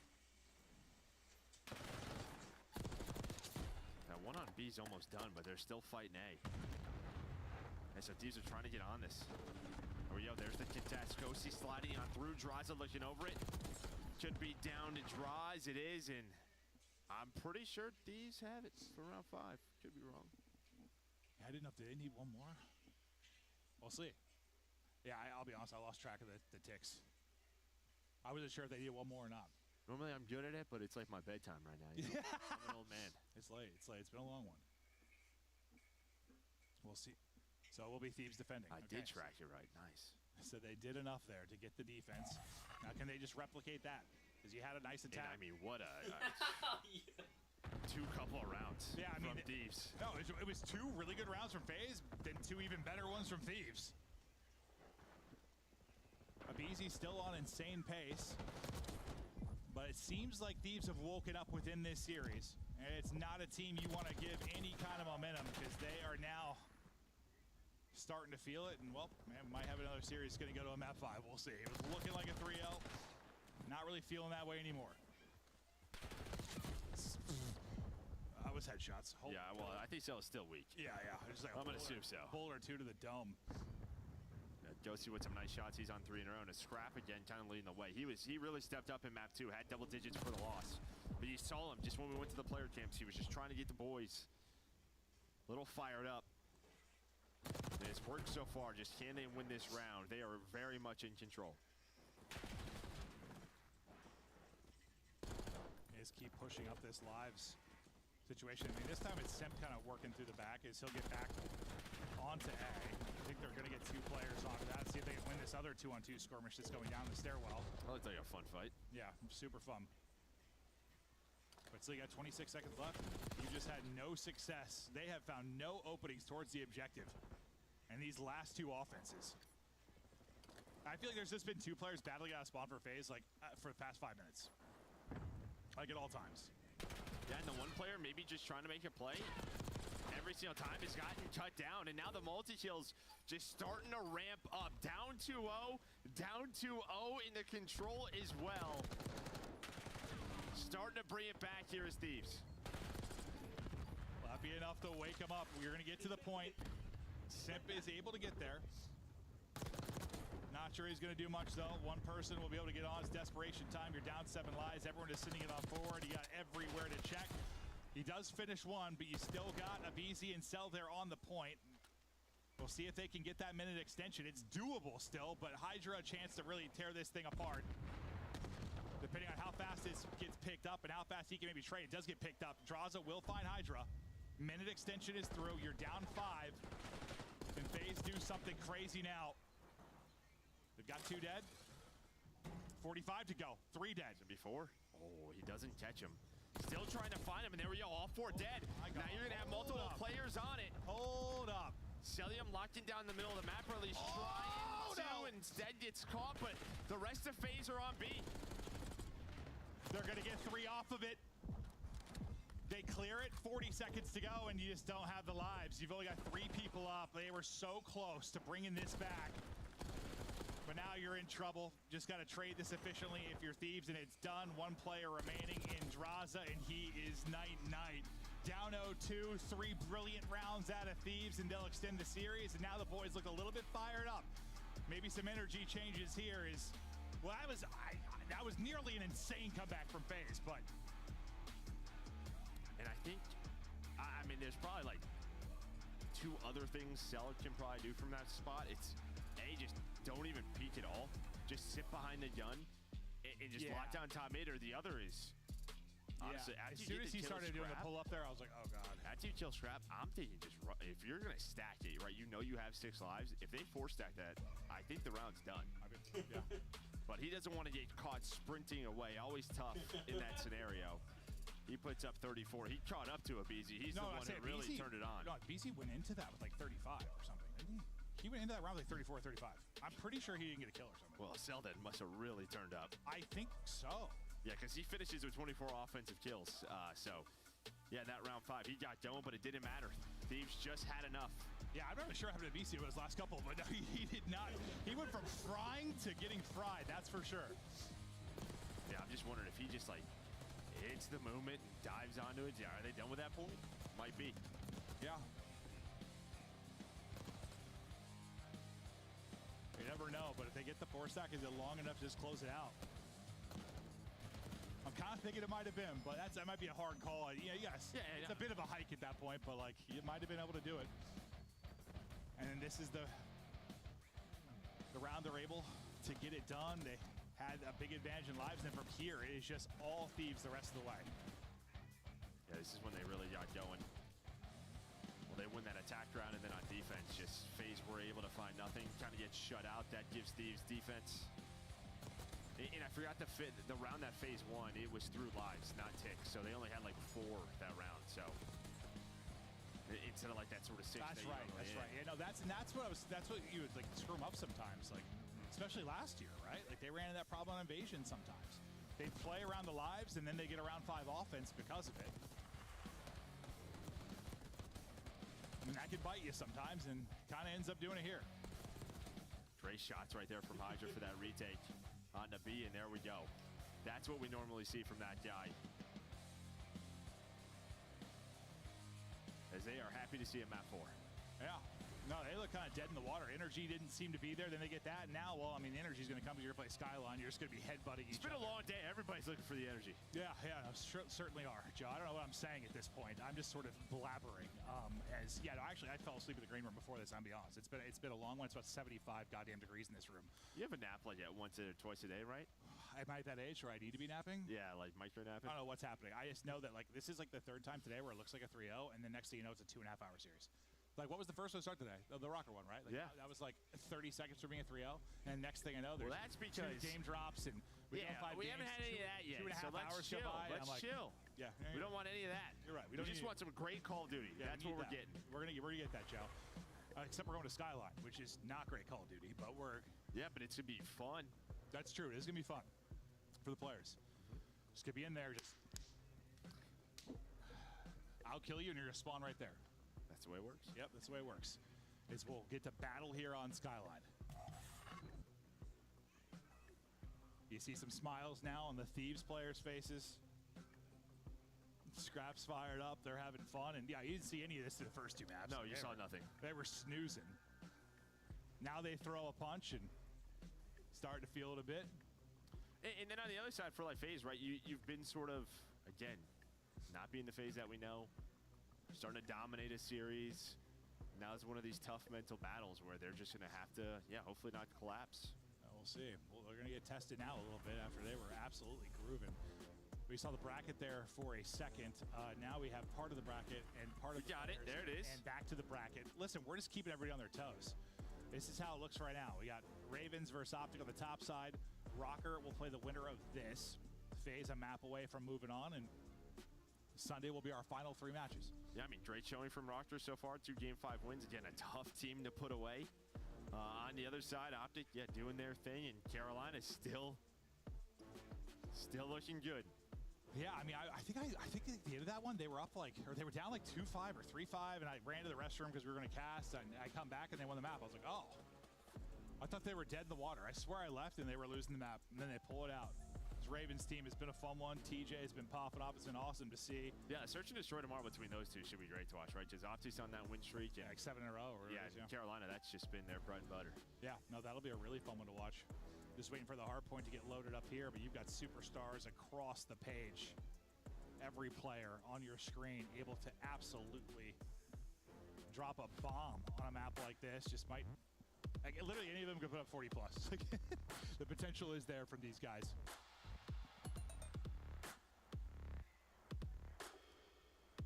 We went to Skyline once, at least for the Search and Destroy. That was a really dominant Search victory from FaZe. This is obviously going to be a whole hell of a lot different, but there's been some dramatic ones here for Thieves. They've had like a 250-249 win, like a 250-245. I think they've had some just nail biters. What was the 250-249? Was that against the Gorilla? That was the Gorillas one, right? Yeah, it's their only one. So 1-0, and that's their win. Okay. Yeah, that's their win. That one was so crazy, I guess, that I was thinking it was multiple. But that one was wild, though.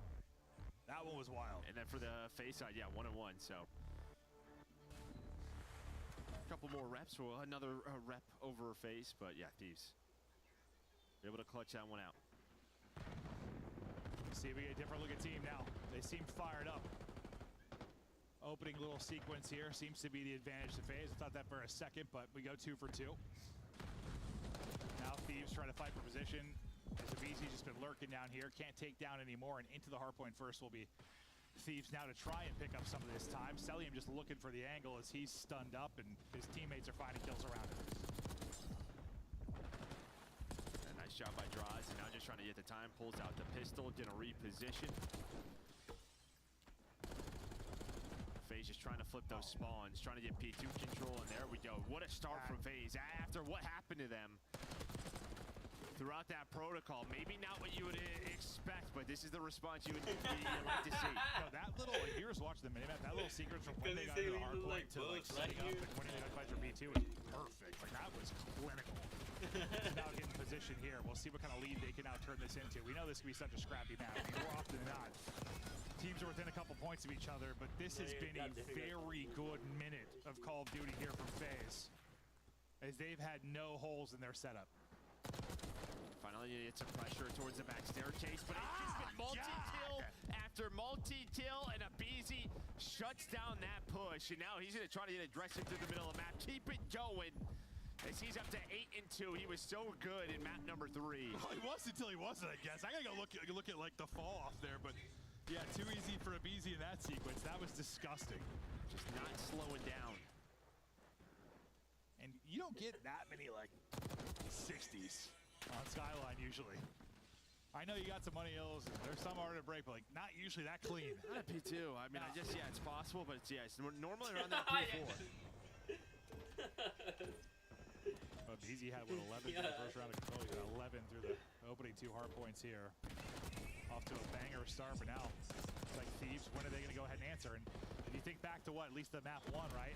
They went into a pretty big hole, and then they had one big hole. They got them right back into the game. Maybe their chance to do it now, but obviously a mid-map scrapper is what you can have on this point. You try to take the route, but they pick it up. That is a great read by Draws. Yeah, because you had 4 dead in a lot of room for Hydra to work with. But you had another 4 dead. So there we go. After that first kill comes on through, then you can make this play. This is great time so far. 20-25 seconds earned for LADs, and now can they transition it to a P4 hold, get themselves right back into the game. Simp is able to find a couple and just let them know there's some presence bedroom side. I'm sure their game plan when they're in some of their tough matchup is just a where is Hydra, where is Shotzzy? There's a lot of the comps, and trying to shut down those routes from happening. But maybe able to go back-to-back hard points now. Because aBeZy will be the last one up, and he'll get traded out. You have another nice setup for Thieves. They flip the game on its head. You got vision on all of them. I don't even know he realizes he got 2 players there. He's shooting at 1. I think it's the headshot on the back player. Yep. That looked ridiculous from Ghosty. But this is Skyline. Yeah, I just said. I mean, yeah, then Simp and aBeZy spawn up, and then aBeZy's on another 3 in a row. Yeah, I mean, that was the most Skyline. Like Ghosty with a double, and then the player he killed gets a double right after. Well, just back and forth. Yep, it sure is, Joe. Well, they get him spawning out pretty deep this time, too. I think number 7 and Envoy kind of pushing out. Yeah, but he needed this time, honestly, this 15 seconds, because that goes FaZe's way. That's 70-point lead or so instead. Yeah. A little bit different, and you're right back into the game if you're LA Thieves. Yeah, these are the types of maps usually we talk about like a Bocage or a Skyline. Like a 50-point lead is more than a 50-point lead on like another map. Like it's almost like double it kind of versus like a more traditional map. Well, they're gonna read this. Simp gets a spawn out. He might just get a freebie. Instead, he puts some shots in, just tries to reposition. So it could have been a lot worse. All three FaZe players spawn up on the left. Simp spawns up on the right, doesn't punish him. And now they get into a setup. As Envoy's gonna spawn on up, him and Hydra gonna work kitchen side. Looking for a potential lead change here, but not gonna come yet. Still trailing by 7. Are Thieves. That was chasing the Ghost? Yeah, no, absolutely was. aBeZy now with the double. Back into the hardpoint go FaZe. Thieves trying to bring this back. Get some big plays, big momentum, and get this to a map 5. They brought it back after being down big early. Let's go to listen in now with Thieves. One's wood. Wood might be Jim. I spawn AC. They're still sitting P3. I spawn top. Yeah, I'm with Piano steps, done. Listen, maybe we should go faster. And then, go. I'm needing your team. Never needed. Solid. Let's go back. Back. Kitchen, first guy. He jumped off. Kitchen, careful. Pot to Zig. Wait for the time, guys. Backdoor. And picked up mid. No mid hole. You know what, Zig? There's 2. Zig weak in the backdoor. Zig in backdoor. Like, Zig when Piano steps. Piano steps too. You're gonna be front. Front. They're gonna be top mid too. Top mid. Fast. One more poverty. Buy time, guys. They can only go 5 minutes. Looks like, yeah, white's fine. You're gonna be in the back of me. Building back door. I can get your side plat.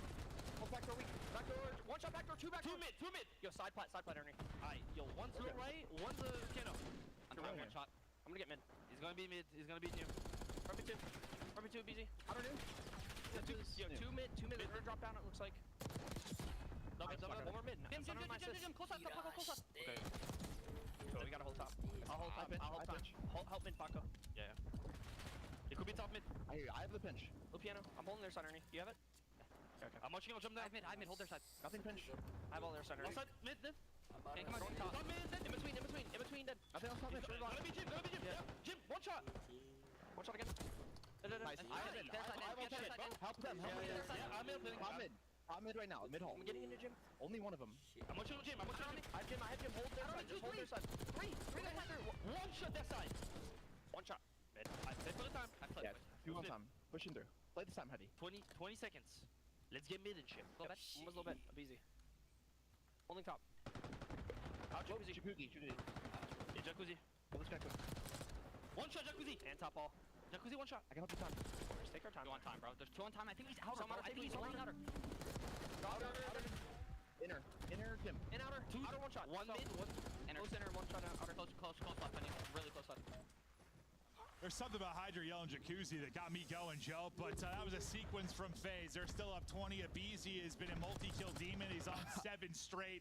Yeah, he's having a match. I mean, even just that team right at the end of that listening.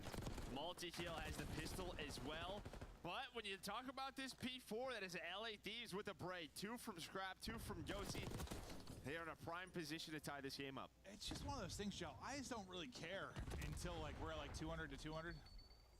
It's going to be there. It'll be close, yeah. It's going to be there eventually. I know we're going to get to 200, and then we're going to turn on the Jets, Joe. It's like Invasion. You don't care to around 5. Okay. It's like the same thing.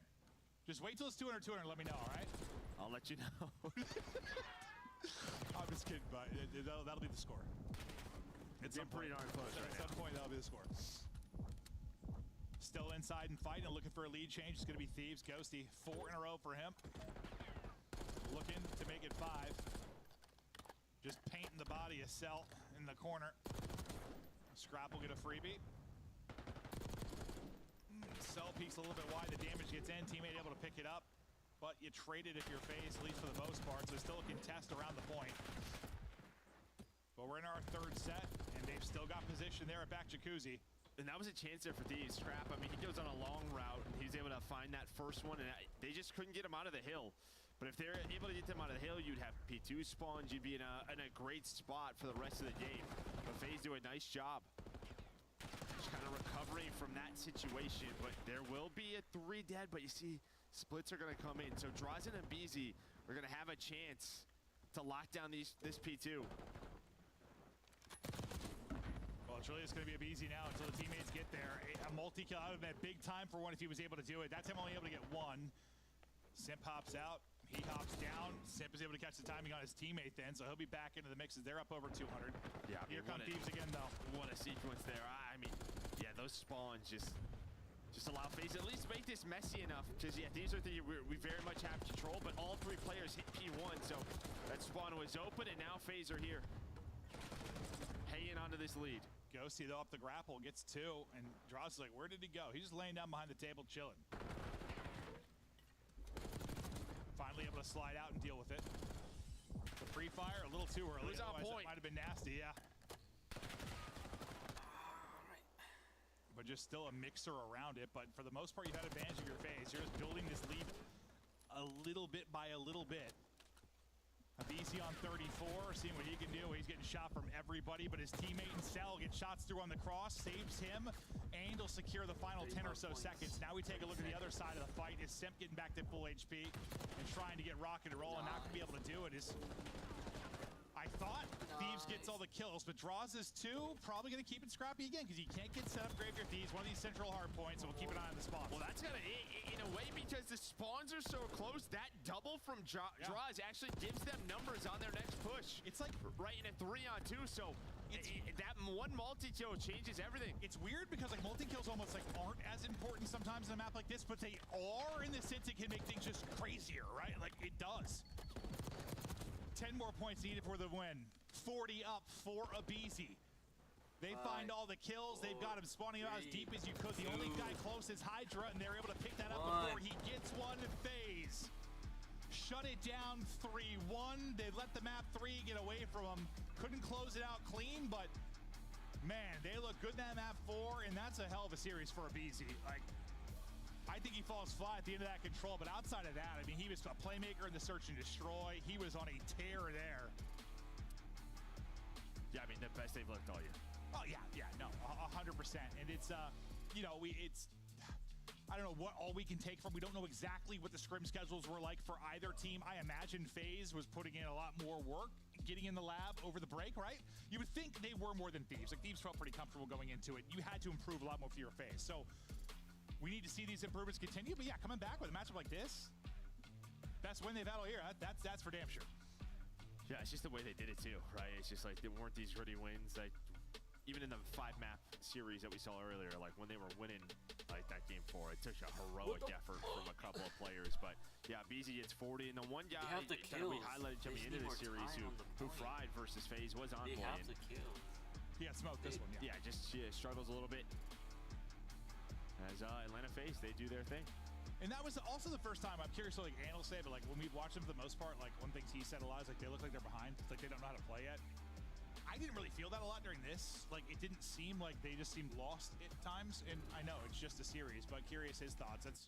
Yeah, we'll see how. I mean, yeah, could have another big day tomorrow, but see if they can keep this consistency going. See if they're back, but it ends up being a 52-point victory there. It basically always is on Skyline. It's a tight one till the finish. Hey, he gets a 200 though. So that's right. I didn't. What's up? You didn't. That's right. You're right. Right. That's my bad. That's my bad, Joe.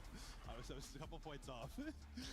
No protocol search and destroy to close it out. We end it in 4. I thought we were going 5 just based on how the day was, honestly. As soon as like that, they kind of whatever. Thieves came alive or FaZe through it. Like control was. Yeah. I was like, yeah, we're going 5 after that. I was like, we have to, but FaZe stepping up. Yeah, and I think the big thing was honestly just like you saw it kind of in the break off, like the first 2 hills, right? They built up a bit of a lead, and it's just the way they were doing it, right? That aBeZy multi-kill, the gun stayed warm for FaZe. That was just like again a big mental test for them after throwing that control.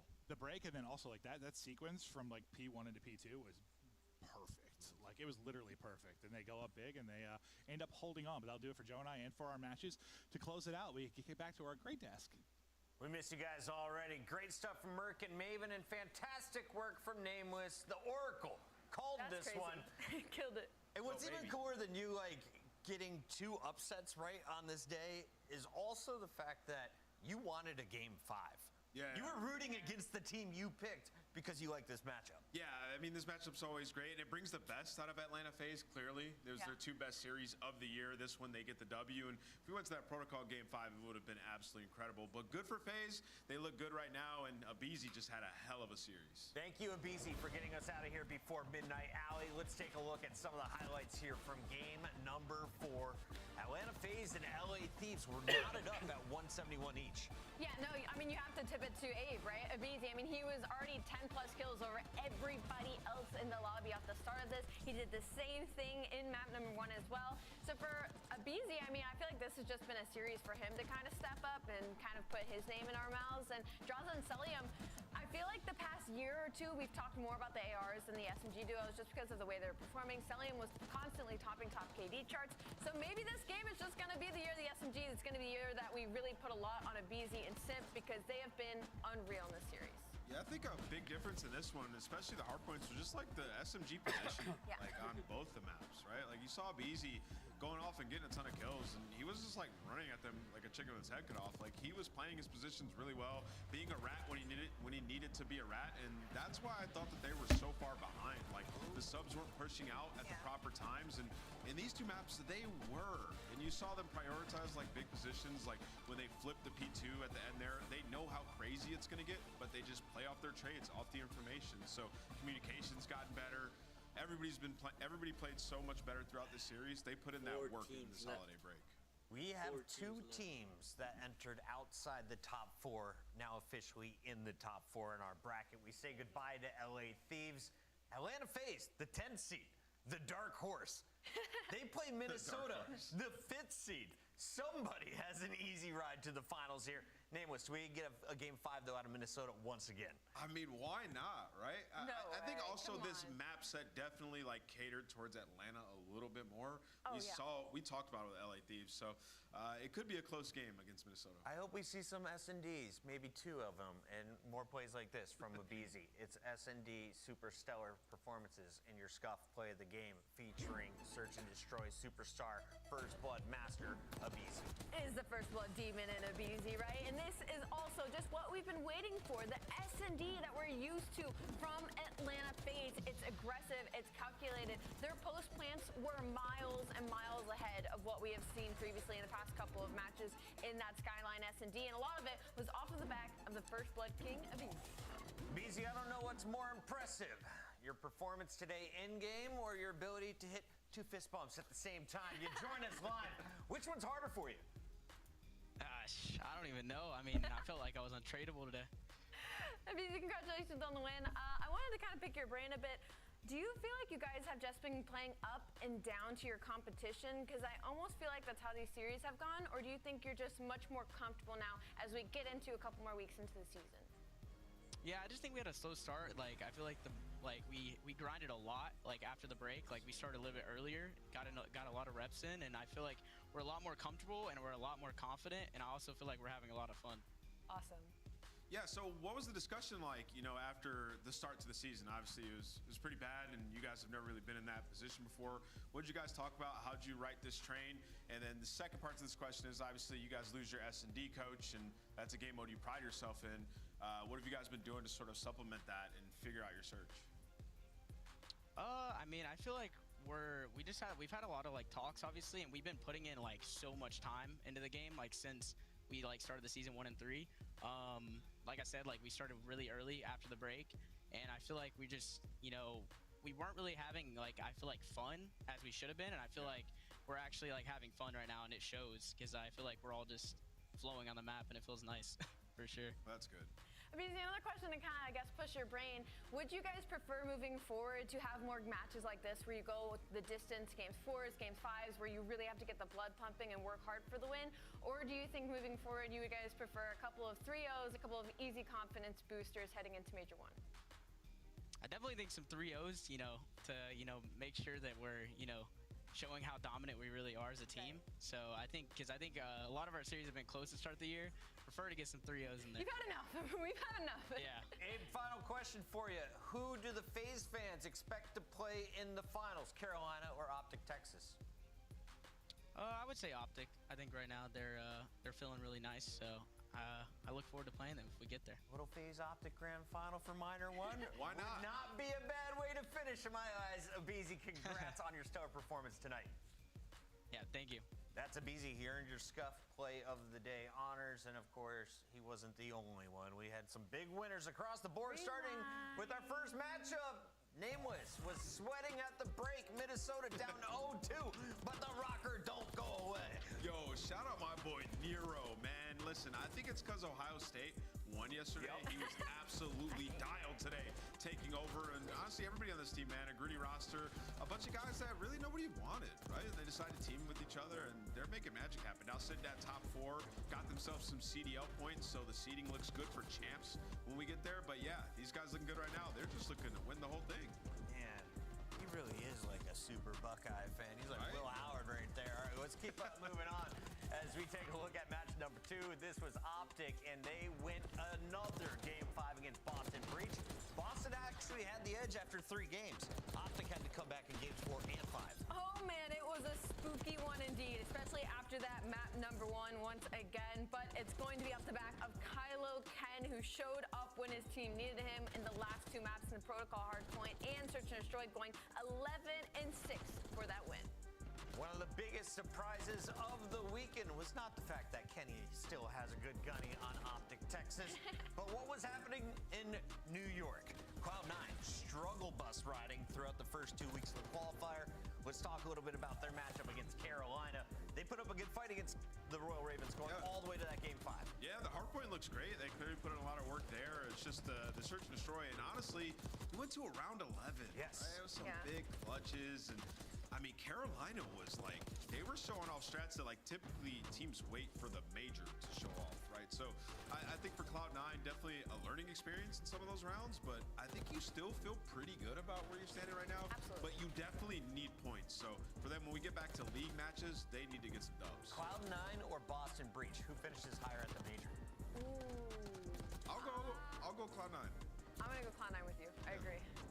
I thought land on anything right now. Black or red, whatever you decide, I'm trailing it. All right, that's what we had for our 4 games. Let's take a look at the leaderboard, though. Unfortunately, Boston's road has come to an end. Same thing for the Falcons and Cloud9. But shout out to Snoopy, Attach, and Xdid for breaking in alongside TJ and Dashy. When was the last time you saw TJ in the top 5 for a KD? Black Ops 4 probably. Right? He likes Hacienda. Look out for this guy. And of course, your bracket only has 4 of our 12 teams remaining. 2 at the top, 2 at the bottom. Which one is the closer series, Allie? Ooh, the closer series, definitely Carolina Royal Ravens versus Optic Texas, but I don't want to disrespect Minnesota again. Yeah, I'm going to keep talking smack to Minnesota because it seems to be working for him. You got steak, Paul. Let's take a look at the match schedule. FaZe wakes up bright and early. 2:45 Eastern will be the pre-show. They're warming up an hour before that. Optic and Royal Ravens, of course, will be taking the stage at 4:30. Nameless, do we have a long grand final? I think so. I mean, I feel like there's a lot of parity at the top of the league, and I think we're going to get some bangers tomorrow. I mean, teams have been bringing all the stops, game 5s left and right. Let's do it again. Hey, big shout out to everyone on production. Stalls are never fun. They powered through it like champions. Your casters are some of the best on the planet. Go to Twitter. Remind them that as we head to bed. We'll see you tomorrow, bright and early.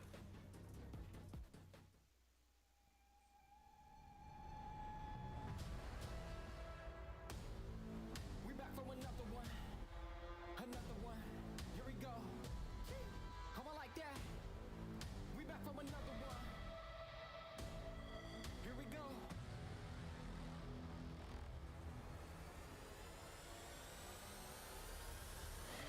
We back on the scene like we never left. Time to go put them back on the shelf. No, we do not need permission. We came in alone, now we leaving you by ourselves. Now nobody wanna play me. Everybody think I'm crazy. Guess I gotta live up to it. Nothing but to do it. Hear me out. Let's go. They know we done been there before. They know I done been there before. I think we gon' do it again. Do it again.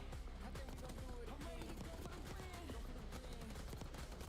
Tell them let's do it again.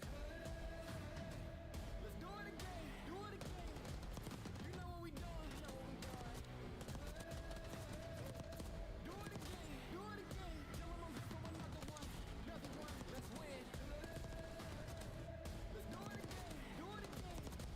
You know what we doing. I want like that. Let's do it again. Do it again. You know what we doing. I want like that. Do it again. Do it again. Tell them I'm back for another one. Try. Tell them let's do it again. All good. You do? I mean, big there. It's like both sides. Watch out, he might be ironing you. I think he's looking for you. He is. Low boat. Nice, Ken. Oh my god. Good map, Ken. Holy God. You took us home. Took us home. Oh my god. Bro, I can. No way. Oh man. Oh my god, I should have. Joe, bro, yet she should have thought he won that. We're done here. Tune in tomorrow at 3 p.m. We are done. We are done.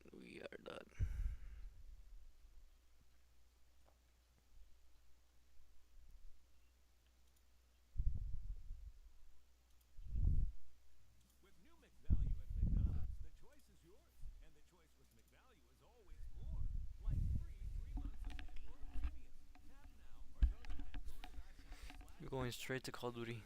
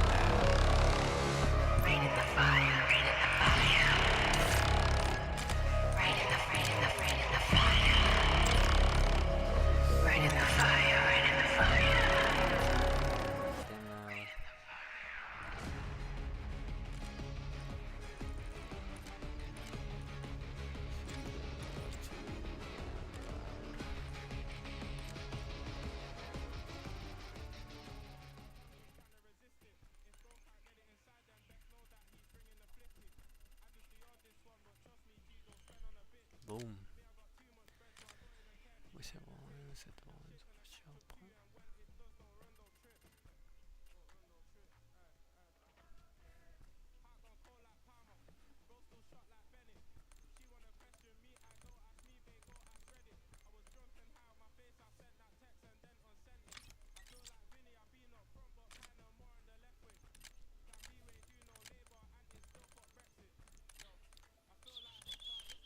Sexy. Happy ending. Yep, happy ending. Yep, happy ending.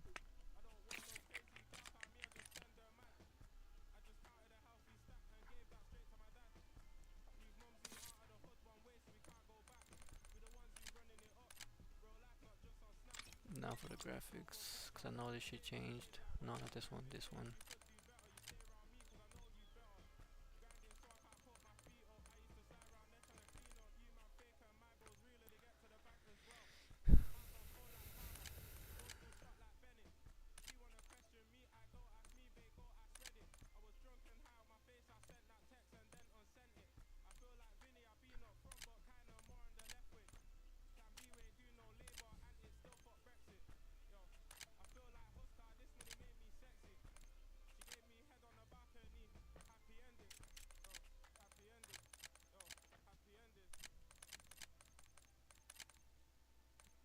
shutter quality very low. This is off. This is off.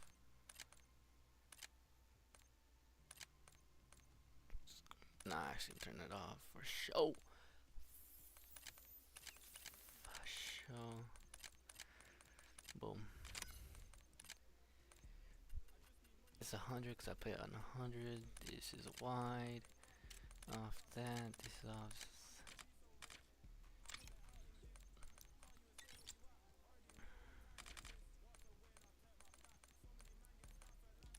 Over here, FPS counter, latency server, packet loss, clock.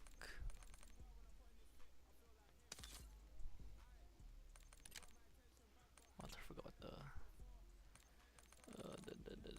it is. Now we're good. Okay, now we're good.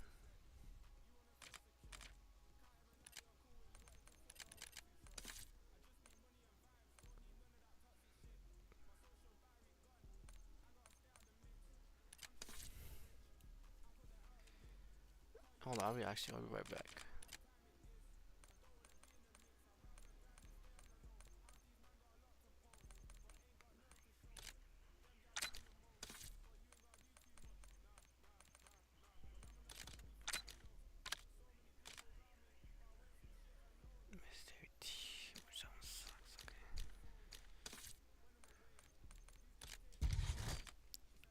Boom.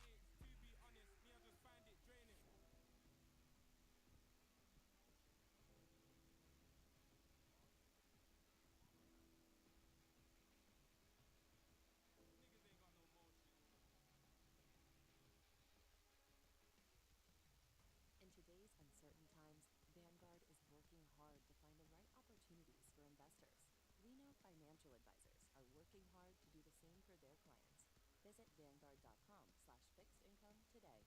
Important information. All investing is subject to risk, including the possible loss of the money you invest. Oh my god, stop the music.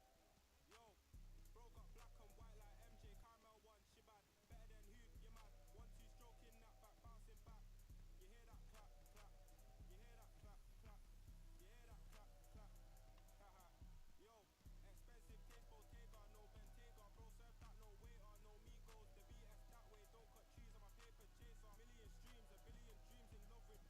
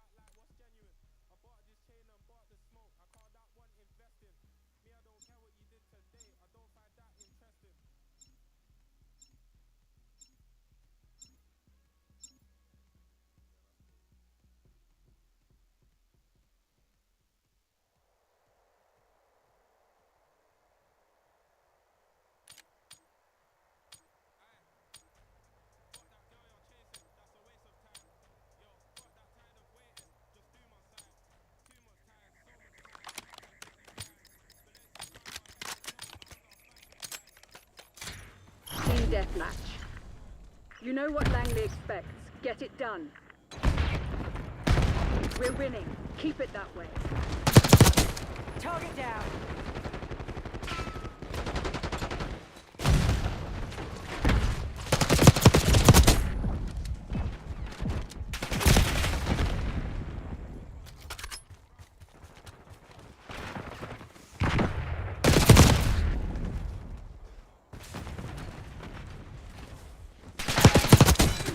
Really nice to see you again. Frag going out.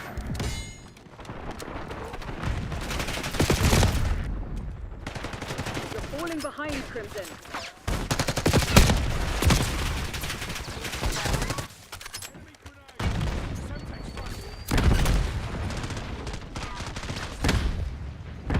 Semtex, front!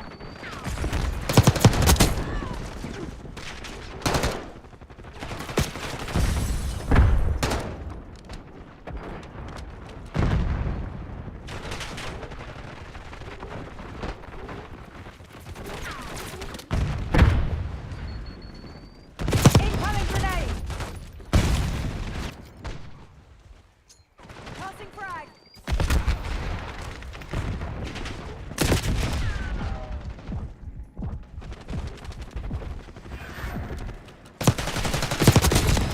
What goes around?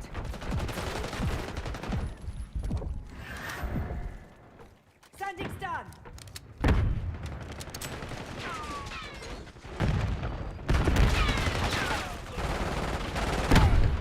We've taken the lead. Stay on target.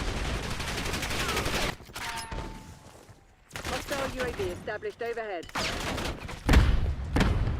Concussion grenade out!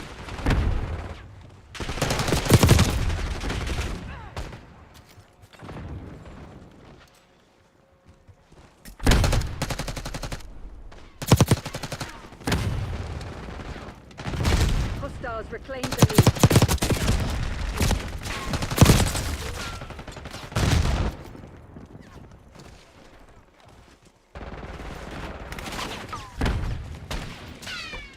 We've given up the lead.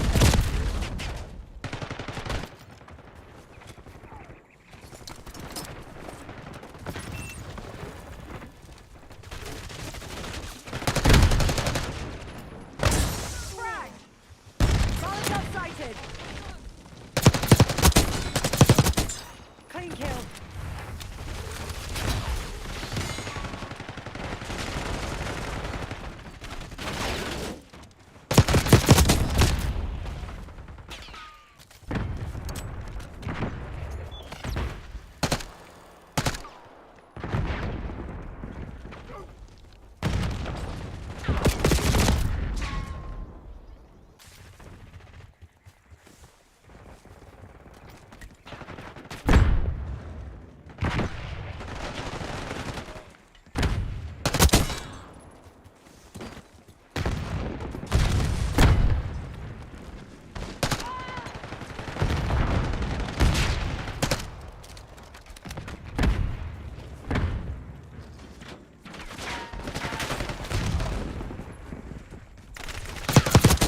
That's a kill.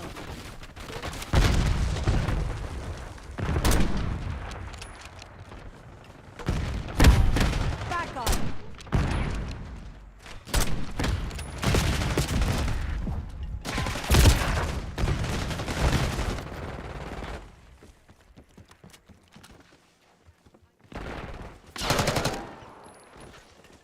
Requesting CUAV above.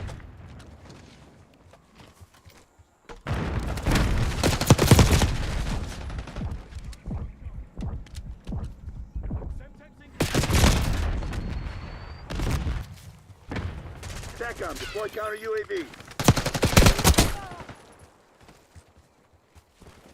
SATCOM, I need eyes overhead.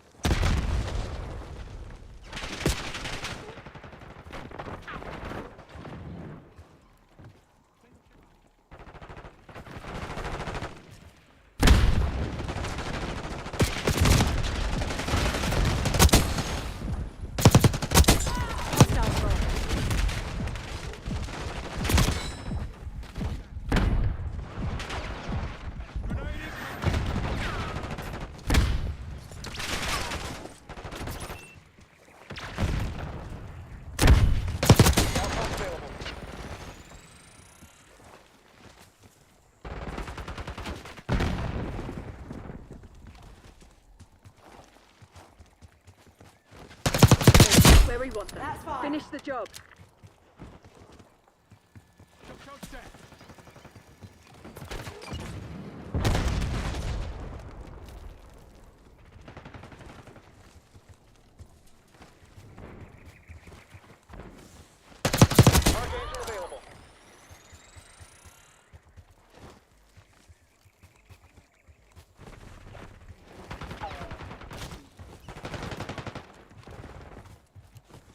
Hostile grenade!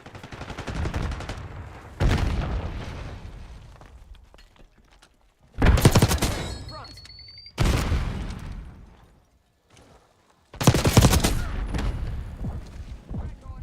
If you have something to say, you best say it. All units prepare for exfil. This one's ours. I know how to do a lot of things. Losing isn't one of them.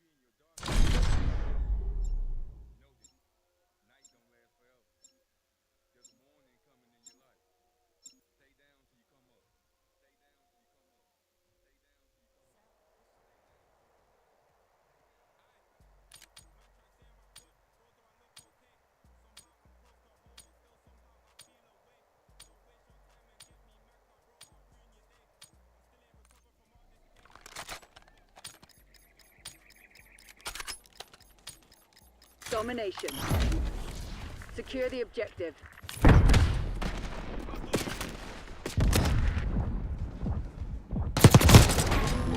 Taking Alpha. Tossing frag. Zone Alpha captured. Losing Bravo. Lost B. Taking B.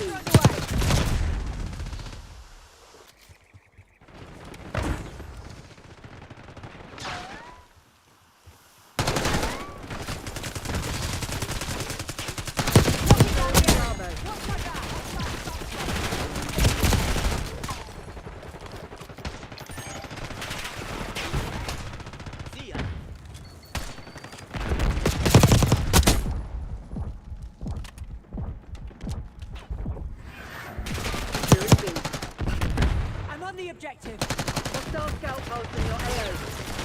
Incoming. B secured. Scout pulse running. Losing B.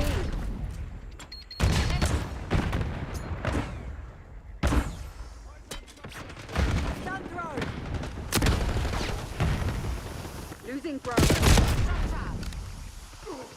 Bravo lost. Enemy UAV inbound. Taking Bravo underway. Enemy using shock charge.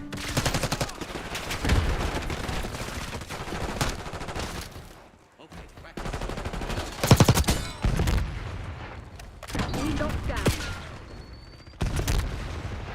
Frag going out.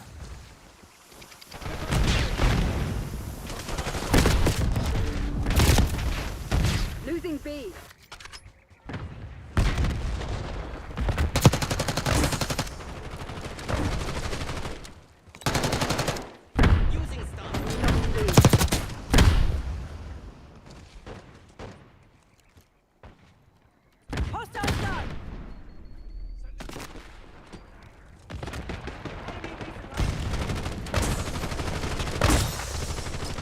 Securing B. Hostile planting spring mark.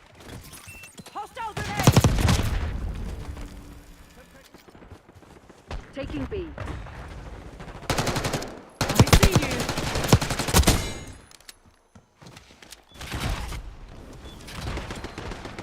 Enemy destroyed the trophy system.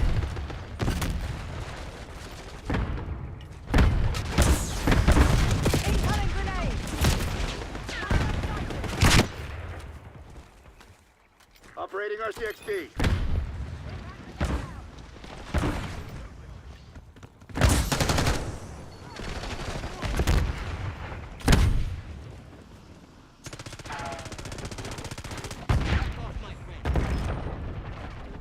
Eyes on.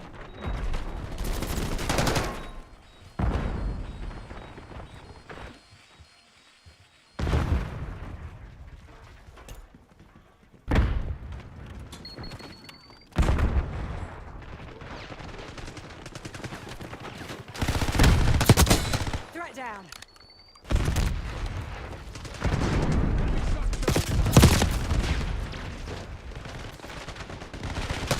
Don't crack what you don't know. Get you killed.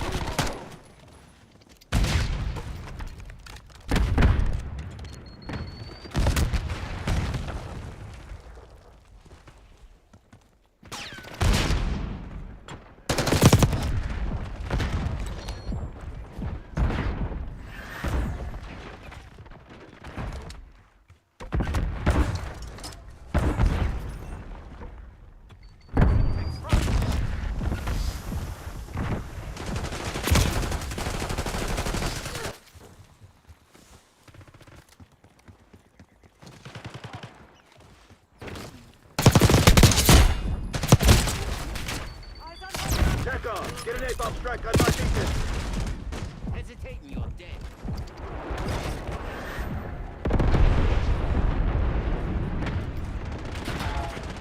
Concussion grenade out. Controlling Bravo. TACOM, drop care package on my beacon.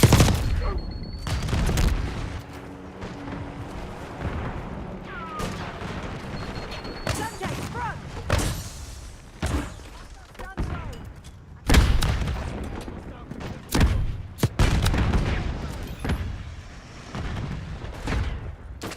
Taking Bravo underway.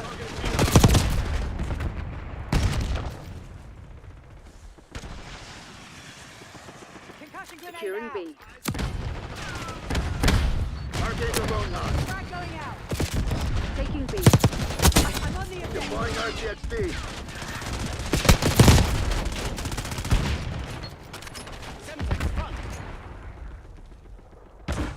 Frag throw. Standing stun.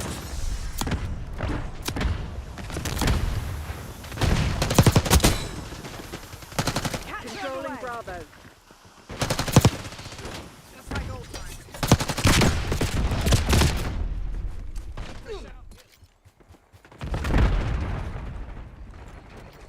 Trophy system was eliminated.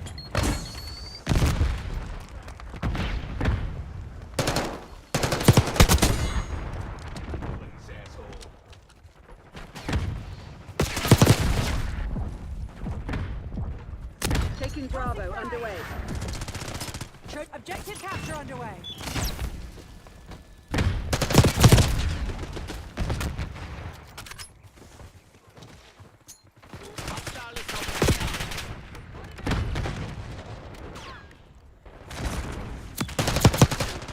Enemy destroyed your trophy. Controlling Bravo.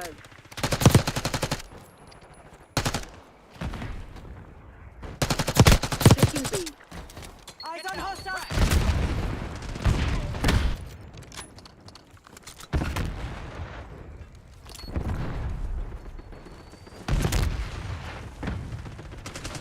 Taking Bravo underway. Friendly. Knocking down the area. Bravo is on.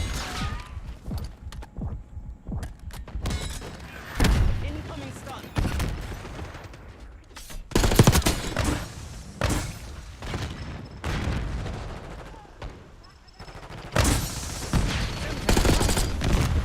Eyes on hostile.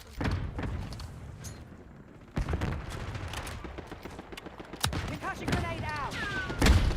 Semtex, front.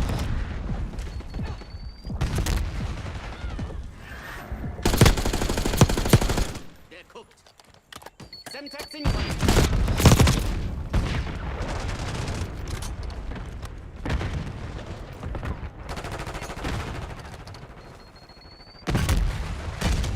Losing Bravo.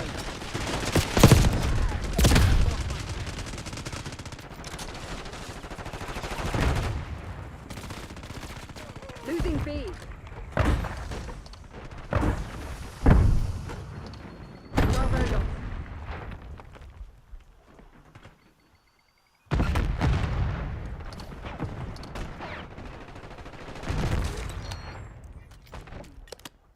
Securing B.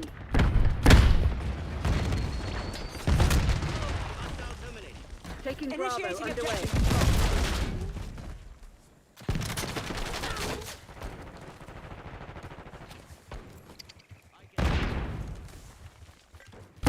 Sending Semtex. Sending stun. Hostile UAV established overhead. You're being outplayed, Crimson One. Step it up. Hostile grenade. Confirmed.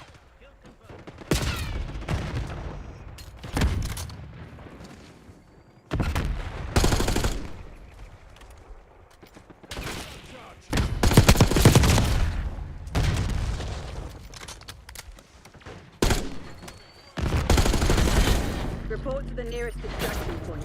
I have to make a call. We missed our shot, and they made us pay.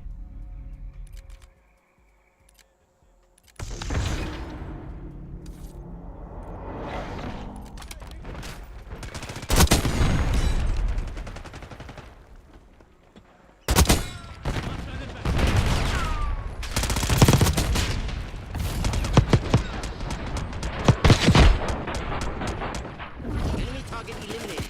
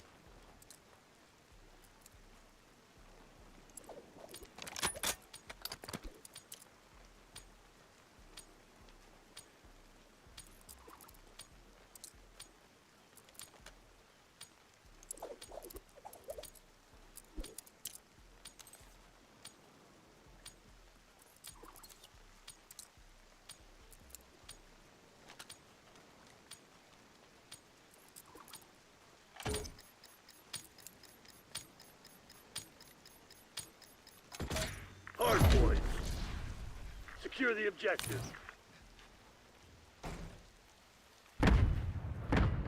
Hard point locked down. Hostiles have the hard point.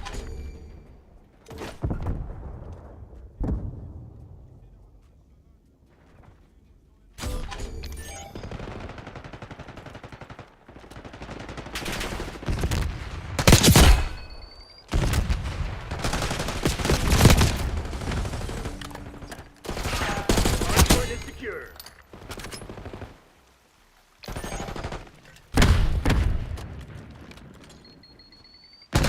Lead guard. Hostiles have captured the hard point. Hard point located.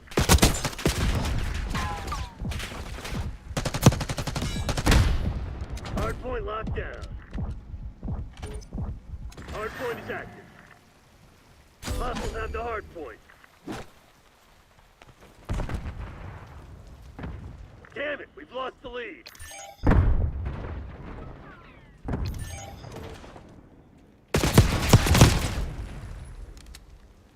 Hard point is secure.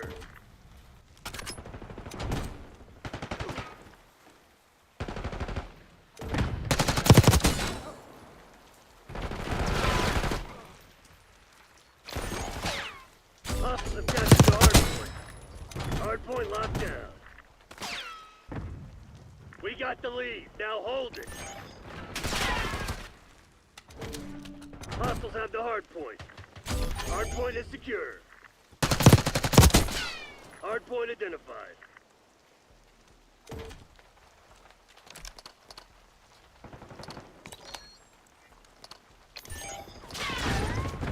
Hard point active. Hostiles have captured the hard point.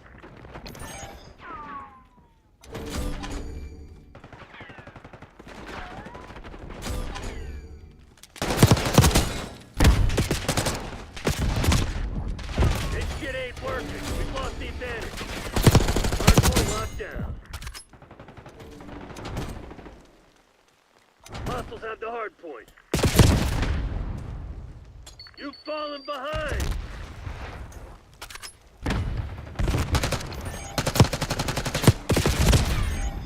Hard point is secure.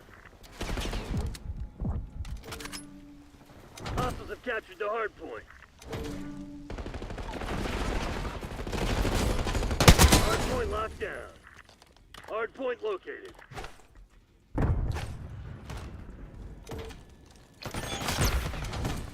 We've taken control. Hard point set.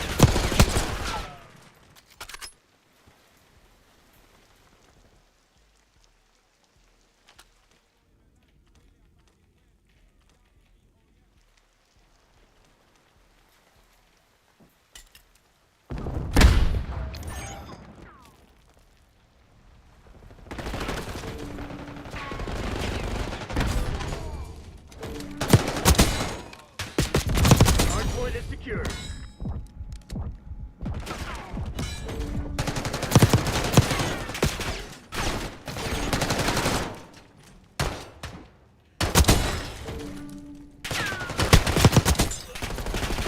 Hostiles have the hard point. Hard point identified. Hard point locked down.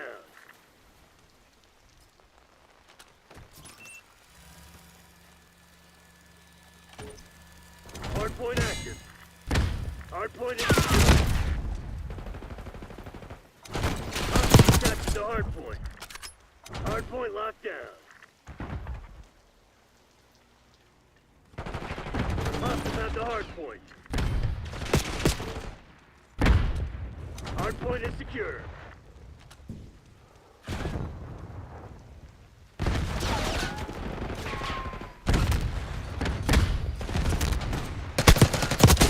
Nice.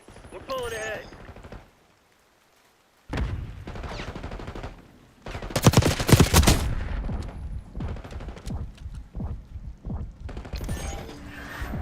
Hostiles have captured the hard point. Hard point located.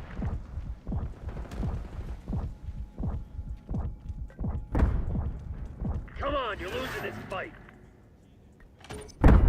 Hardpoint is active. Hardpoint locked down.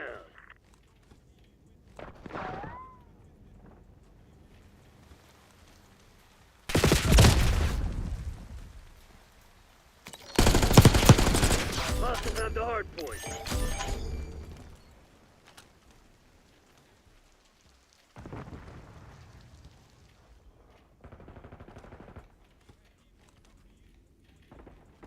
Damn it, we've lost the lead. Hardpoint is secure.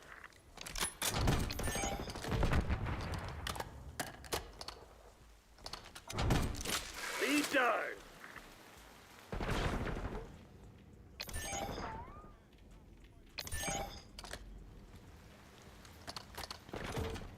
Hardpoint identified. Hostiles have captured the hardpoint. Hardpoint active. Hostiles have the hardpoint. Hardpoint locked down.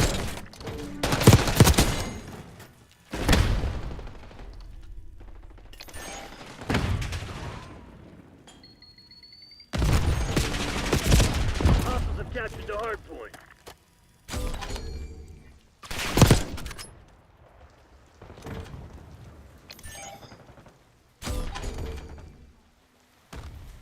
Hardpoint is secure. Hostiles have the hardpoint.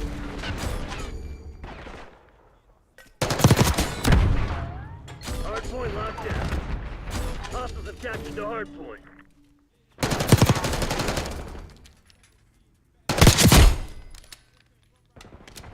Hardpoint located.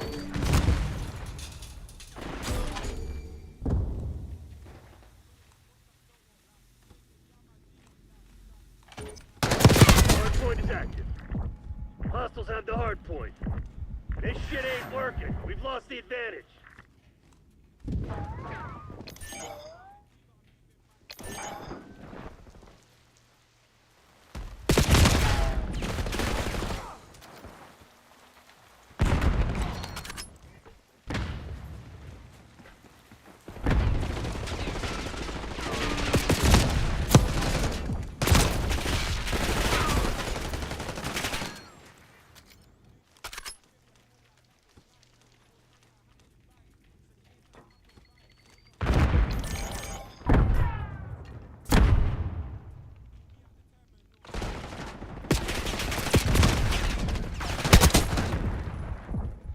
Hardpoint identified.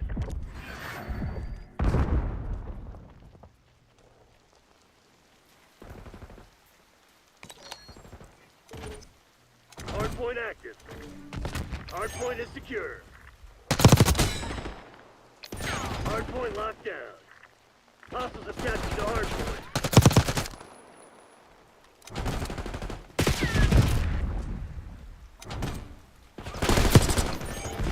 Hostiles have the hardpoint.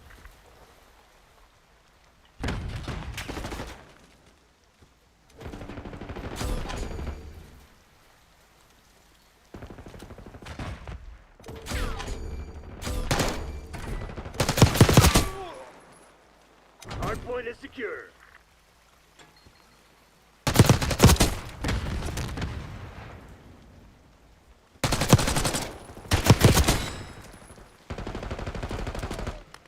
Hardpoint located.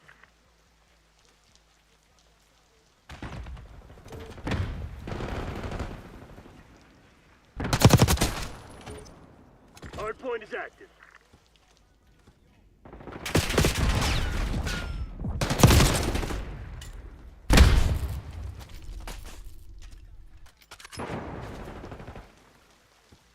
Hardpoint locked down.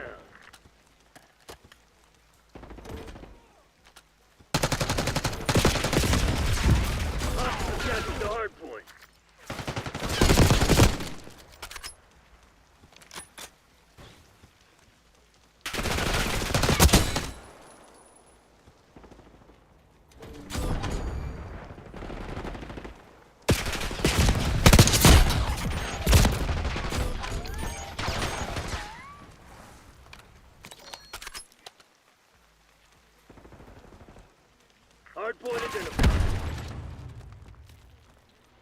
you're planning on giving up, do it now. If not, get to work. Hardpoint active. Hostiles have the hardpoint.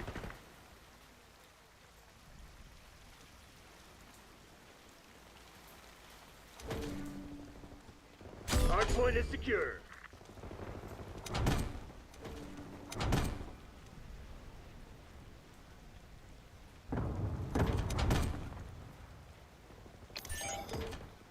Hostiles have captured the hardpoint.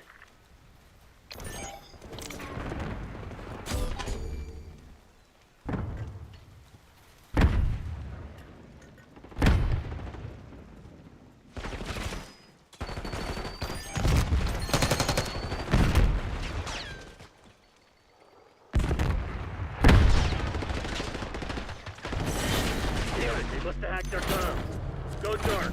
We'll pick you up later. The fuckers had us in a box from the start.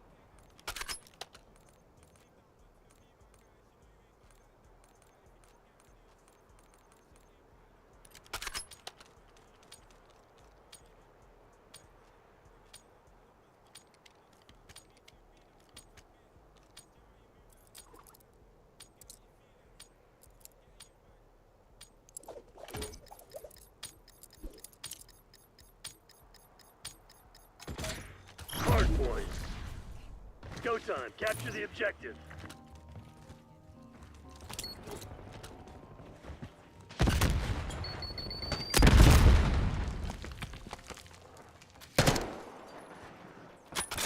Hostiles have the hard point.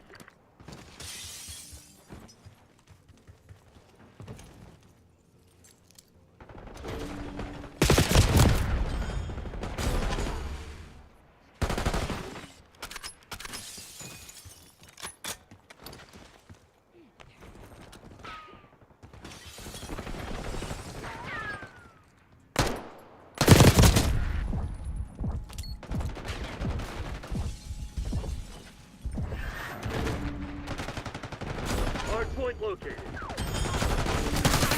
Hardpoint locked down.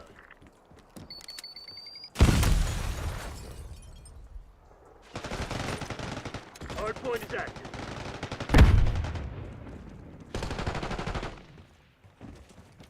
Hostiles have captured the hardpoint.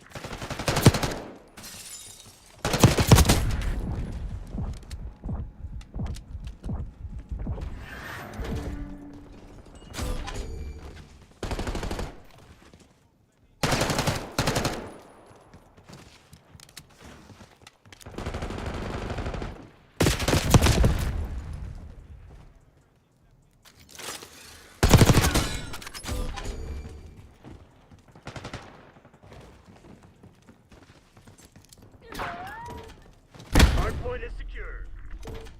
Have the hardpoint. Hardpoint identified. Hardpoint locked down.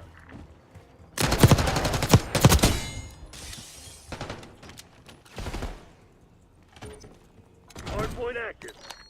Hardpoint is secure.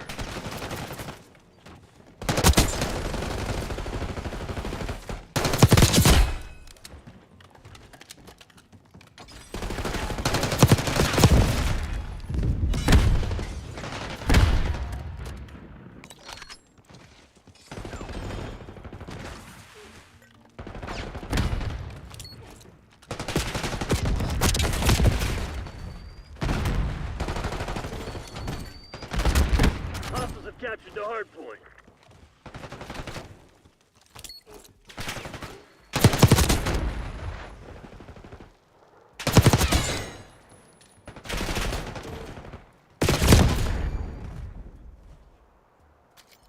Hardpoint located.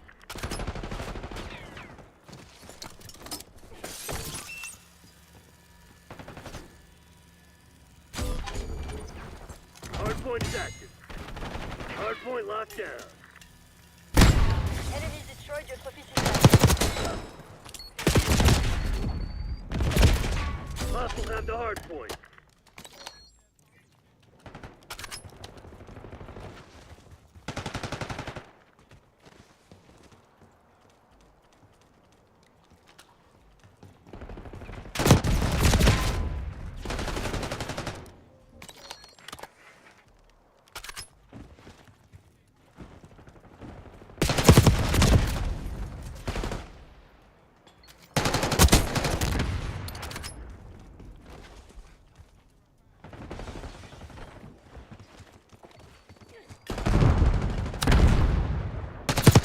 Hardpoint identified.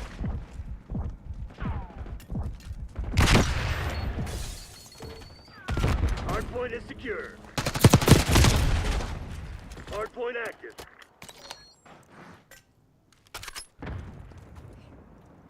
Hostiles have captured the hardpoint.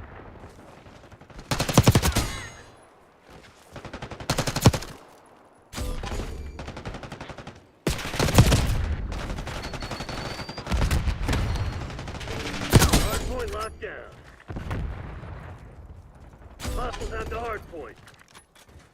Hardpoint is secure.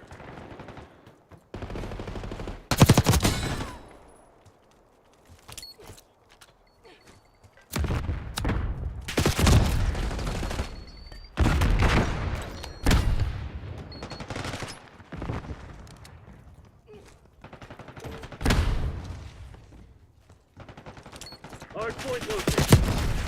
Hostiles have captured the hardpoint.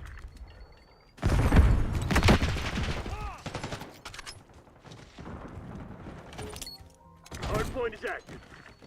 Hardpoint locked down.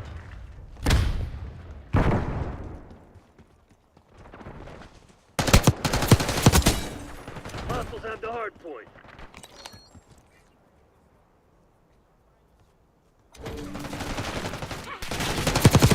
Hard point is secure. Hostiles have captured the hard point.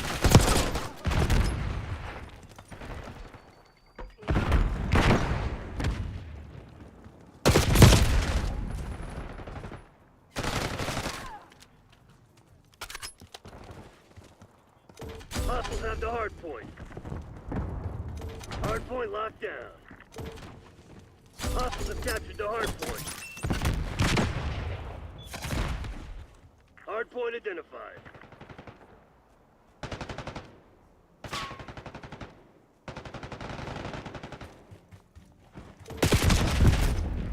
Hard point active. Your trophy system was eliminated. Hostiles have the hard point.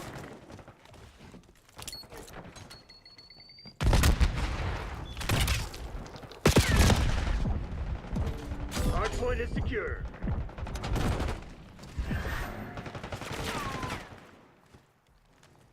Hostiles got the hard point. Hard point locked down.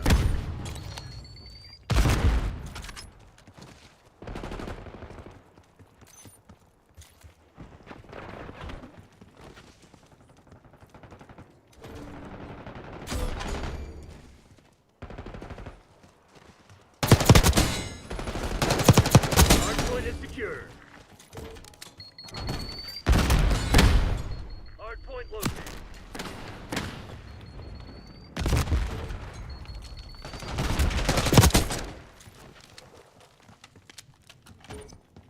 Hardpoint is active. Hardpoint locked down. Hostiles have the hardpoint.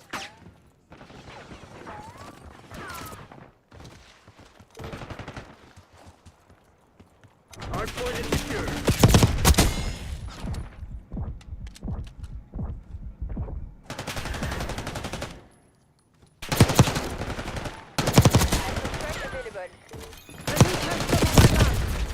Hostiles have captured the hardpoint.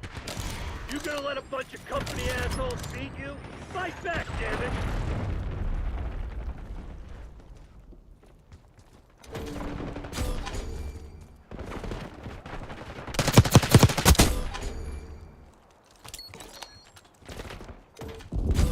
Hardpoint locked down.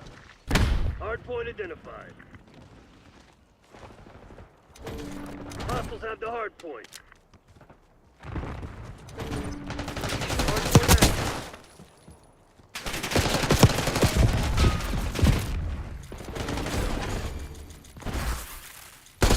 Hardpoint is secure. Hostiles have captured the hardpoint. Hardpoint locked down.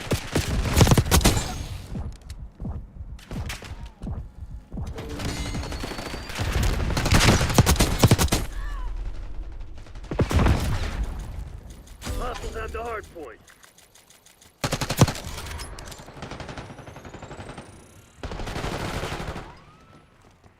Hardpoint is secure.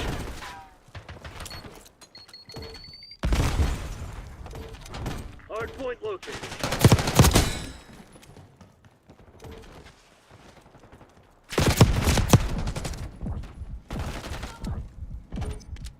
Hardpoint is active. Hardpoint locked down.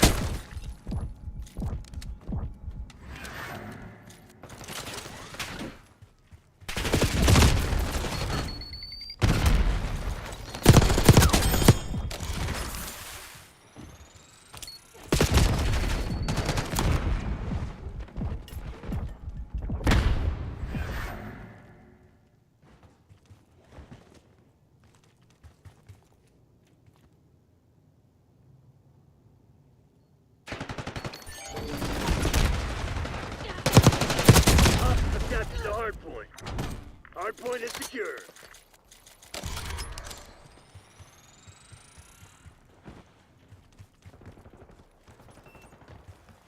Hardpoint is in.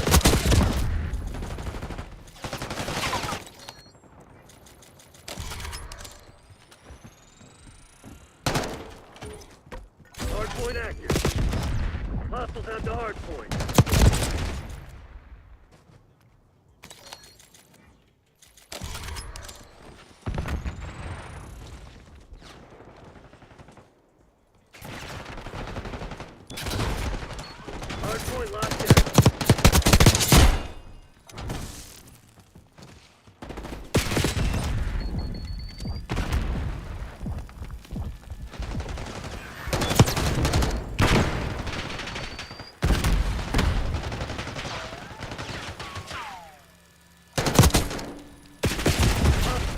the hard point. I don't believe in bad luck, just bad aim. Get to exfil.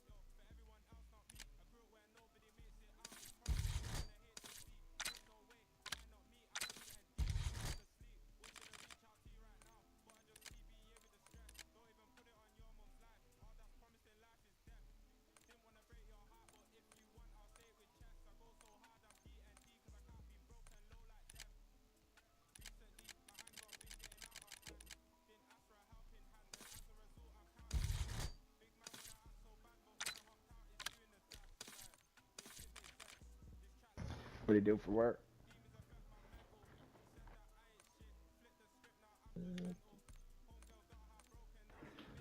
Zach B. Yo. So what do you do for work? I'm in school right now. I'm in grad school. For what? For medicine. I put doctor as a troll because my friends keep calling me that, but I'm like 1/8 of a doctor. Oh, you'll be One semester balling in. then when you're done school. Yeah, in like 20 years.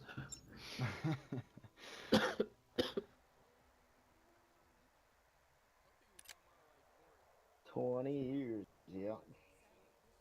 Yeah, that's a little while. Doing better than us, Sean. Guess what we do? If you did $100, you transfer it if you guess what we do.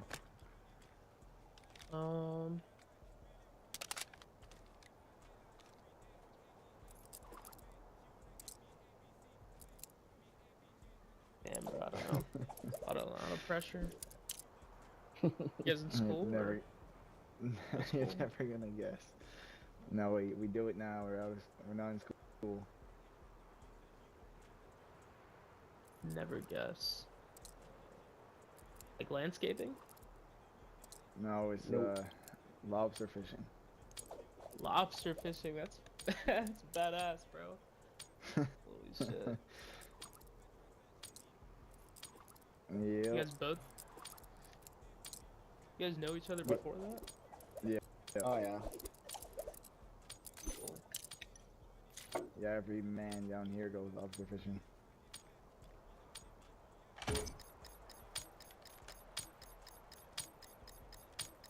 Feels good though. Hard point. Secure the Yeah, objective. not as good as doctor though.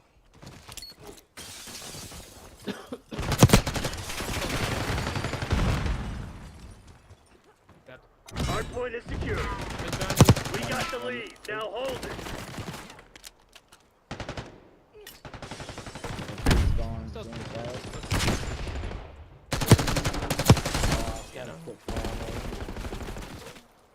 Nice. We have spawn for next.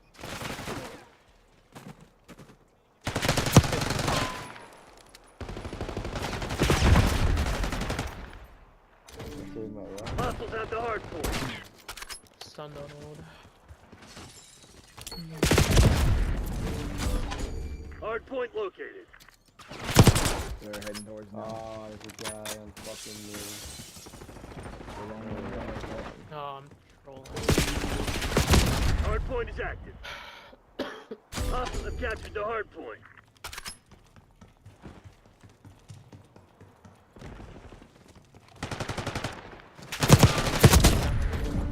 up the stairs, gonna go front door.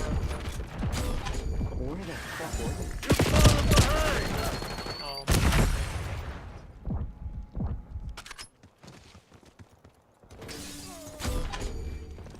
This guy loves laying down.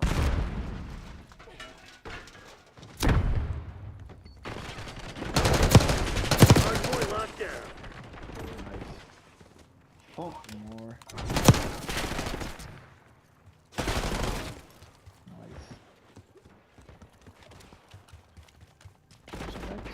I got the point. Hardpoint identified.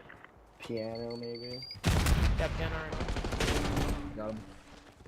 We've taken control. now. No, weak, back corner of kitchen. Hardpoint active. There's only two on. Hardpoint is secure. There's two on that couch. Oh, dude, I did not see that. Hostiles have the hardpoint.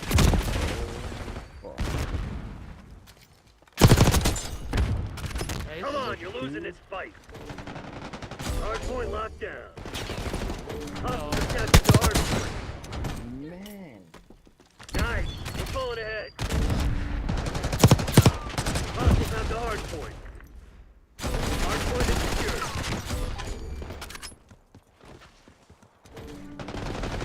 Hardpoint locked down. I'll try to go for Nate. Yeah, we gotta get these. Hardpoint located.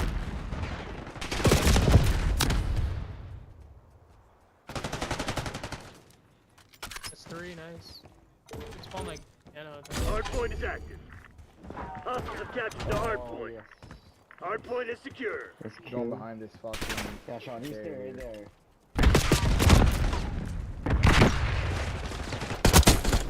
No, I'm laying down. Hostiles have the hardpoint. No. Got the nade right behind the bathroom. Scan out a bedroom. Wait.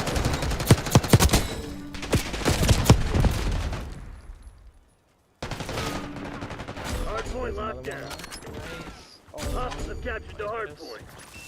Fine. Hardpoint is secure. One's on next.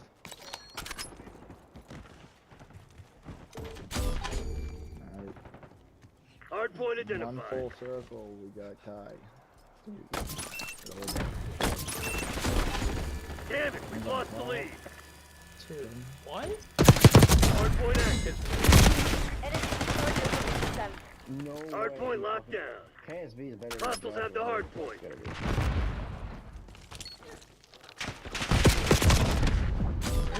This is guy now.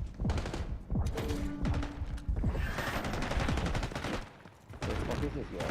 Hardpoint is secure. Kitchen one shot.